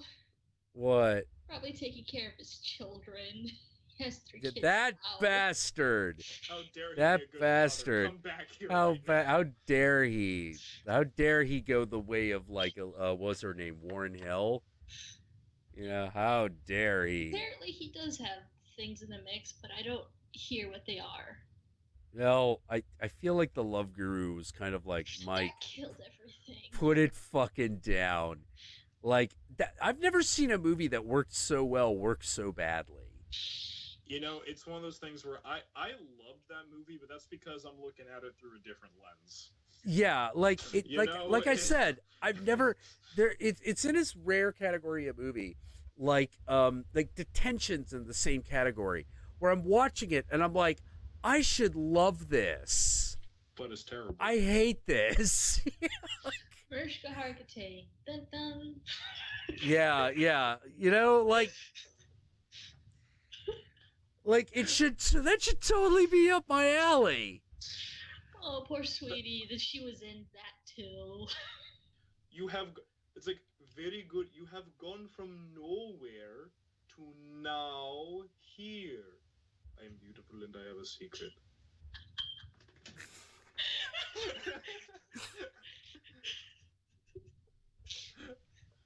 No, I love it. It was that one line. Mariska Hargitay, Val Kilmer. He gives him the flowers. He plucks the flower. Oh! Why do you hurt me?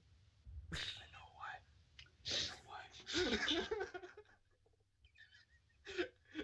It's beautifully stupid. It is. It Oh. is. I think where I truly checked out was the elephants, even though that was like near the end of the movie. The ultimate distraction. You know what's really sad though?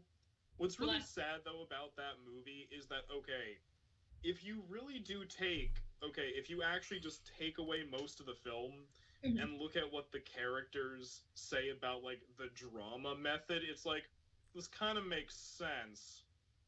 Why is it in this movie? You know? Yeah, because you find yourself going like, all right, so Love Guru, I'm why didn't it at least reach the heights of like Pick of Destiny? Why? Yeah, like why didn't it at least go that far? Like there, it felt like at any moment he literally needed, like literally someone needs to like meet Krishna. Like something like that literally needs to happen, and it's got to be like Krishna, like played by B. Arthur, or something retarded like that. You know, just something just completely ridiculous. I mean, Pick of Destiny had the devil played by Dave Grohl. Dave Grohl, yeah, exactly. You needed that moment. You know what would have been perfect? Okay, so you know how there's the flashback sequence to when him and Deepak Chopra are kids? Yeah. That's who needed to be Krishna. He needed to see Krishna as young Deepak Chopra and be pissed off that that's the form that he took. Oh, and I can fucking punch him in the face or something like that, you know? Or try to, at least. Or try to. You know. That's what needed to happen, because that's totally a Krishna move. Just being like, motherfucker, I'm in everybody. You can't. Can't deny me. Trust me. You love me. No. Oh, the sad thing is, I No! just realized that Love Guru is kind of sort of Mike Myers' master of disguise. It wasn't that bad. It wasn't that bad. Yeah, Master of Disguise is heinous. I know, but that movie's just heinous. I didn't want Dana Carvey to tank. I didn't either. You know, I didn't either. It's weird. At least he's back in stand-up. That's the thing about that, though, was that, like, I saw his latest stand-up thing, and I laughed for, like, the first half of it. Then the second half, he just goes into, like, baby boomer humor, and I was like, oh, stop. Yeah. Stop. like the Is that Dana the new one on Carvey. Netflix? Mm-hmm. Yeah, I haven't finished. Yeah, That's like probably like everything that's both good and bad about Dana Carvey can be kind of seen in the Dana Carvey show. If you ever saw that, Germans say nice things. yeah, it's really weird. Oh geez, I don't even know how to say this. You're looking at a skit where Bill Clinton has grown 6 tits so that more people can suck on the government tit. And I'm sitting there going, I feel nothing. I am not laughing. That's the fuck. It's Dana Carvey's a bunch of shit that should be funny but isn't. But you see, it'd be one thing if it just was, if it was just not funny, that'd be one thing. But you stare at shit like that, and it's like, I don't find this funny. I don't find this repulsive. I don't find this stupid. I don't find this intelligent. This is just a thing, and I'm neutral to the experience. Yeah, you're neutral to the experience, but this utterly ridiculous thing is happening. Okay, I can take a smoke break in 5 minutes. All right. Yeah. Like literally, like I said, Bill Clinton just grew 6 tits. I should at least be shocked.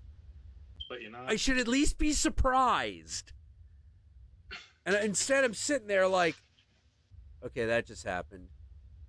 Okay, then that just happened. You failed. And now this happened. And now someone's literally sucking Satan's cock in front of me. And now Dolly Parton's tits just launched into the stratosphere. And then fucking Hitler donkey raped Kevin Smith. And so the Earth grew a giant dick, starts fucking the sun, gets its dick burned off, goes to Alpha Centauri, has a threesome. Why am I feeling nothing? That to me is my experience with like Dana Carvey by himself when it's him not bouncing off somebody. You know, it's just like, this is going on, why don't I care? You know, because it's not like okay, Master of Disguise, great example. Why is it a magic power? Oh, yeah. Why is it a magic power? Because someone tell me why it has. Why? Why isn't he just some fucking spy? Why isn't he just Clouseau? Why isn't he just some fucking spy who's really good at disguise, but he's just kind of an idiot? So he disguises himself. By the way, in that whole movie, does he ever disguise himself as a fire plug? Nope. Because that's on the poster. Yep. And Oh no, they had a bunch of shit for him to do, and they cut it out. Yeah. At one point, he was supposed to disguise himself as a fucking fire plug. Okay. Oh, why? Jacob Martin in the chat is correct. Holy Mountain Jaguar tits are greater than Dana Carvey tits. Yes. True. Yes, they are. You know, by the way, if you want to know why Jaguar tits, it is because the Jaguar mouth picture, the double-headed Jaguar mouth picture, is a common piece of Mayan/Aztec pottery. And trust us, in context of the movie, that makes sense. That makes sense. Yeah. It took a while for me to figure out what that was even referencing. I am still not completely satisfied that I have found the answer. But you found something.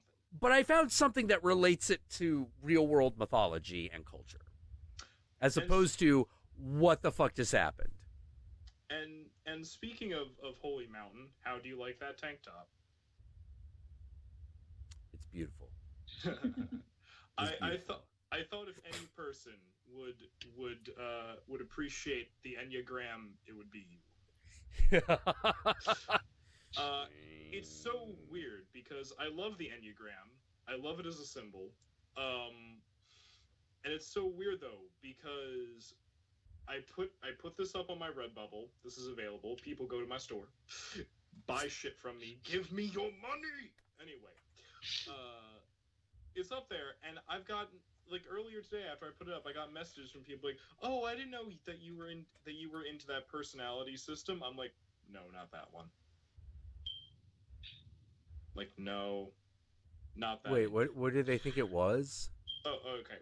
No, there's this. Okay, so the Enneagram is an old symbol, Yeah. and and people of the more mystical persuasion are familiar with the fact that it was really developed as a mystical symbol by Gurujev, and that's kind of where Jodorowsky got it from, because Gurujev used it as a symbol for simultaneously to represent the law of 7 and the law of 3, and it was intrinsically connected to the alchemical process. Yeah. So that's why it makes sense for Jodorowsky's Alchemist to have it as a symbol, because it's literally the symbol of the entire alchemical process. Yeah, it's a symbol of the alchemical process, and everything in it is represented in the movie by character. Exactly. Now, here's the thing, though. So, something that Gurujev kind of did a little bit with it, even though that he says, no, it's the universal alchemical symbol, and it represents the 7 and threefold process of all processes, mystical and mundane. Right. Which is a brilliant metaphorical system that Gurujev created. It's a brilliant cosmology he created. But he also pointed out that the 9 points could also represent the 9 archetypal common personalities that are found in human society, which I'm like, okay, yeah, that makes sense, fair enough. Yeah, little bit. Yeah, and he only talked about that a little bit, but something that happened was in the 70s or 80s, I think. Yeah, it sounds 70s. Yeah, it was, in the 70s or 80s. That shit was rampant. Yeah, probably the 70s, but in a few decades ago, someone took that and was like, okay, I'm going to develop an archetypal personality system based on this, and it works. It makes sense. It's really basic, but it makes sense. Yeah, it's a little the way Jordan Peterson would say it is, it's low resolution. Yeah, and look, I'm not knocking the Enneagram personality system, because a lot of people use it and it betters their life, and it's a legit thing. It's like, okay, that's whatever, but that's the thing. It is so low resolution. I'm like, this symbol represents so much more. Yeah. The symbol represents so much more, and the Jungian archetypes work way better. They work way better for the simple reason that they all exist within the context of a story. Yeah. And it gives you a trajectory, because the idea is, if your temperament is like this, then you are going to notice this kind of shit. Because that noticing shit is what makes you behave the way you do. But this is what's so interesting to me, though, is that, like, and this is another thing that kind of, for me, verifies. Oh, you found it. Okay, there you go. Yeah. Another thing for me that just verifies how on the ball of this shit Jung really was that people have been archetyping psychological personalities for centuries. Oh yeah. Like, oh yeah. It's the basis of, like, the 4 humors. It's like the ancient Greeks did it, the Romans did it, everyone's done it. So so it's like one of those things where it's like, even here with, like, the 9 basic archetypal personalities. Yeah, the Zoroastrians as well. Yeah, like, everyone's done this. Like, so I don't know. It's just so odd to me to see how all this, like, comes together. It's like, yeah, Jung really, he got it. Yeah, he really got it, because he was, how to put it, a personality is more than just the thing you do or the thing that you want. It is an entire system of interaction, and it's really complicated. However, the human mind is also really good at reducing things down to a simple concept, like gender, for example. The human mind can reduce that down to a very simple, usable concept. So that it gets all the information just from a few sounds, huge amounts of information.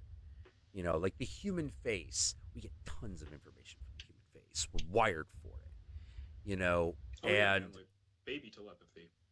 Yeah, totally. Yeah, for real. And the problem with using these as personality archetypes is it's a it's around a single thing that you do. Being told, for example, that because for example the Jungian archetypes, there are 3 dimensions to it. One is the persona, which is how you get people to like you, or at least do what you like. Yeah. It's the persona, it's the face, the mask. Then there is the self, which is usually, in most people, is in relative alignment with the persona. Basically, most people are not false, not to a great degree, but some people are. And then you have I thought the self. I thought the self was supposed to be like the sum total of the entire psyche. No. Oh no. It's the inner. It's who Yeah, you are inside. No, that's what I'm saying. It's like the true being. It's it's the true being, but it's not the sum total. The persona is also part of it. The mask is also the face. I think that's what I'm trying to say though, is that like the self, like the archetypal self is made up of, like, it includes includes the persona, like it includes the shadow, it includes everything. No. Oh, okay. No, it doesn't. Oh, okay. It's the you that thinks that it's the you that thinks up who you are. Ah, okay. Yeah, it's the you that thinks up who you are. Whereas the persona is the thing that you show to other people to get them to interact with you. All right, so whereas where the persona is the social mask, or another interesting way to put it I've heard is, like, it's the bridge between the inner and the outer. Yeah. All right, so the self. But it's the thing you do to get people to do the thing that you like. Yeah, it's the social mask. Yeah. And so in that sense, okay, so like this, so to put it in a way I'm probably more familiar with, like the Jungian self it's like the archetypal soul. It's like the true being. Yeah, if you put it in the Hindu context, if the Brahma, if self is like, this is a poor example because it's not going to translate 100%. If the self is like Brahma, then Krishna's the persona. I get what you mean. Okay. Yeah. Here is the aspect that you see. And then the next one is the shadow. And the shadow is the sum total, is all the stuff that you don't want other people to see, including yourself. Because it's scary. It's all the rejected bits of yourself. Yeah, it's all the rejected bits of yourself. In particular, all the stuff that you think is unpleasant about you, which is why you don't look at it.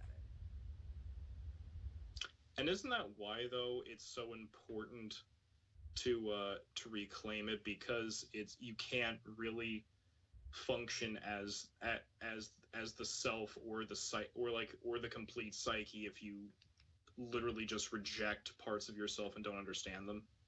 Yeah, because one of the things that you also reject about yourself kind of inherently is your ability to be a monster. And here's the horrible, horrible truth. Monsters are powerful.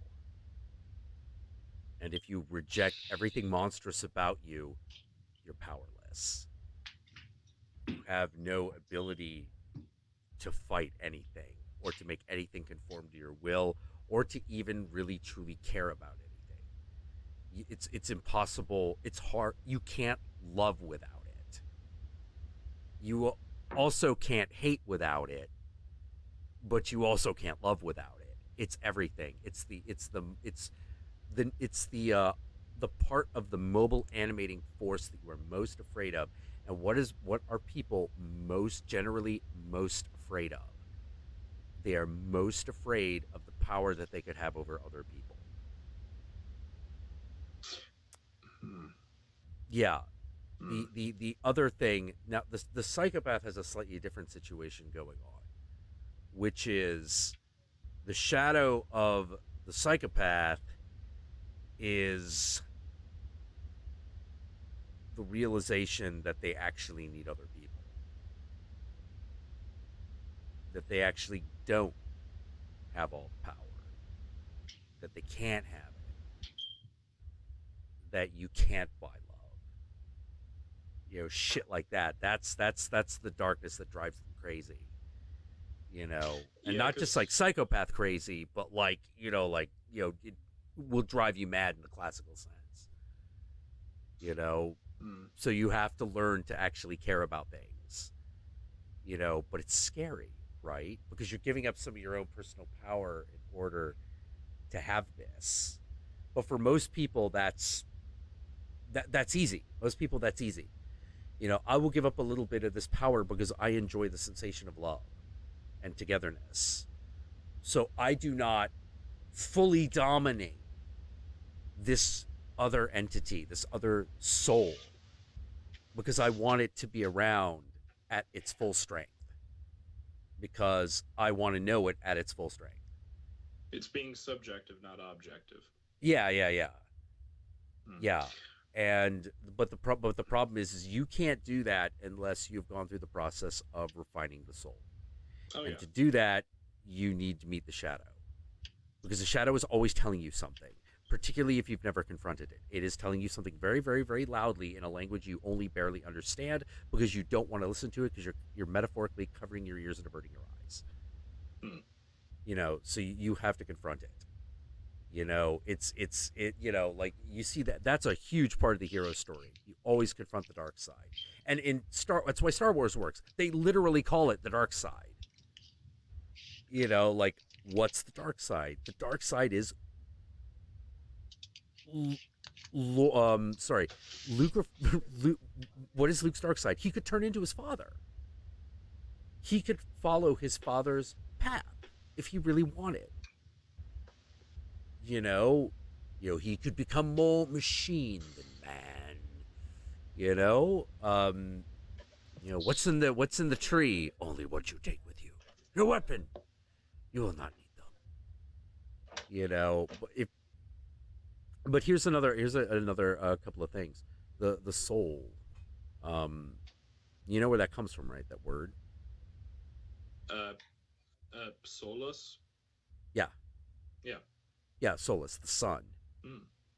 The sun, the soul, and the soul have the same root word. And it's not by accident that the soul is often visualized as a golden ball. As I keep saying, because it's your brilliance.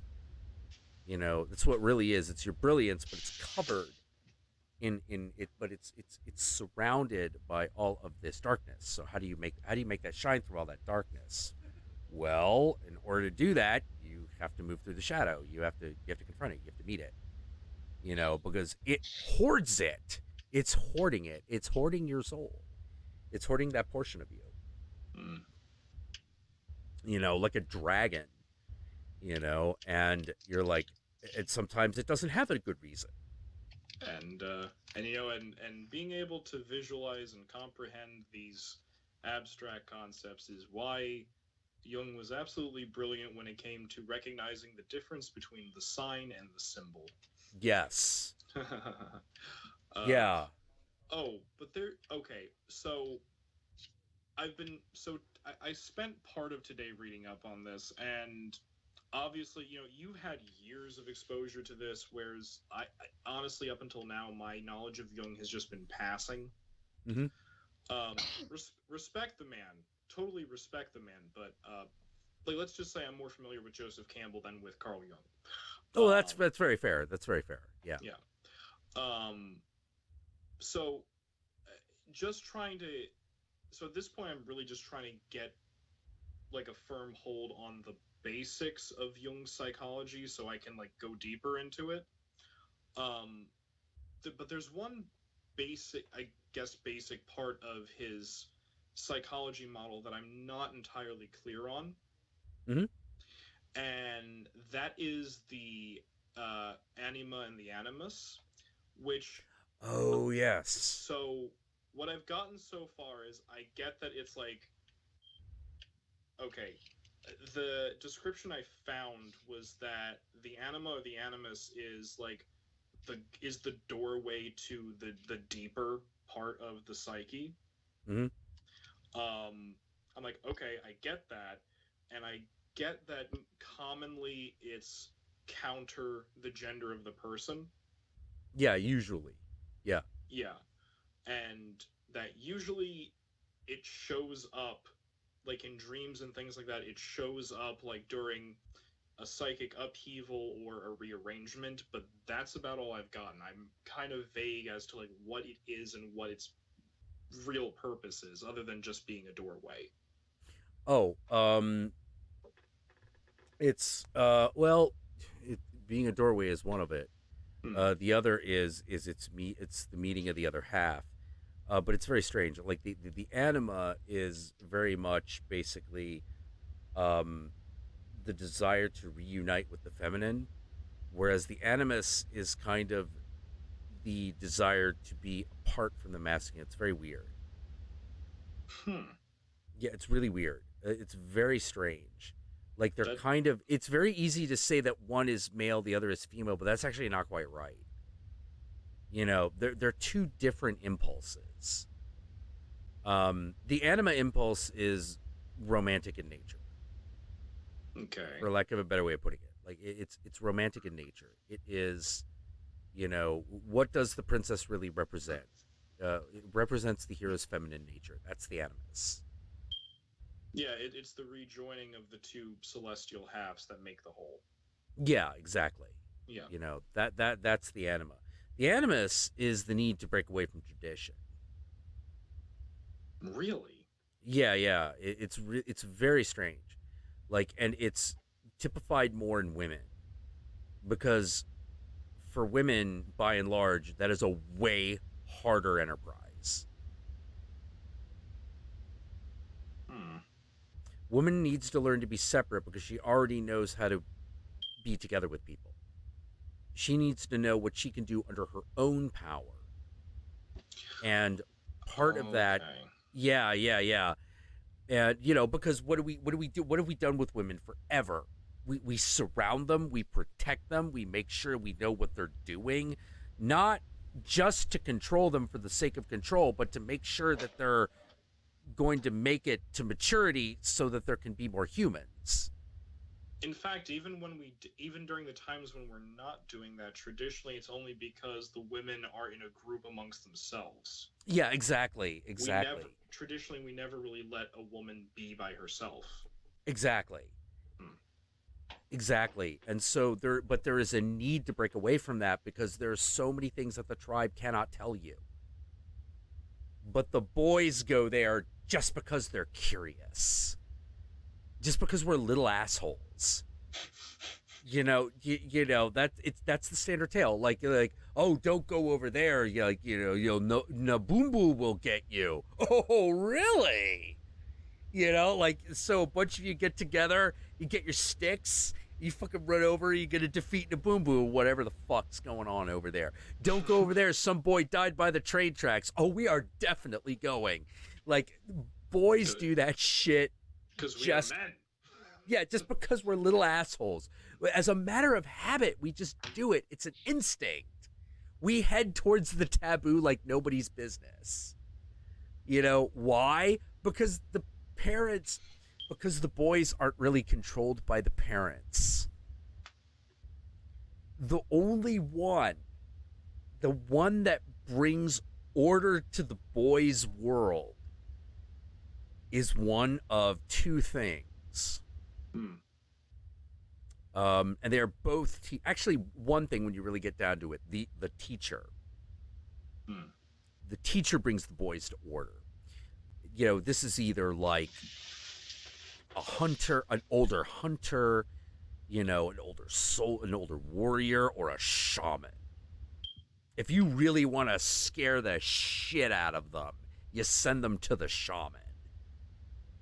You're like, this one's a real problem. He needs to know what the fuck is up in a hurry. You send him to the shaman, who will fucking be like, all right, this is what you're going to do. All right, you guys fucking put him in a bag, carry him up to the fuck. I will meet you on the hill. There will be a giant fire, and all the way up there, I want you to be making noise, tell him the story of the great king sea snake, and how he is gonna fucking bite his penis off, and just keep telling him fucking that. And then he gets to the top. They're like, and now you will meet the great king sea snake, boy. You know, so this kid's good and terrified because he's like, what, 6? And then then the shaman comes up with the great king sea serpent outfit, which is the equivalent of the fucking ghost sheet coming out of the closet, like, for real. You know, like doing that is a fucking instinct. Like, it's a human fucking, yeah. That is a fucking instinct to do this. Because it teaches the kid a very important lesson. And the first lesson is this: oh shit, danger is real. The second thing is, wait, the danger's something that I can handle.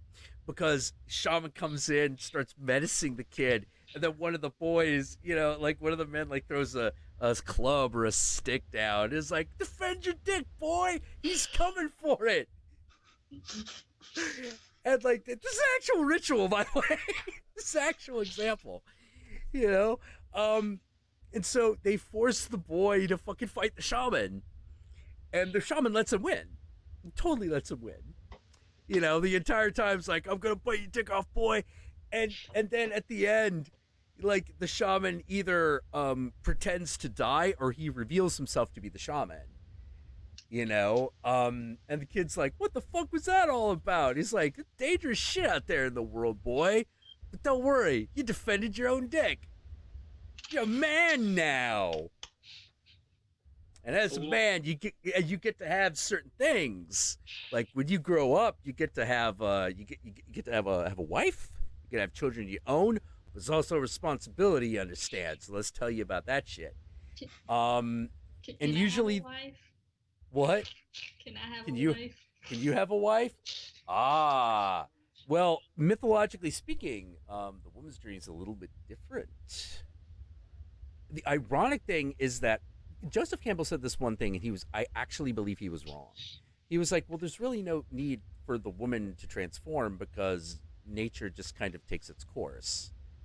So there's not really a female journey. And I'm like, oh no, there is. There absolutely is. But the archetype is a little bit different. Instead of going out into the great wide world to create the boon for all of society, the woman's journey is to make the commitment and take the prize for herself. Usually in the form of her husband. Something bad happens to her husband, like he's killed. You know, a god takes him away, something like that. She follows him into the underworld and it goes, give me my lover back. I want him back. Oh, come on, you can get another one. No, I want that one. I want that one for fill in the blank reasons, and you're going to give him to me. And he's like, yeah, you're going to upset the natural order, oh woman? Fuck yeah, I am. Fuck yeah, I am going to upset the natural order to have my lover back. Don't give me any goddamn shit. I don't care if you're Aphrodite. I don't care what you are. And that's essentially the woman's journey. Is to basically make the decision, commit, stick to it, and be willing to go against the established order. Very directly. And this is what pissed me off so much about the review video I watched last week. Oh, yeah? I watched a review of Kill Bill. Mm-hmm. I love Kill Bill Parts 1 and 2. I love Quentin Tarantino. Oh, yeah, it's a great movie, yeah. Mm-hmm. Yeah. The thing is this, okay, is that the person, and I understand why they said this, the person was trying to, like, you know, this woman who does shit like this, like, she's a feminist, but she's a feminist I respect. I normally respect her opinion. But in this particular case, she was saying that, like, yeah, this is slightly sexist because you're forcing Uma Thurman's character through a masculine role, and I'm like, no, yeah, that's the story. And because that's the thing, that is what she's doing, and the thing that she's claiming for herself is her justice. That's what she's claiming for herself. But the thing about this, and this is why I was, like, blowing up Twitter, like, the other week about this, which was, like, have we just decided to collectively forget as a society that before the modern Western culture, the female warrior was one of the most common archetypes ever?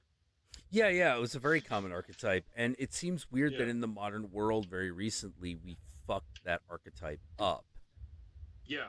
We fucked it up, and we fucked it up in more ways than one. Like, for example, I keep saying this again and again and again and again and again. Wonder Woman should not have a sword.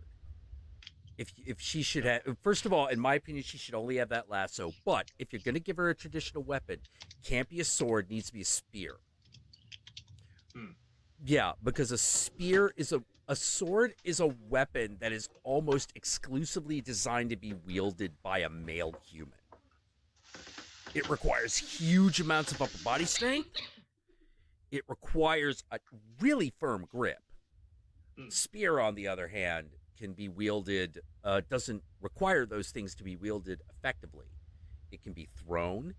It can be used to trip people.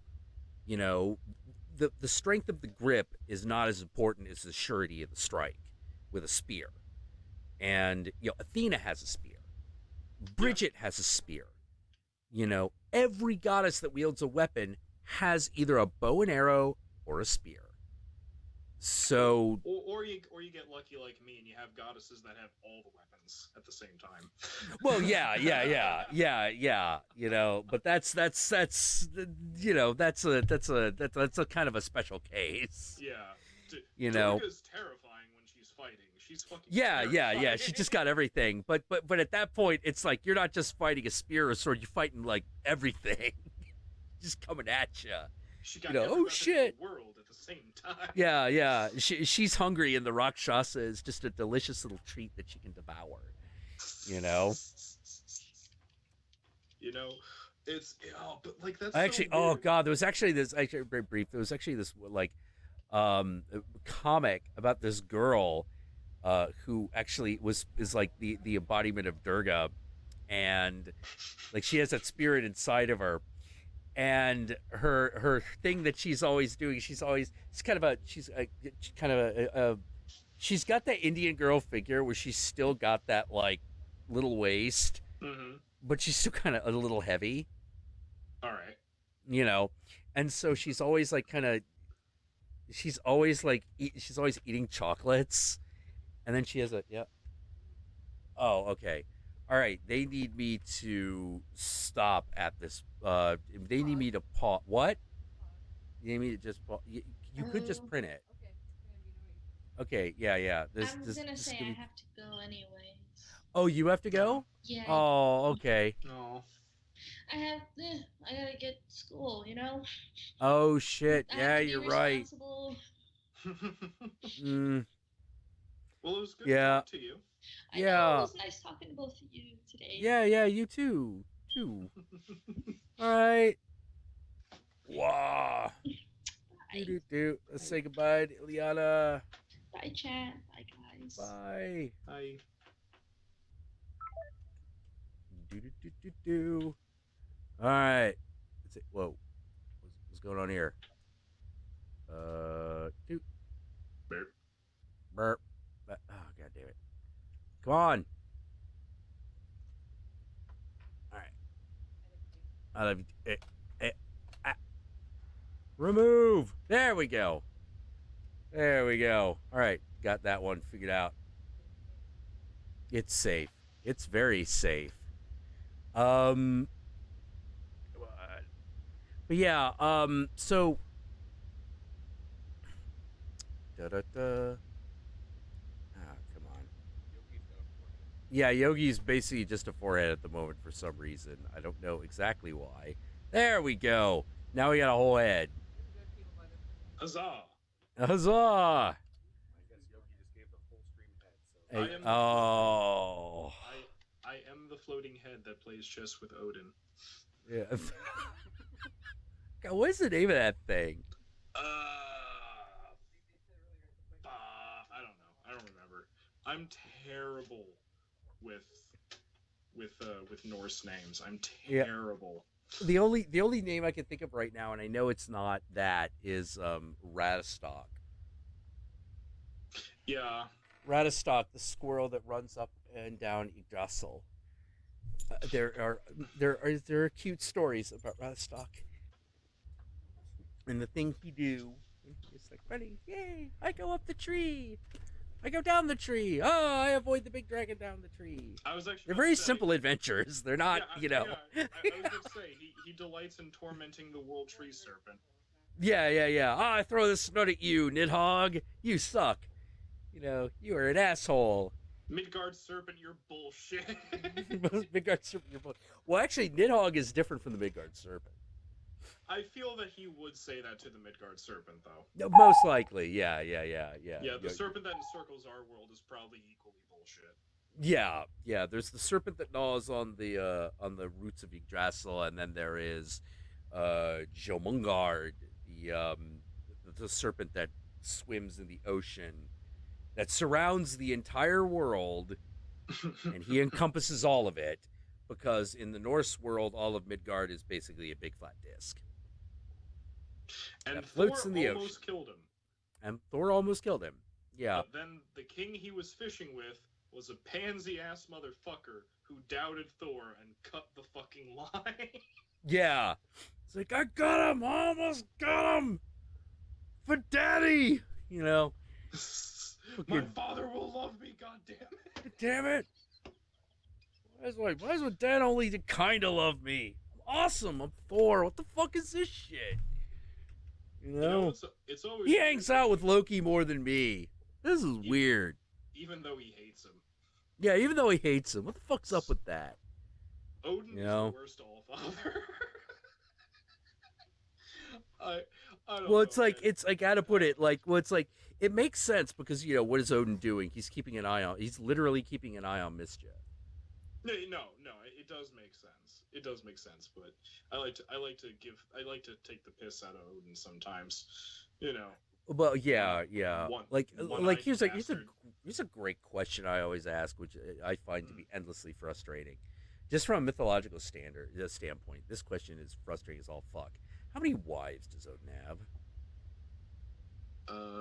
What? I don't think it's more than 2. I don't think. It's either 1 or 2. It's either 1 or 2, and it's weird. It depends on which account you read. Yeah, it really does, because at some point, before the Vikings run into whoever they ran into, most likely the Celts. Odin was married to Frigga, and Frigga is the domestic goddess. She takes care of the home. She's the goddess children. Of the hearth, yeah, she's the goddess of the hearth. Yeah, she's kind of very beautiful, very oh yes, and what are you off to, dear? What are you off to, dear? Gonna raid the Saxons. Fuck those guys. Oh, that's lovely. Okay. Oh, that's lovely. Okay, do me a favor. Could you do me a favor? Take little Balder with you. dear, I don't got time. Woman, I don't got time to be, like, yeah. Oh, but darling, he wants to be on his first raid. Come on. Frigga's very, very loving, very, very domestic, very, cats, ravens. Yeah, she's all about that kind of stuff. Also one of the goddesses of witchcraft, and medicine. So she's really important. The Asgardians also have a fertility goddess named Eden. Yep. Who harvests apples from a giant tree that keeps the Asgardians, the Aesir immortal. Yep. Yeah. Well, then the Vikings run into whoever they run into, and these two people have two figures. One of them is Frey, the other is Freya. And they are like, Frey and Freya are our twin gods. They are boy and girl. They fuck each other and make everything, and we love them. They're awesome. The Vikings are like, okay, well, we're going to war with you. And they're like, well, we'll see about that. We'll fucking see about that.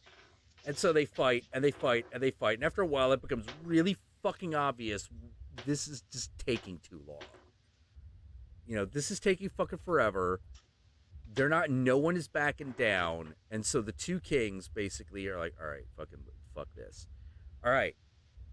Look, at the end of the day, we both know that our Viking way of life is better than whatever bullshit you got going on.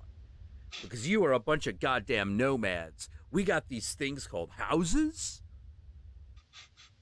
We could teach you the magical art of fucking houses. We clean ourselves? Yeah, we can clean ourselves. We have all this cool stuff. We got some stuff like, hey, you like sounds? You like the way things sound? Yeah, we do like the way things sound. Got this thing called music, baby. This is a huge cultural exchange. And the Vikings very obviously have the better way of life. Just hands down. And they're like, yeah, we're tired of walking across a frozen tundra with no idea what we're gonna fucking eat. This is bullshit. This is bullshit. In fact, the only reason we came over here is because you had stuff. And we didn't have stuff. And we needed stuff to live. Okay, well, we got an idea. Why don't we just intermarry? All right, we can do that. But you're not taking our gods away. They're like, all right. Why don't we send? How are we gonna fucking do this? All right. I got it.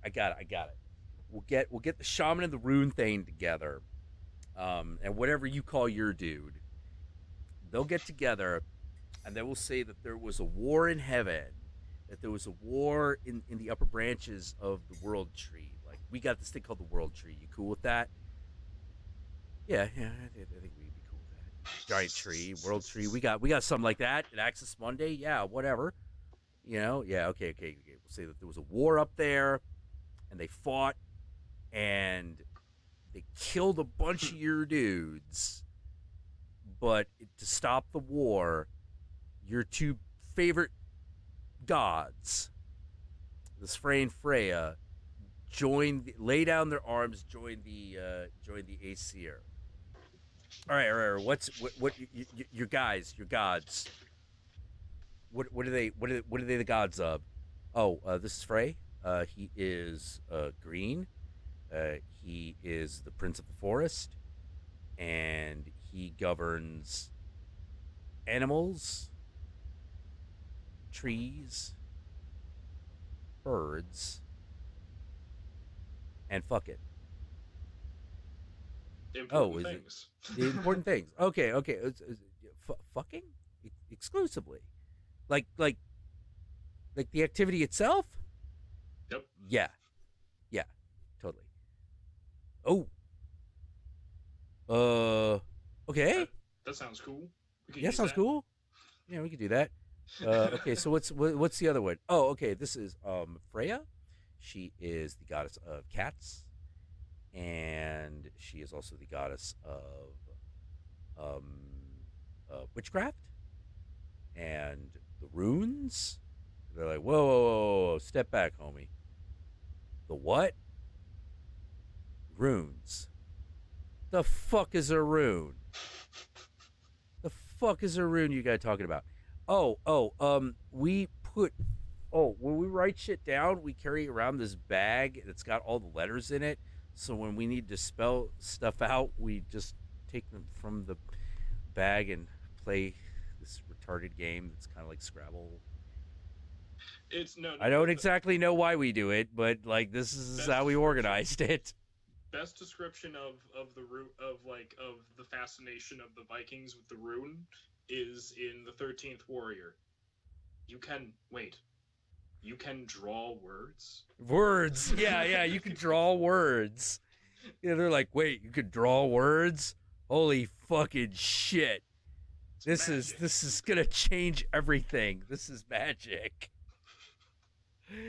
You know, yeah. Will you teach us how to draw the words? Oh yeah, we could totally teach you how to draw the words. How many words are there? About 30. You know, what happens? There's more than 30 things. Well, you can combine them and use more than one to make another one. Holy fuck! Sorcery. So. Yeah. So, yeah. So this whole cultural exchange happens. What are the other two things that Freya's really good at? She's really good at fighting, having sex, and having big tits. These are all traits of Freya. They're written down in the magic word drawing as descriptions of Freya. These are all very important to her. The Vikings are like, well, that all sounds good, but they have to come up with a story for how they come together, so they make Freya one of Odin's wives. They make him his second wife, because you could kind of do that in the Vikings, in Viking times. You could get away with it, so like, yeah, okay, sure. We could do that. It shouldn't be too hard. Liberal, it's cool. Yeah, it's cool. You know. Now here's where it gets weird. There is a legend of Freya that goes a little something like this. This is the myth of Freya, and this is how about to blow your mind, because Freya is connected to. Oh, please do. It hasn't been blown lately. Please. Yeah. Freya is connected to something that we all know of, but we hadn't realized it. So, Freya is fraying about one day when she hears dwarves. And there are a bunch of dwarves hanging out in a cave, and they are making jewelry. And they make this amazing necklace. Like, it is the best. It is the best necklace ever. You know, they look at it, and they're like, best necklace ever made. Ever! And she goes, and she's like, who are you? And they're like, we're dwarves. Like, what are your names? Her to be, he to be, could get. Nobody, it doesn't matter. But essentially, but when you really get down to it, each one is named for a month of the year. Yeah. You know, so I'm January, I'm February, I'm March, April, May, whatever. Fucking October, whoever the fuck. You know, that one's dopey. And she's like, I really want that necklace. And they're like, well, we really want to fuck you.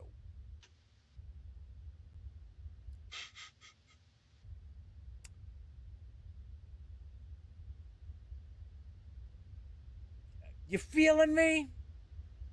You feeling it? You feeling it? She's like, ooh, am I a gold digger? Oh, hell yeah, I am. Yeah, I am. So she fucks these 9 dwarves and gets the necklace. And they're all like, all right, so the necklace got some magic powers that are not going to come up, so it doesn't really fucking matter.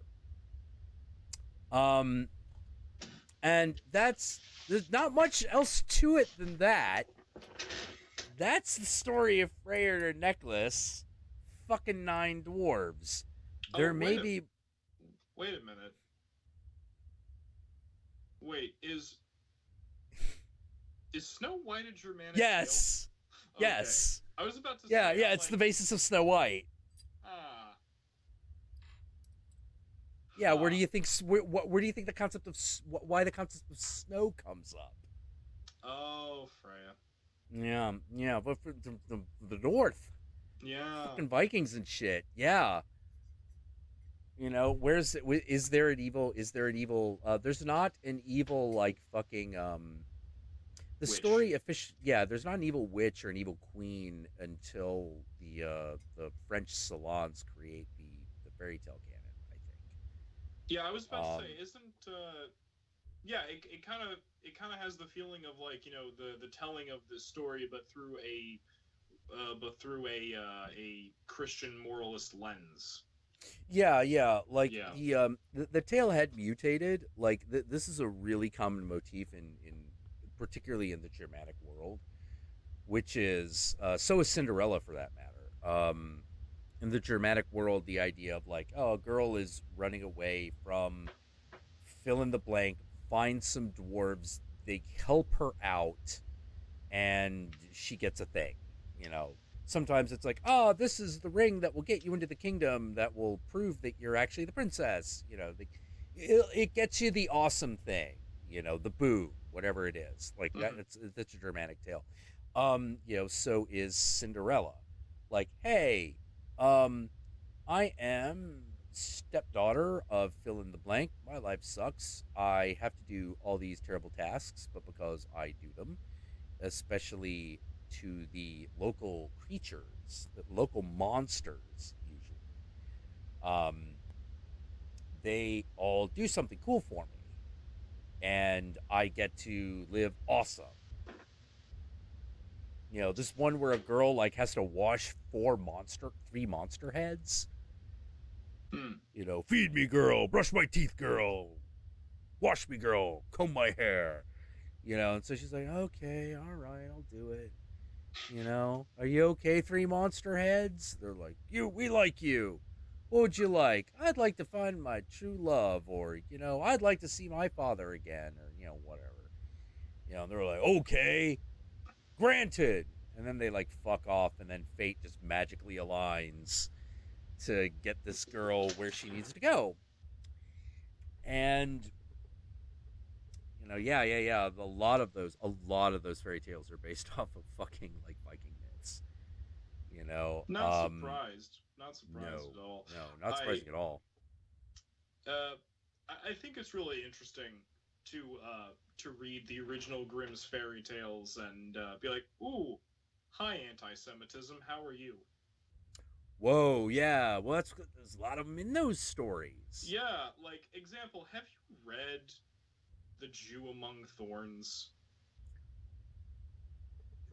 Oh my god, no, I haven't. That exists. That's the a Jew thing. Among Thorns. The Jew Among Thorns. You type that into Google right now. Okay. We'll do it. That's a thing. The Jew Among Thorns. It's a story. The Jew and the Thorns. Yep. It's about a shifty Jew with magical shoes.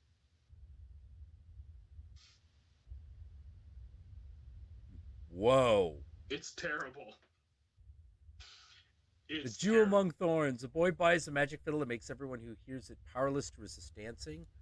This fiddle is now owned by Charles Daniels. The boy wastes no time finding a Jewish man named the Jew and uses the fiddle to force him to dance in a thorn bush because until he hands over his money, his Jew gold. Oh my god. Yeah, he ends up dying. Right? And the whole town rejoices when the shifty Jew has like danced himself and bled to death in the thorn bush. Oh jeez. It's terrible. That is awful. Oh man. There's nothing good about this. Nothing good comes from this. I'm like, god damn it. Yeah. You see, and I thought, you know, it's shit like that really scared me, that really fucked me up when I read the original Grimm fairy tales, because for the most part I liked the original ones, like Der Sieben Geißlein, the seven tiny goats. I love that story. Do you know that one? The seven tiny goats. Yeah, Der Sieben Geißlein. Yeah, the seven tiny goats. It's interesting. Basically, it's like it's like your basic like predatory caution of the children story.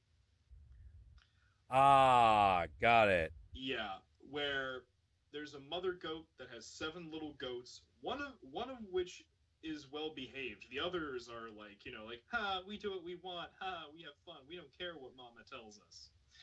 And one day, the nanny goat, the mama goat, she says, okay, I'm going to town to buy bread because somehow in this universe goats have money. Yeah. And we live in a house, because again, Grimm fairy tale logic. So kids lock the door and make sure that you don't let anyone in. And if someone pretends to be me, make sure that you get them to put their hoof under the door so you can see that it's me. Okay. Uh-huh. And she goes off. And the kids start wrecking the house and doing whatever the fuck they want because they're little shits. A hungry wolf comes out of nowhere and is like, I know what I'm gonna do. These kids are fucking stupid. I'm gonna pretend to be the mama goat and I'm gonna dip my paw in flour so it's white like her hoof and put it under the door. Oh, yeah. And all the kids are fucking dumb, except for the one who's well behaved and smart, because he was like, that's not mama. I'm hiding in the clock. Fuck this shit. He hides in a closet or something somewhere. And the 6 other Geistlein baby goats get eaten whole by the wolf, and the wolf fucks off. By the time the mama goat comes back, the one surviving goat tells her what happened. They find the wolf sleeping under a tree with a distended belly full of her live children slowly digesting. So what she does is she knocks him out, she cuts him open, gets all her kids out, finds a large boulder, puts it in the wolf, and sews it back up. Yes. And says, fuck you, wolf. Yep. Yeah, now I remember that story. Oh, jeez. Sorry, I just got thinking about that. German fairy tale. German fairy tales, man. They're fucking weird. It's a German fairy tale. Yeah, it's a little dark. Got fucking witches that live in the water and eat children and shit. Oh yeah. Oh man, it's all full of that stuff. Yeah. The Black Forest. Jesus Christ. Well, what was really funny? It turns out, I found this really interesting. All right, do you know what's on the other side of the Black Forest? Wait. The Schwarzwald is one side is like Munich, right? Like München. Yeah. Munich. It's Germany essentially. Yeah. So. Do you know what the name of the country on the other side was? No. Transylvania. Ah! Yeah.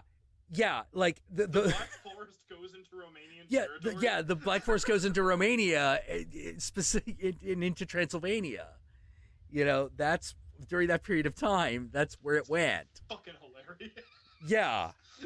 So all the monsters, the reason we think that all the monsters come from Transylvania is because of this Germanic influence on fairy tales. Because bad shit comes out of the Black Forest, right? All the bad stuff happens there. Obviously they go to the Dark Wood. Well, what does Transylvania mean? Vania. Kingdom on the other side of the wood. I was okay because Vania is land, right? Yeah, the land on the other side of the forest. Yeah.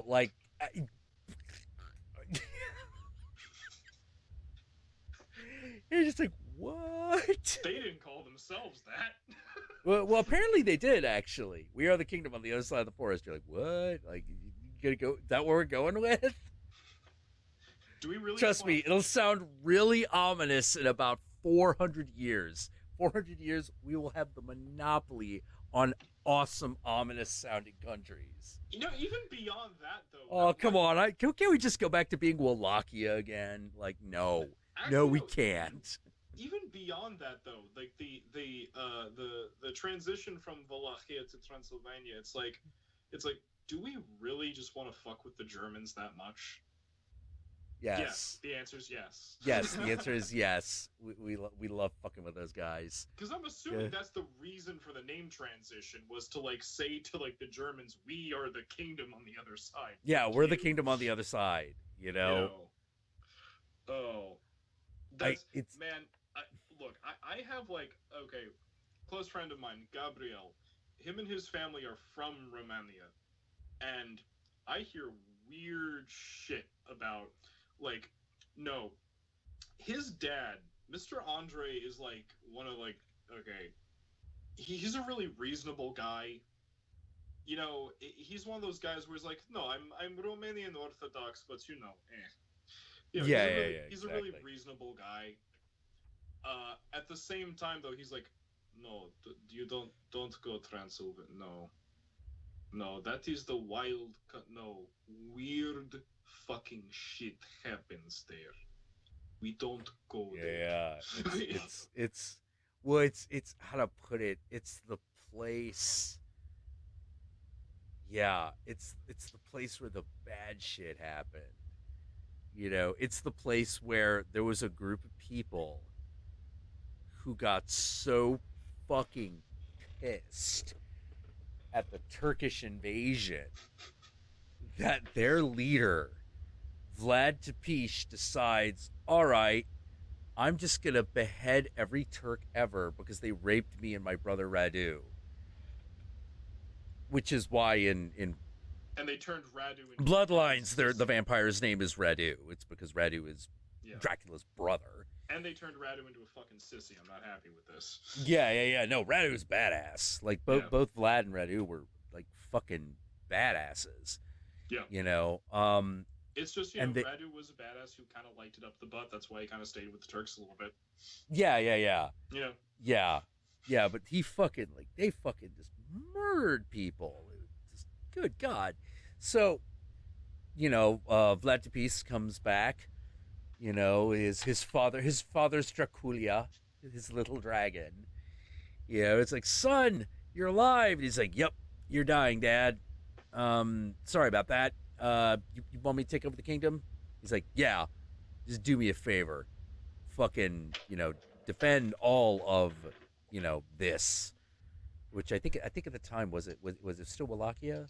Yeah, it's still Wallachia. It was still Wallachia at the time. Yeah. It's like, okay, yeah, you got it. So this is what I'm going to do. I'm going to go to war with all the Turks. We're going to kill all the Turks. We're going to behead all the Turks, and we're going to put their heads on spikes. And I'm going to decorate my lawn with all that shit. And everyone in Wallachia is like, oh man, our prince is amazing. He has got a garden of heads. Each one of them a Turk. Fuck those people.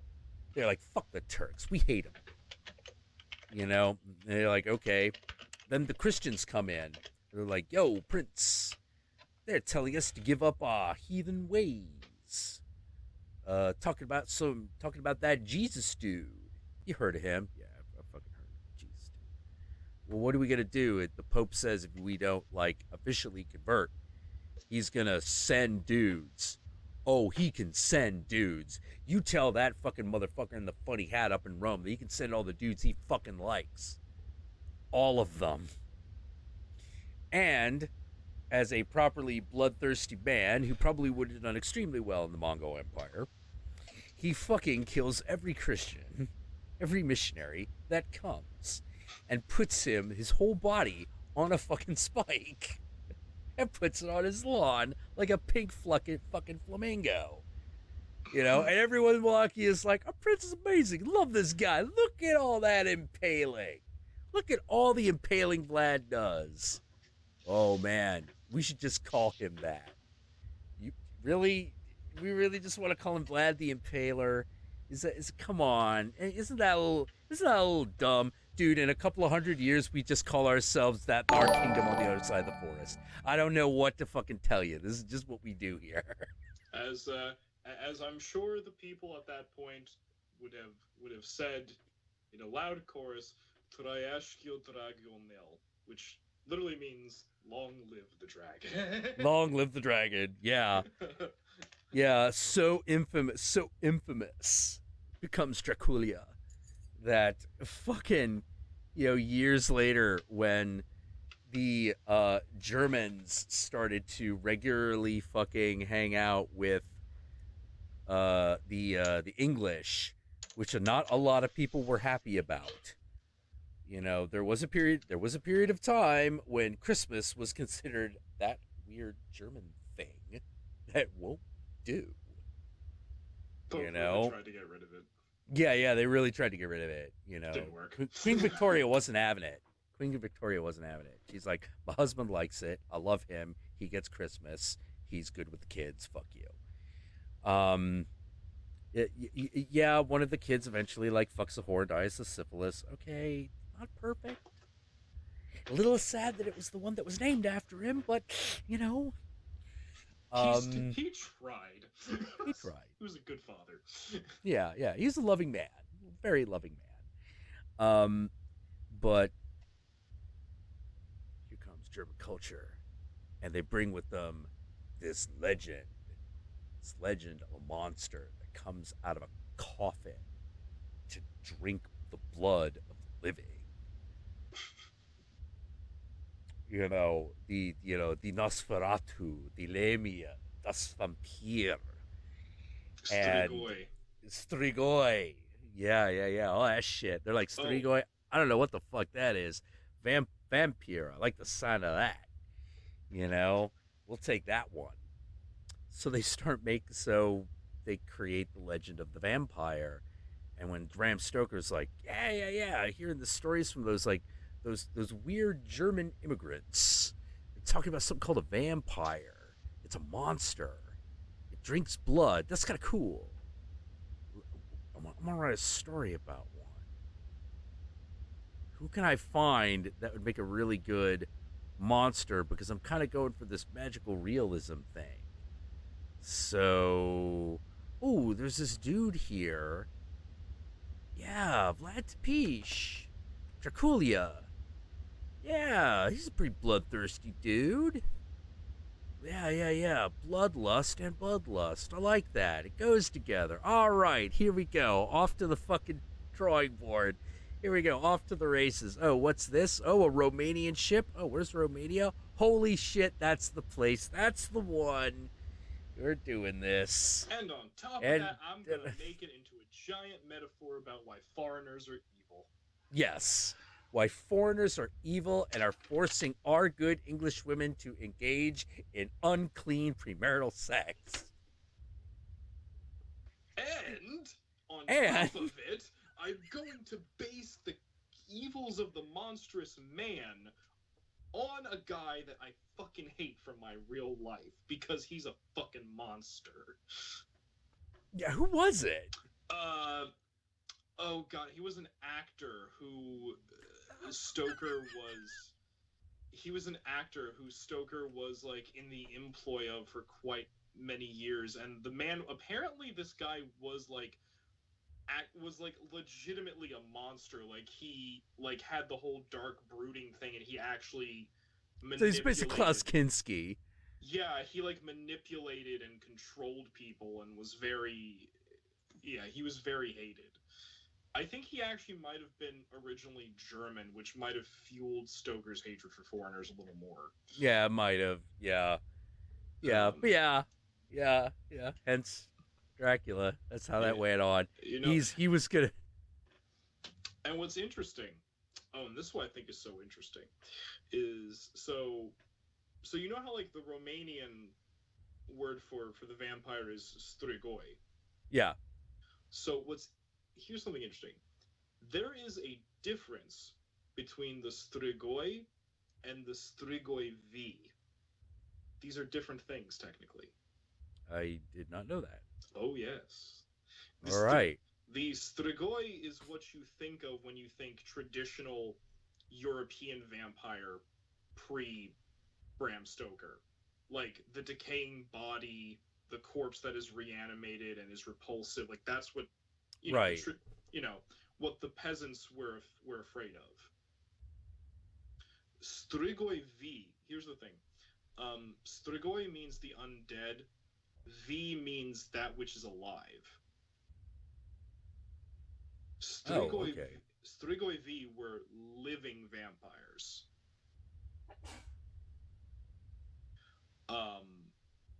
There was this concept of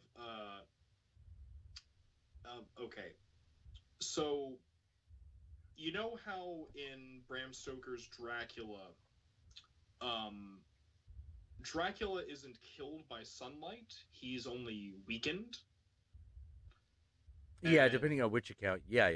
Yeah, he can go out in the sun as long as he like feeds regularly, and he appears to be a normal man.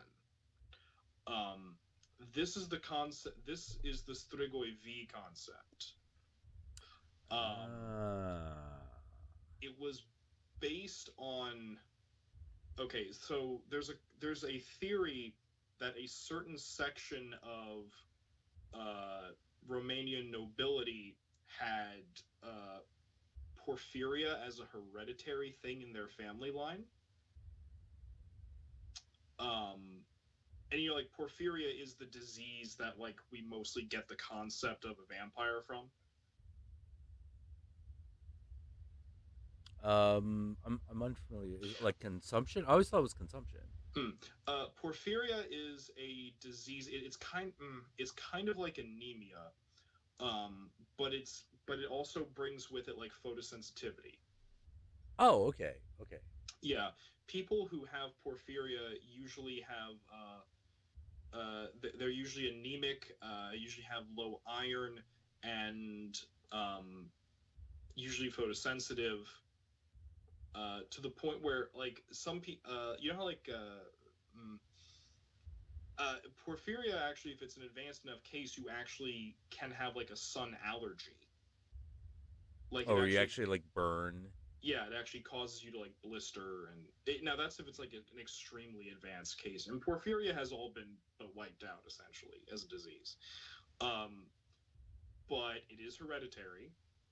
And it's like a genetic thing. And at the time, like a few centuries ago, it was thought that actually partaking in either rare meat or straight up animal blood could be a substitute for the could like work on the anemia. Wait, yeah. What? Yeah, medieval medicine, man. What can I tell you? Wait. So wait, So wait. Are you telling me that the possible origin for the whole garlic thing is because of garlic's supposed medicinal qualities? Well, garlic. Maybe for garlic, but what I'm saying is that I wasn't even talking about garlic. What I was talking about was that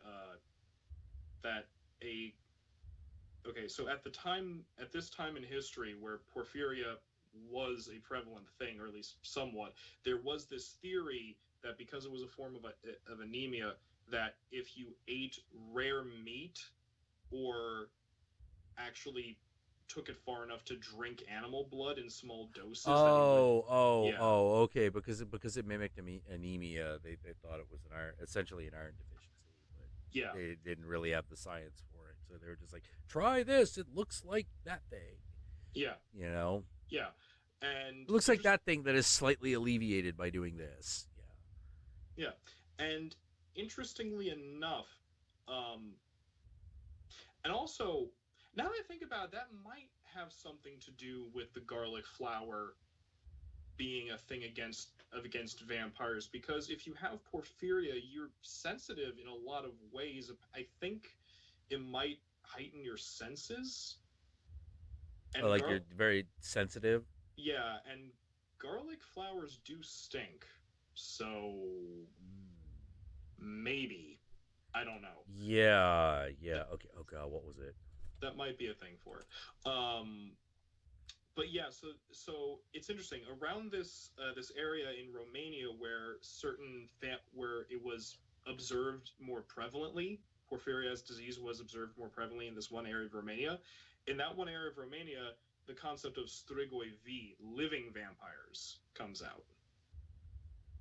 Ah, okay. Mm.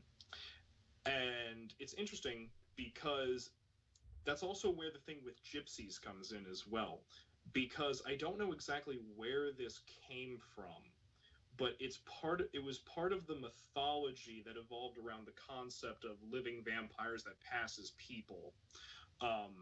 That somehow that them as a race of beings were somehow tied into gypsies, and that gypsies would actually work for them because I don't know. Oh, weird. Yeah, So basically, it's some sort of weird like. It's like saying it'd be like basically going like all Jews work for the Jew master, but like the Jew master's like a monster. yeah, like to actually take it that far to yeah, literally turn it into a monster. yeah. You know, like And, okay. Oh no, they work for the rabbi. You know, but yeah, like... and I think that this comes from that if you look at the history of areas like Romania and Hungary and things like that, there were certain noble families who were not in good repute, um, were sympathetic to gypsies as a people. There are there are stories of certain like landowners in that area being sympathetic to gypsies and actually letting them like stay on their lands for free and things like that. So I think the reason that comes in is like, accusing the landowner of being demonic, and that's why they're sympathetic to these verminous nomads. And that's where in the mythology Strigoi V and gypsies are connected, and that's probably why in Bram Stoker's Dracula's servants are gypsies. Yeah. Usually there. Oh, by the way, someone ages ago asked like, what's the deal with why do vampires turn to bats? It's because Transylvania is literally bat country. Yeah, they're fucking everywhere. Yeah, they're everywhere. They're like pigeons. And because there's a huge cave system in that area, and they can carry disease. So yeah. It's a one of the the legend of the Nosferatu. That's an interesting Nosferatu is an interesting one because it's born purely out of hysteria. It's one of those things where if people had just calmed down, the legend wouldn't have existed. But people just can't keep their shit together. So, Black Plague, any sort of disease, any sort of plague, people start dying, and they put the dead in coffins, and by coffins I don't mean a casket, I mean like the traditional like fucking semi-triangular coffin, because they're cheap to make, So you seal up a dude in that, you parade him through the town, and be like, "Oh, we'll miss you, Father Benedict, or whatever." Like, "We'll miss you, Stephen, the best fucking horseshoe blacksmith maker ever. He never fucking like broke a horse's leg, not once." Put him in the box, put him underneath. He's got a crying widow. I'm gonna be getting a little upset, and she has this thing where she's like, "I had this dream where he came to me in the middle of the night," and they're like, "Yeah, that's nice, Betty.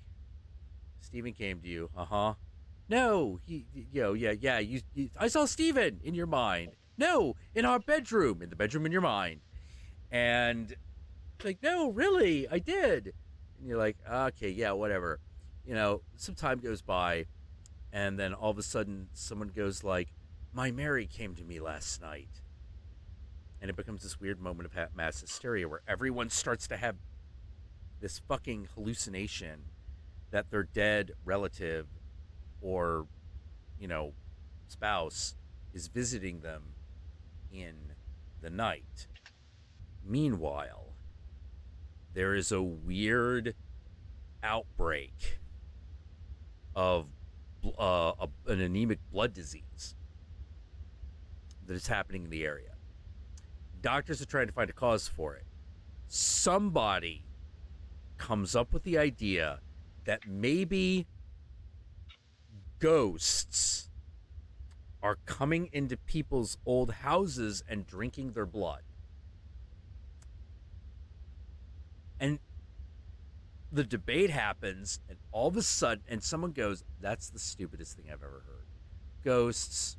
Really? Why would ghosts need blood? Clearly the corpses themselves are crawling out of the grave. Okay? It's ghosts, corpses, ghosts, corpses. Well, dig one up, motherfucker. Dig it up. Oh, whoa, boys. You can't dig up the dead. That's disrespectful. Fuck you, Father, whatever. We hate you anyway.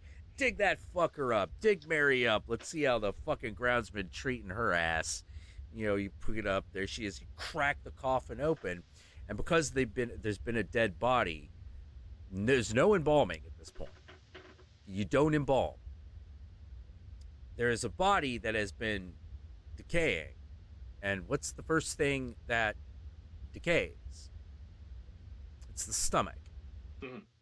Because the hydraulic acid finally gets through all of the mucus, which is no longer being constantly made, gets to the stomach lining, and then the blood gets in the stomach, and then there's gaseous buildup, and then a huge amount of blood fucking comes out the corpse's mouth.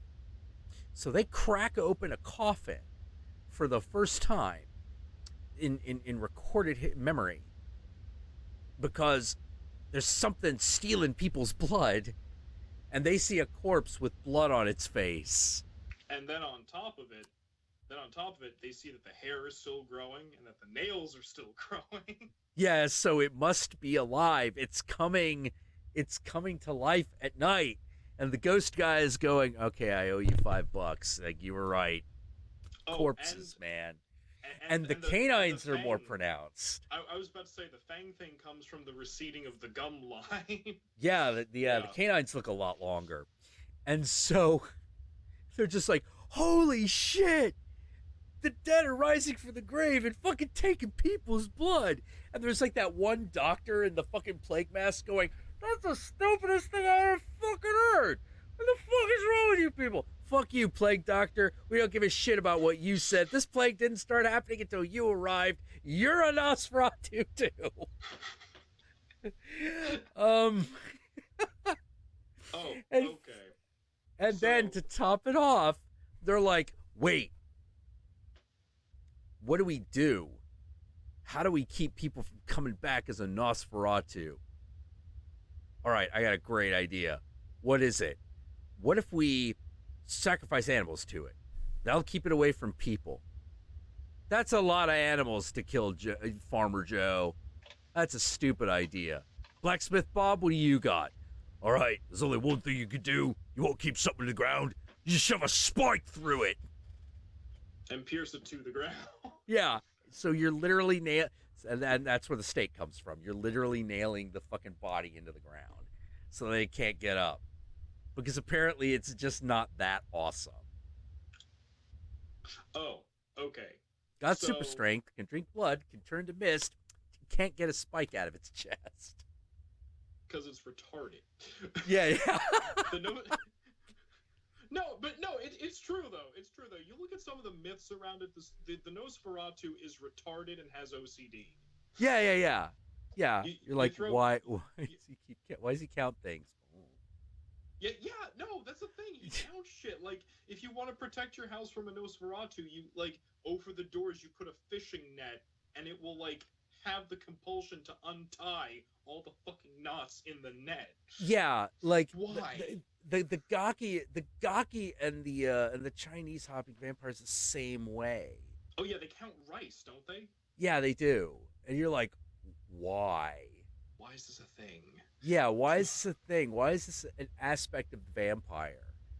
You know? Oh, so I just looked up because I didn't want to misspeak. Because it's been a long time since I've looked at the concept of Strigoi V versus Strigoi Mort. It's been a long time. So yeah, just to reiterate, there are three main types of Strigoi. Three. I forgot the other one. Oh. There is the Strigoetia, which is a witch. Just a witch in general.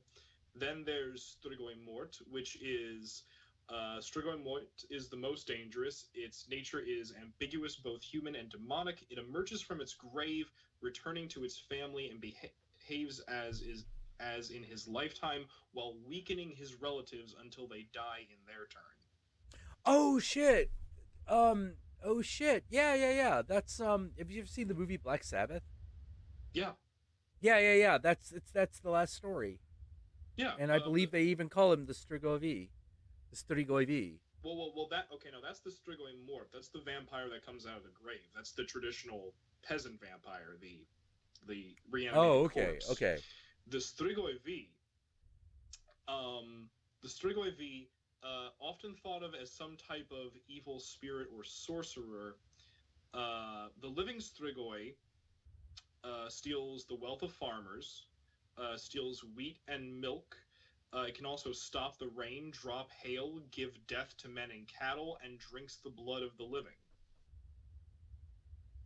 So, pretty much, if you were a weird dude, if you were like a weird, eccentric dude, and God help you if you had anemia and were a weird, eccentric dude, they would think you were a living vampire. Oh, man. So... yeah, things in life happen to you, nobody else. The rocks came from the sky, not Strigoi over there. Also, it's got to be that dude. Has to be. Ways of becoming Strigoi. The Strigoi, as said, can be a living man born under certain conditions.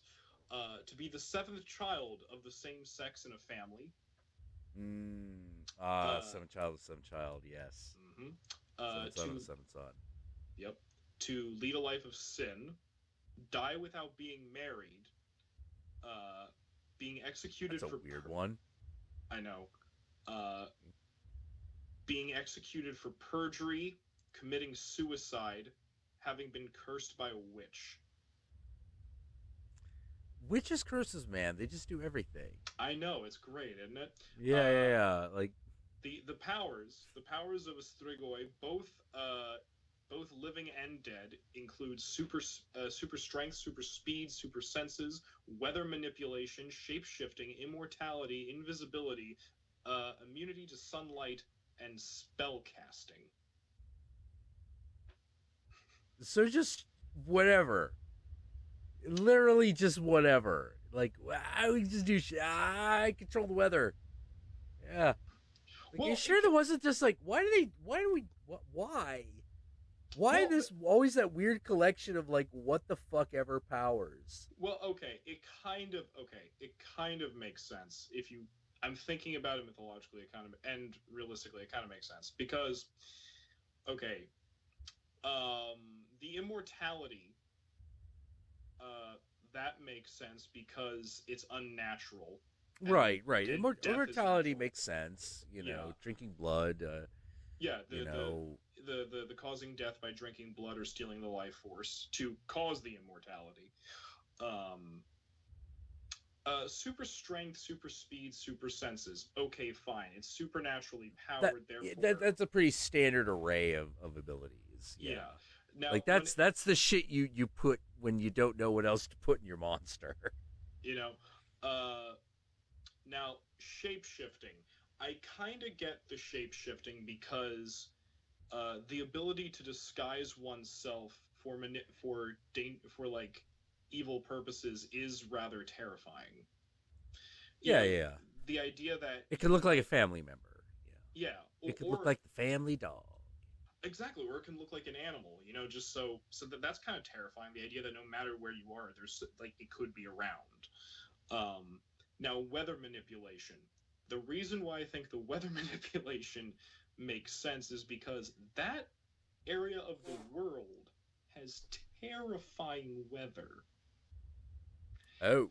They have hail, they have mud seasons, they have mud lanches. They have that's the thing. Mud season. Oh, you don't know about mud season? I don't know about mud season. Okay, so here's something. Do you know the real reason why Hitler failed to take Russia? And it wasn't because it was in winter. The real reason he failed to take Russia is because the weather in that area, in Russia, Romania, Hungary, Slovakia, in that area, is so shit that for several months out of the year, the plains just turn into fucking mud. Quick, sandy mud that people have fucking died in. It's disgusting. And it's called Jesus Christ. Yep. Fucking Russia, man. Like, where? Who else? No one should live there. No one should live there. No one should live there. It's like, why do you think there's going to be a Russian guy out there? Because no one should ever be there. There's going to be like 50 Russian guys out there. I swear to God. Yep. Hey, if there was a way to live in the middle of a fucking volcano, Russians would do it. They would fucking do it. Because, why not? It's more warm than St. Petersburg. It's nice. It's nice. It's okay. Nice. But that's the thing. So Hitler, okay. The sad part is, so at that time during World War II, the Germans had developed these lovely, I think they were the Panzers, these lovely semi-lightweight tanks that had beautiful treads that could go over the mud. Yeah. Hitler didn't send them to Russia. He sent them to Central Europe. He sent vans and Mercedes and regular cars to Russia in mud season. They never fucking got anywhere. They got stuck. They couldn't do shit, and they got slaughtered. Can you imagine, the Russian dudes are, watching this happen? Oh, you're just watching this happen, doing the whole, I think I saw your shorts, my man. It's cool. It's cool. Can you imagine being the Russian guys watching this happen? It's what's going on with them Germans? They're stuck in the mud. How about now? They're still doing it, sir. What about now? It ain't changed. 3 months later, they're still doing this. They are still doing this. Holy shit. Can't believe it. Oh, yeah. The name of the mud season is Rasputitsa.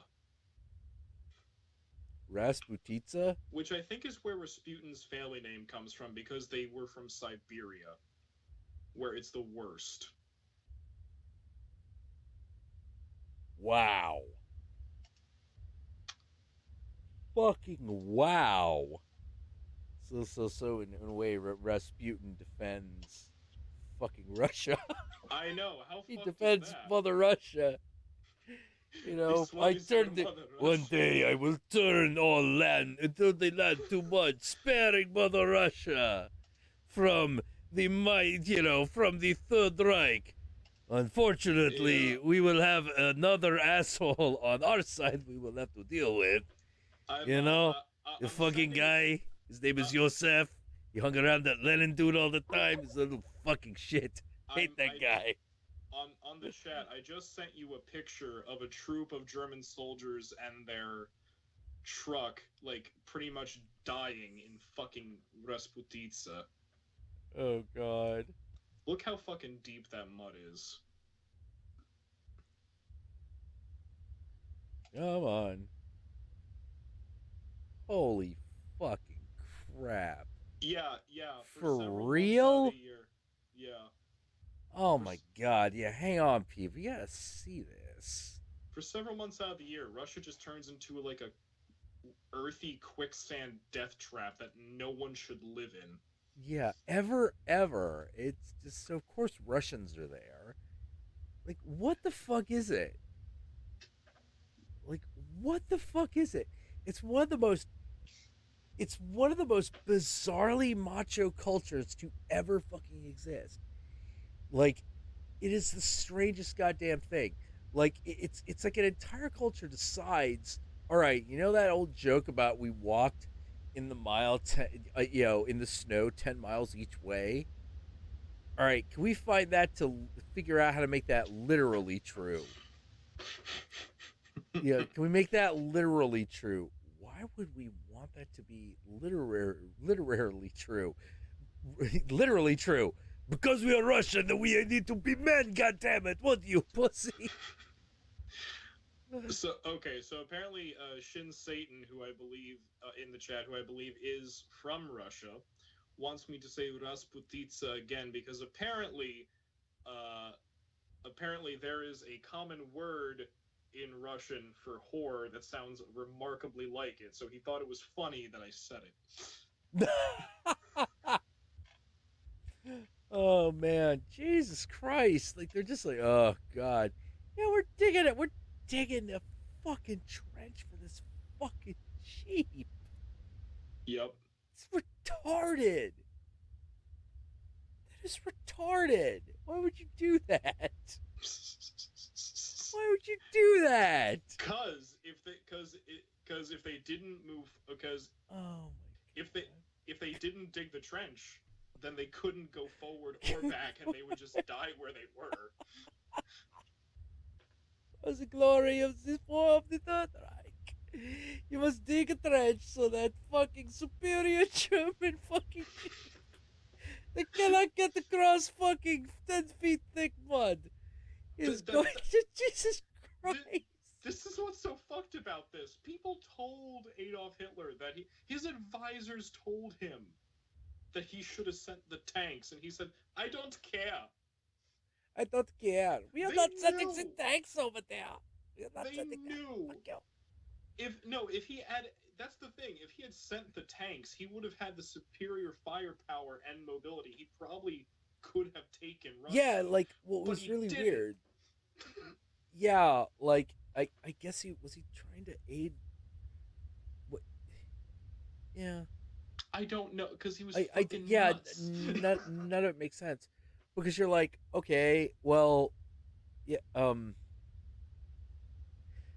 so rather they'd use the tank for what it's fucking built for, he decides to use it for urban combat. Yeah. That is amazing. Now I think about wait, wasn't that a thing? Because this was in the later half. This was in like the later half of the war after the Americans had joined in. Wasn't that like a thing? Was that the fighting in like the urban areas in Europe? They actually used the panzers' immobility down the narrow streets to their advantage. Mm-hmm. So yeah. Yep. Because the Panzer tank is awesome as superior firepower, superior defensive capability.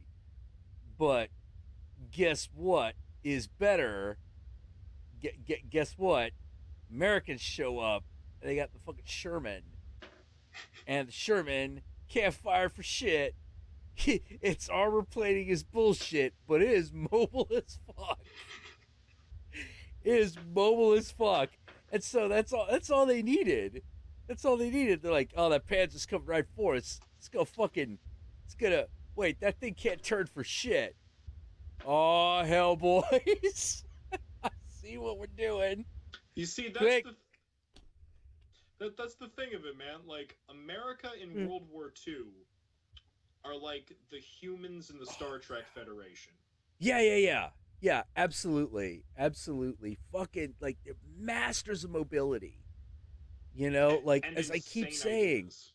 Yeah. Crazy shit. Like, in the Pacific Theater, and this applied to both theaters. In the Pacific Theater, there was a group of fucking Japanese American soldiers sent to fight in Japan. this one village has been trying. This one village, with the help of the American army, is trying to take this cliff where there's an artillery placement. They've been trying to take it for like 3 months, and these Japanese American guys look at it and go, "I know how we're getting in." They're like, "What? We climb the cliff." This is like a sheer drop. But because these dudes know how to climb, these motherfuckers know how to climb. They're like, "We'll climb up, come over that way. They'll never fucking suspect us coming on that side of the cliff, and we just come into the camp, fucking kill everybody, and dismantle the artillery." They're like, "Okay," and they do it, and they take it. They take in 3 days what the rest of this entire area couldn't do in 3 months. Like, actually, probably a little bit close to 3 hours. And these guys are so fucking dedicated that when one of them fell, because it was a fucking platoon that they got up this thing. Right. Like, when one of them fell, the report was they would cover their mouths so they wouldn't accidentally scream and give away the position. Yeah, it's like, holy shit. Yeah, like, that's a crazy idea. That's an American solution. Again, it's like the fucking... Yeah, I wouldn't be surprised if this was intentional. It's like, it's like the humans in the Star Trek Federation. It really is. The idea of like, oh my god, the humans have discovered time travel. How did you do this? Well, we took 2 hyperdrives and we taped them together. Yeah, put them together with duct tape and shit. Yeah, it's like wait, no, because that was a thing. If I remember correctly, that was actually part of an episode at one point. They were like, "Why the fuck did you do that?" It's like, to see what would happen. You could have, like, blown up the entire ship. Yeah, but didn't. Yeah. Yeah, looking at the designs of the Panzer tank, yeah, much bigger than the Sherman. Sherman's a piece of fucking shit in comparison. But it's smaller and faster. It's only got like a quarter of the firepower, but like, how long does it take that fucking Panzer to turn? It takes for fucking ever. Like, the Sherman's operated by like 2 dudes.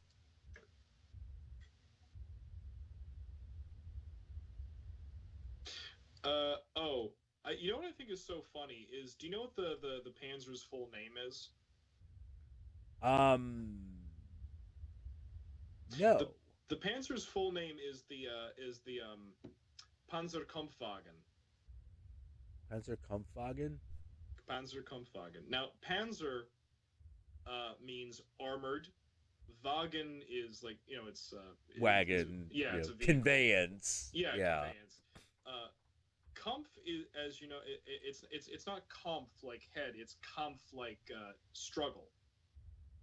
So it literally means armored strife vehicle. That's literally what it means. Strife vehicle. Oh my god. Oh, have you ever heard what the proper German word for speed limit is?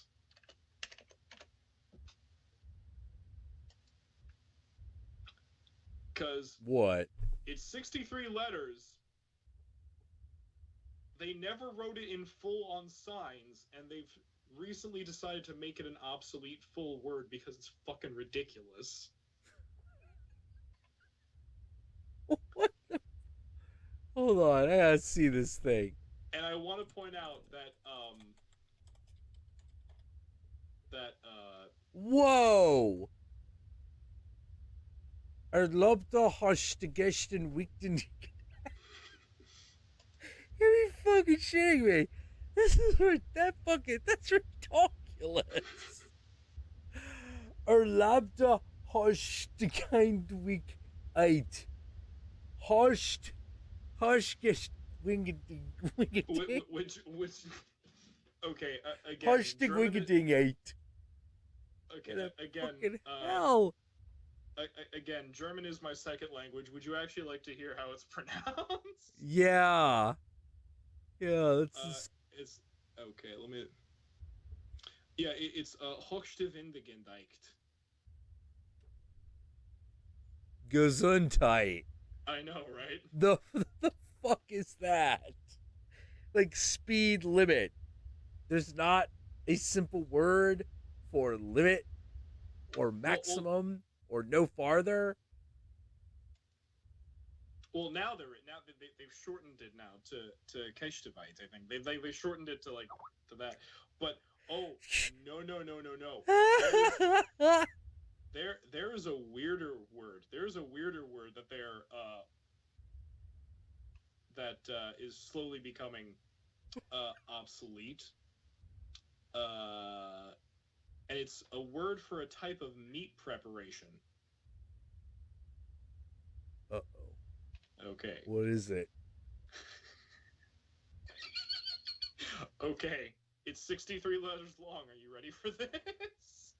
All right, let's do this. Okay. I'm strapped in. I'm looking at this. I'm going to have to sound it out. So if anyone's watching from Germany, I'm sorry. I haven't fluently spoken Deutsch in many years. I'm sorry. Okay. So it's rein Fleischgetäter Sügen Brach nicht auf Ben Berten Kraken Gäste. Okay, Taz. I know, right? What the fuck? Why? And it's like German engineering itself. It purports to be so fucking efficient, but we actually get down to it. You're like, why did you do any of this? Why did any of this happen? Well, the reason it happens is because in German, German, Finnish, and Hungarian as languages allow there is no limit for word length because those languages allow for words to be joined together to create compound nouns at will. So yeah, but there is no limitation to word length. How long can those fucking words? What's the fucking component of these things, and why are they so ungodly?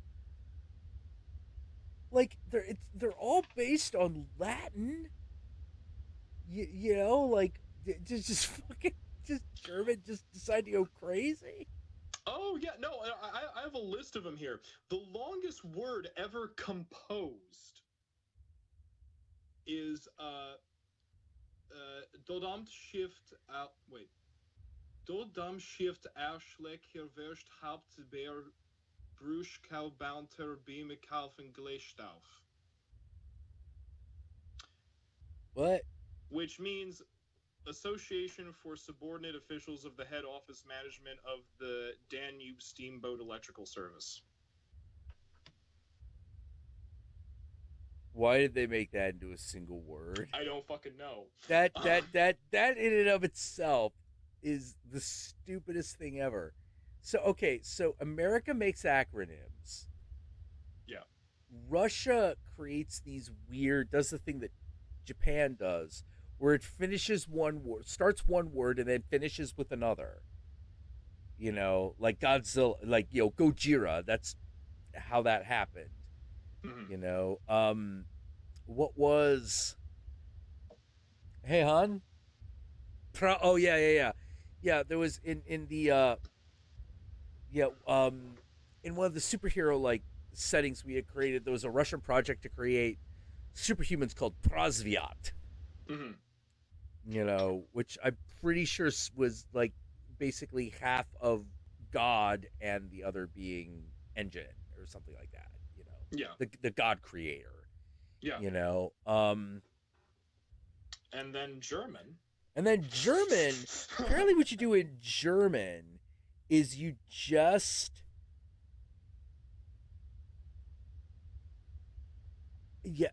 Oh, see you, Courtney. Oh, bye. As apparently what you do in German is you just add letters. More letters means more better word. I'm just... It's all got to be one word because one is more efficient. But... just, Yeah, I then can't there's, believe that that's one word. Yep. Then there's a little bit shorter, thank God. There's Höchstkeichlauf Weiterbildung, which that's, you know what that is? No. That's CPR. What is it? What? That's CPR.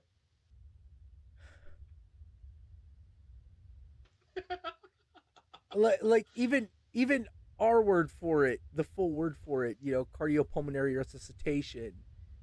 We don't even say it. We say the We don't- acronym. We say 3 letters. Yeah, CPR. Not enough time. Not enough time. Quick, give him cardiopulmonary resuscitation. It's taking too long. Guy's fucking dead, dude. Then there's Windschutzscheibe Ausschlange, which is the windshield wiper system. Jesus fucking Christ. Oh my god. There's Überschallgeschwindigkeitsschwung, which is a supersonic jet. Okay. Like what? Where are these syllables coming from, man? From what I'm reading, Well, I'm just trying to figure out, like, it's like speed limit. Like that word is absurdly complicated. Why? Well, to be fair, that Why? that other one that began with the H, that is specifically the word for high speed limit. Regular speed limit is Geschwindigkeitsbergischer Krogen. What? That's not shorter. No. So I just wanted to wait. tell you. Oh. So basically one of these is like highway speed limit, the other one is like freeway speed limit kind of thing? Yeah, like one's like Autobahn speed limit, the other's like regular speed limit. God damn it, why are there two? Why do you need two different words for this concept? Is there ever going to be a situation where both apply? Nope. There can't be. Then there's Betalbung-Schmidt-Welle Schwerpunktverordnung, which is prescription regulation for narcotics. All right. Oh, here's a good one. Oh, you found some? Yeah. Like, it's about our old friend, the speed limit. It's just the headline. 63 letter German word becomes obsolete. Farewell to the word in the longest word in the German language, the 63 letter word. Oh God. Oh, is this the Time article? Yeah. Had a surprisingly brief 14-year life for such a mouthful. The word was originally coined in 1999 to describe a state labeling law meant to safeguard against mad cow disease. Jesus fucking Christ. Like, so what exactly is this word? Okay. Rindfleisch-Etikettierungsüberwachungsaufgaben, Übertragungsgesetz.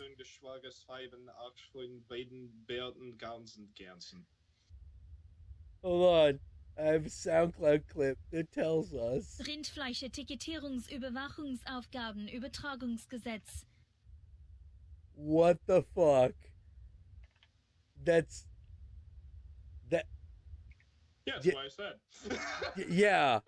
I'm like, why isn't it just the mad cow bill? That.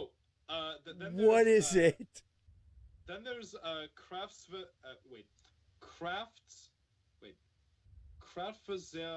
Haftpflichtversicherung, which is auto insurance.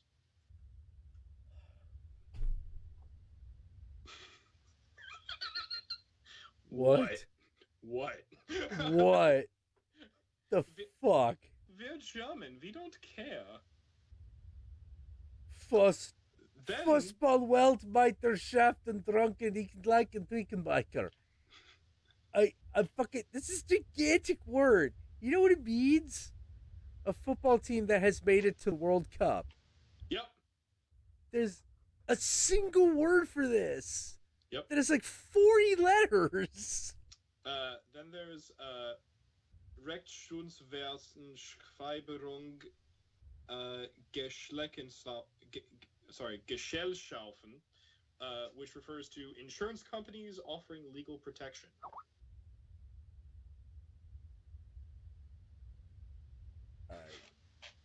All right. And on that note, oh We my done? god, I think my brain is fucking done, man. Like fucking cool. German did to me every time. German fucking it's the fucking blitzkrieg of language. You know, just it's like the Third Reich Mein Kampf and fucking like alt-right itself. Hey, keep doing stupid shit until people just like, dude, we don't even know what the fuck's happening anymore. We just fucking give up. Yeah, whatever. 100-letter words. Who gives a fuck? Who gives a shit? And yet, Like, it's so weird because not every single word is like that. There are plenty of words in the German language that are quite simplistic and straightforward. Example, you brought up Goethe, Elfkönig, Elf King, literally Elf King. Yeah, that's it. easy, You easy. And yet, it just feels like at some point, like some poor old German guy is trying to describe a very simple word, suddenly has a seizure, but like,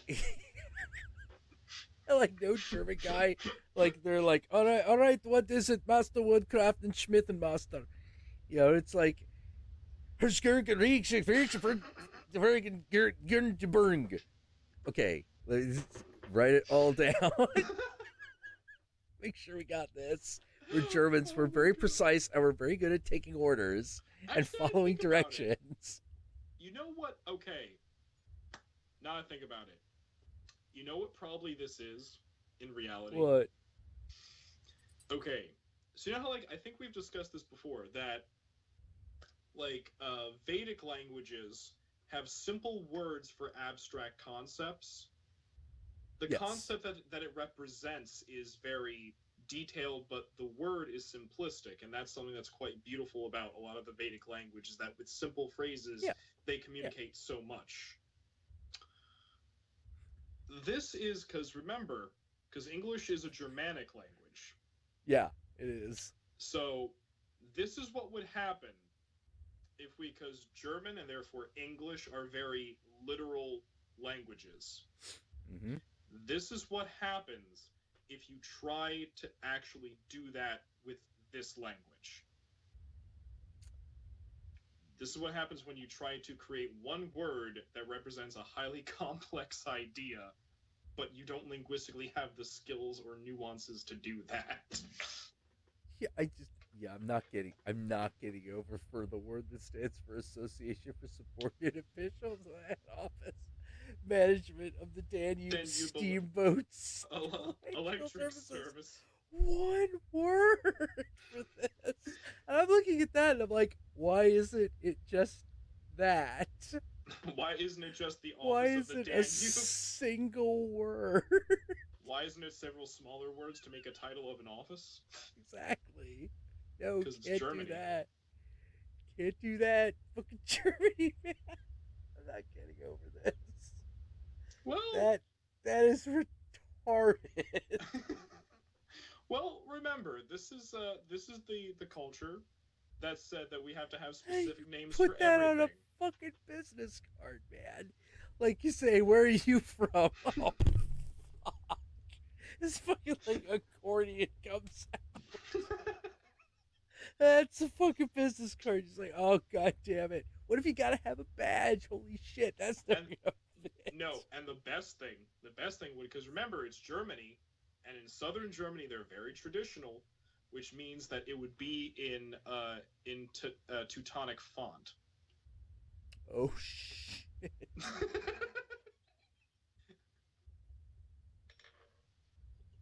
Take this bullshit, Gutenberg.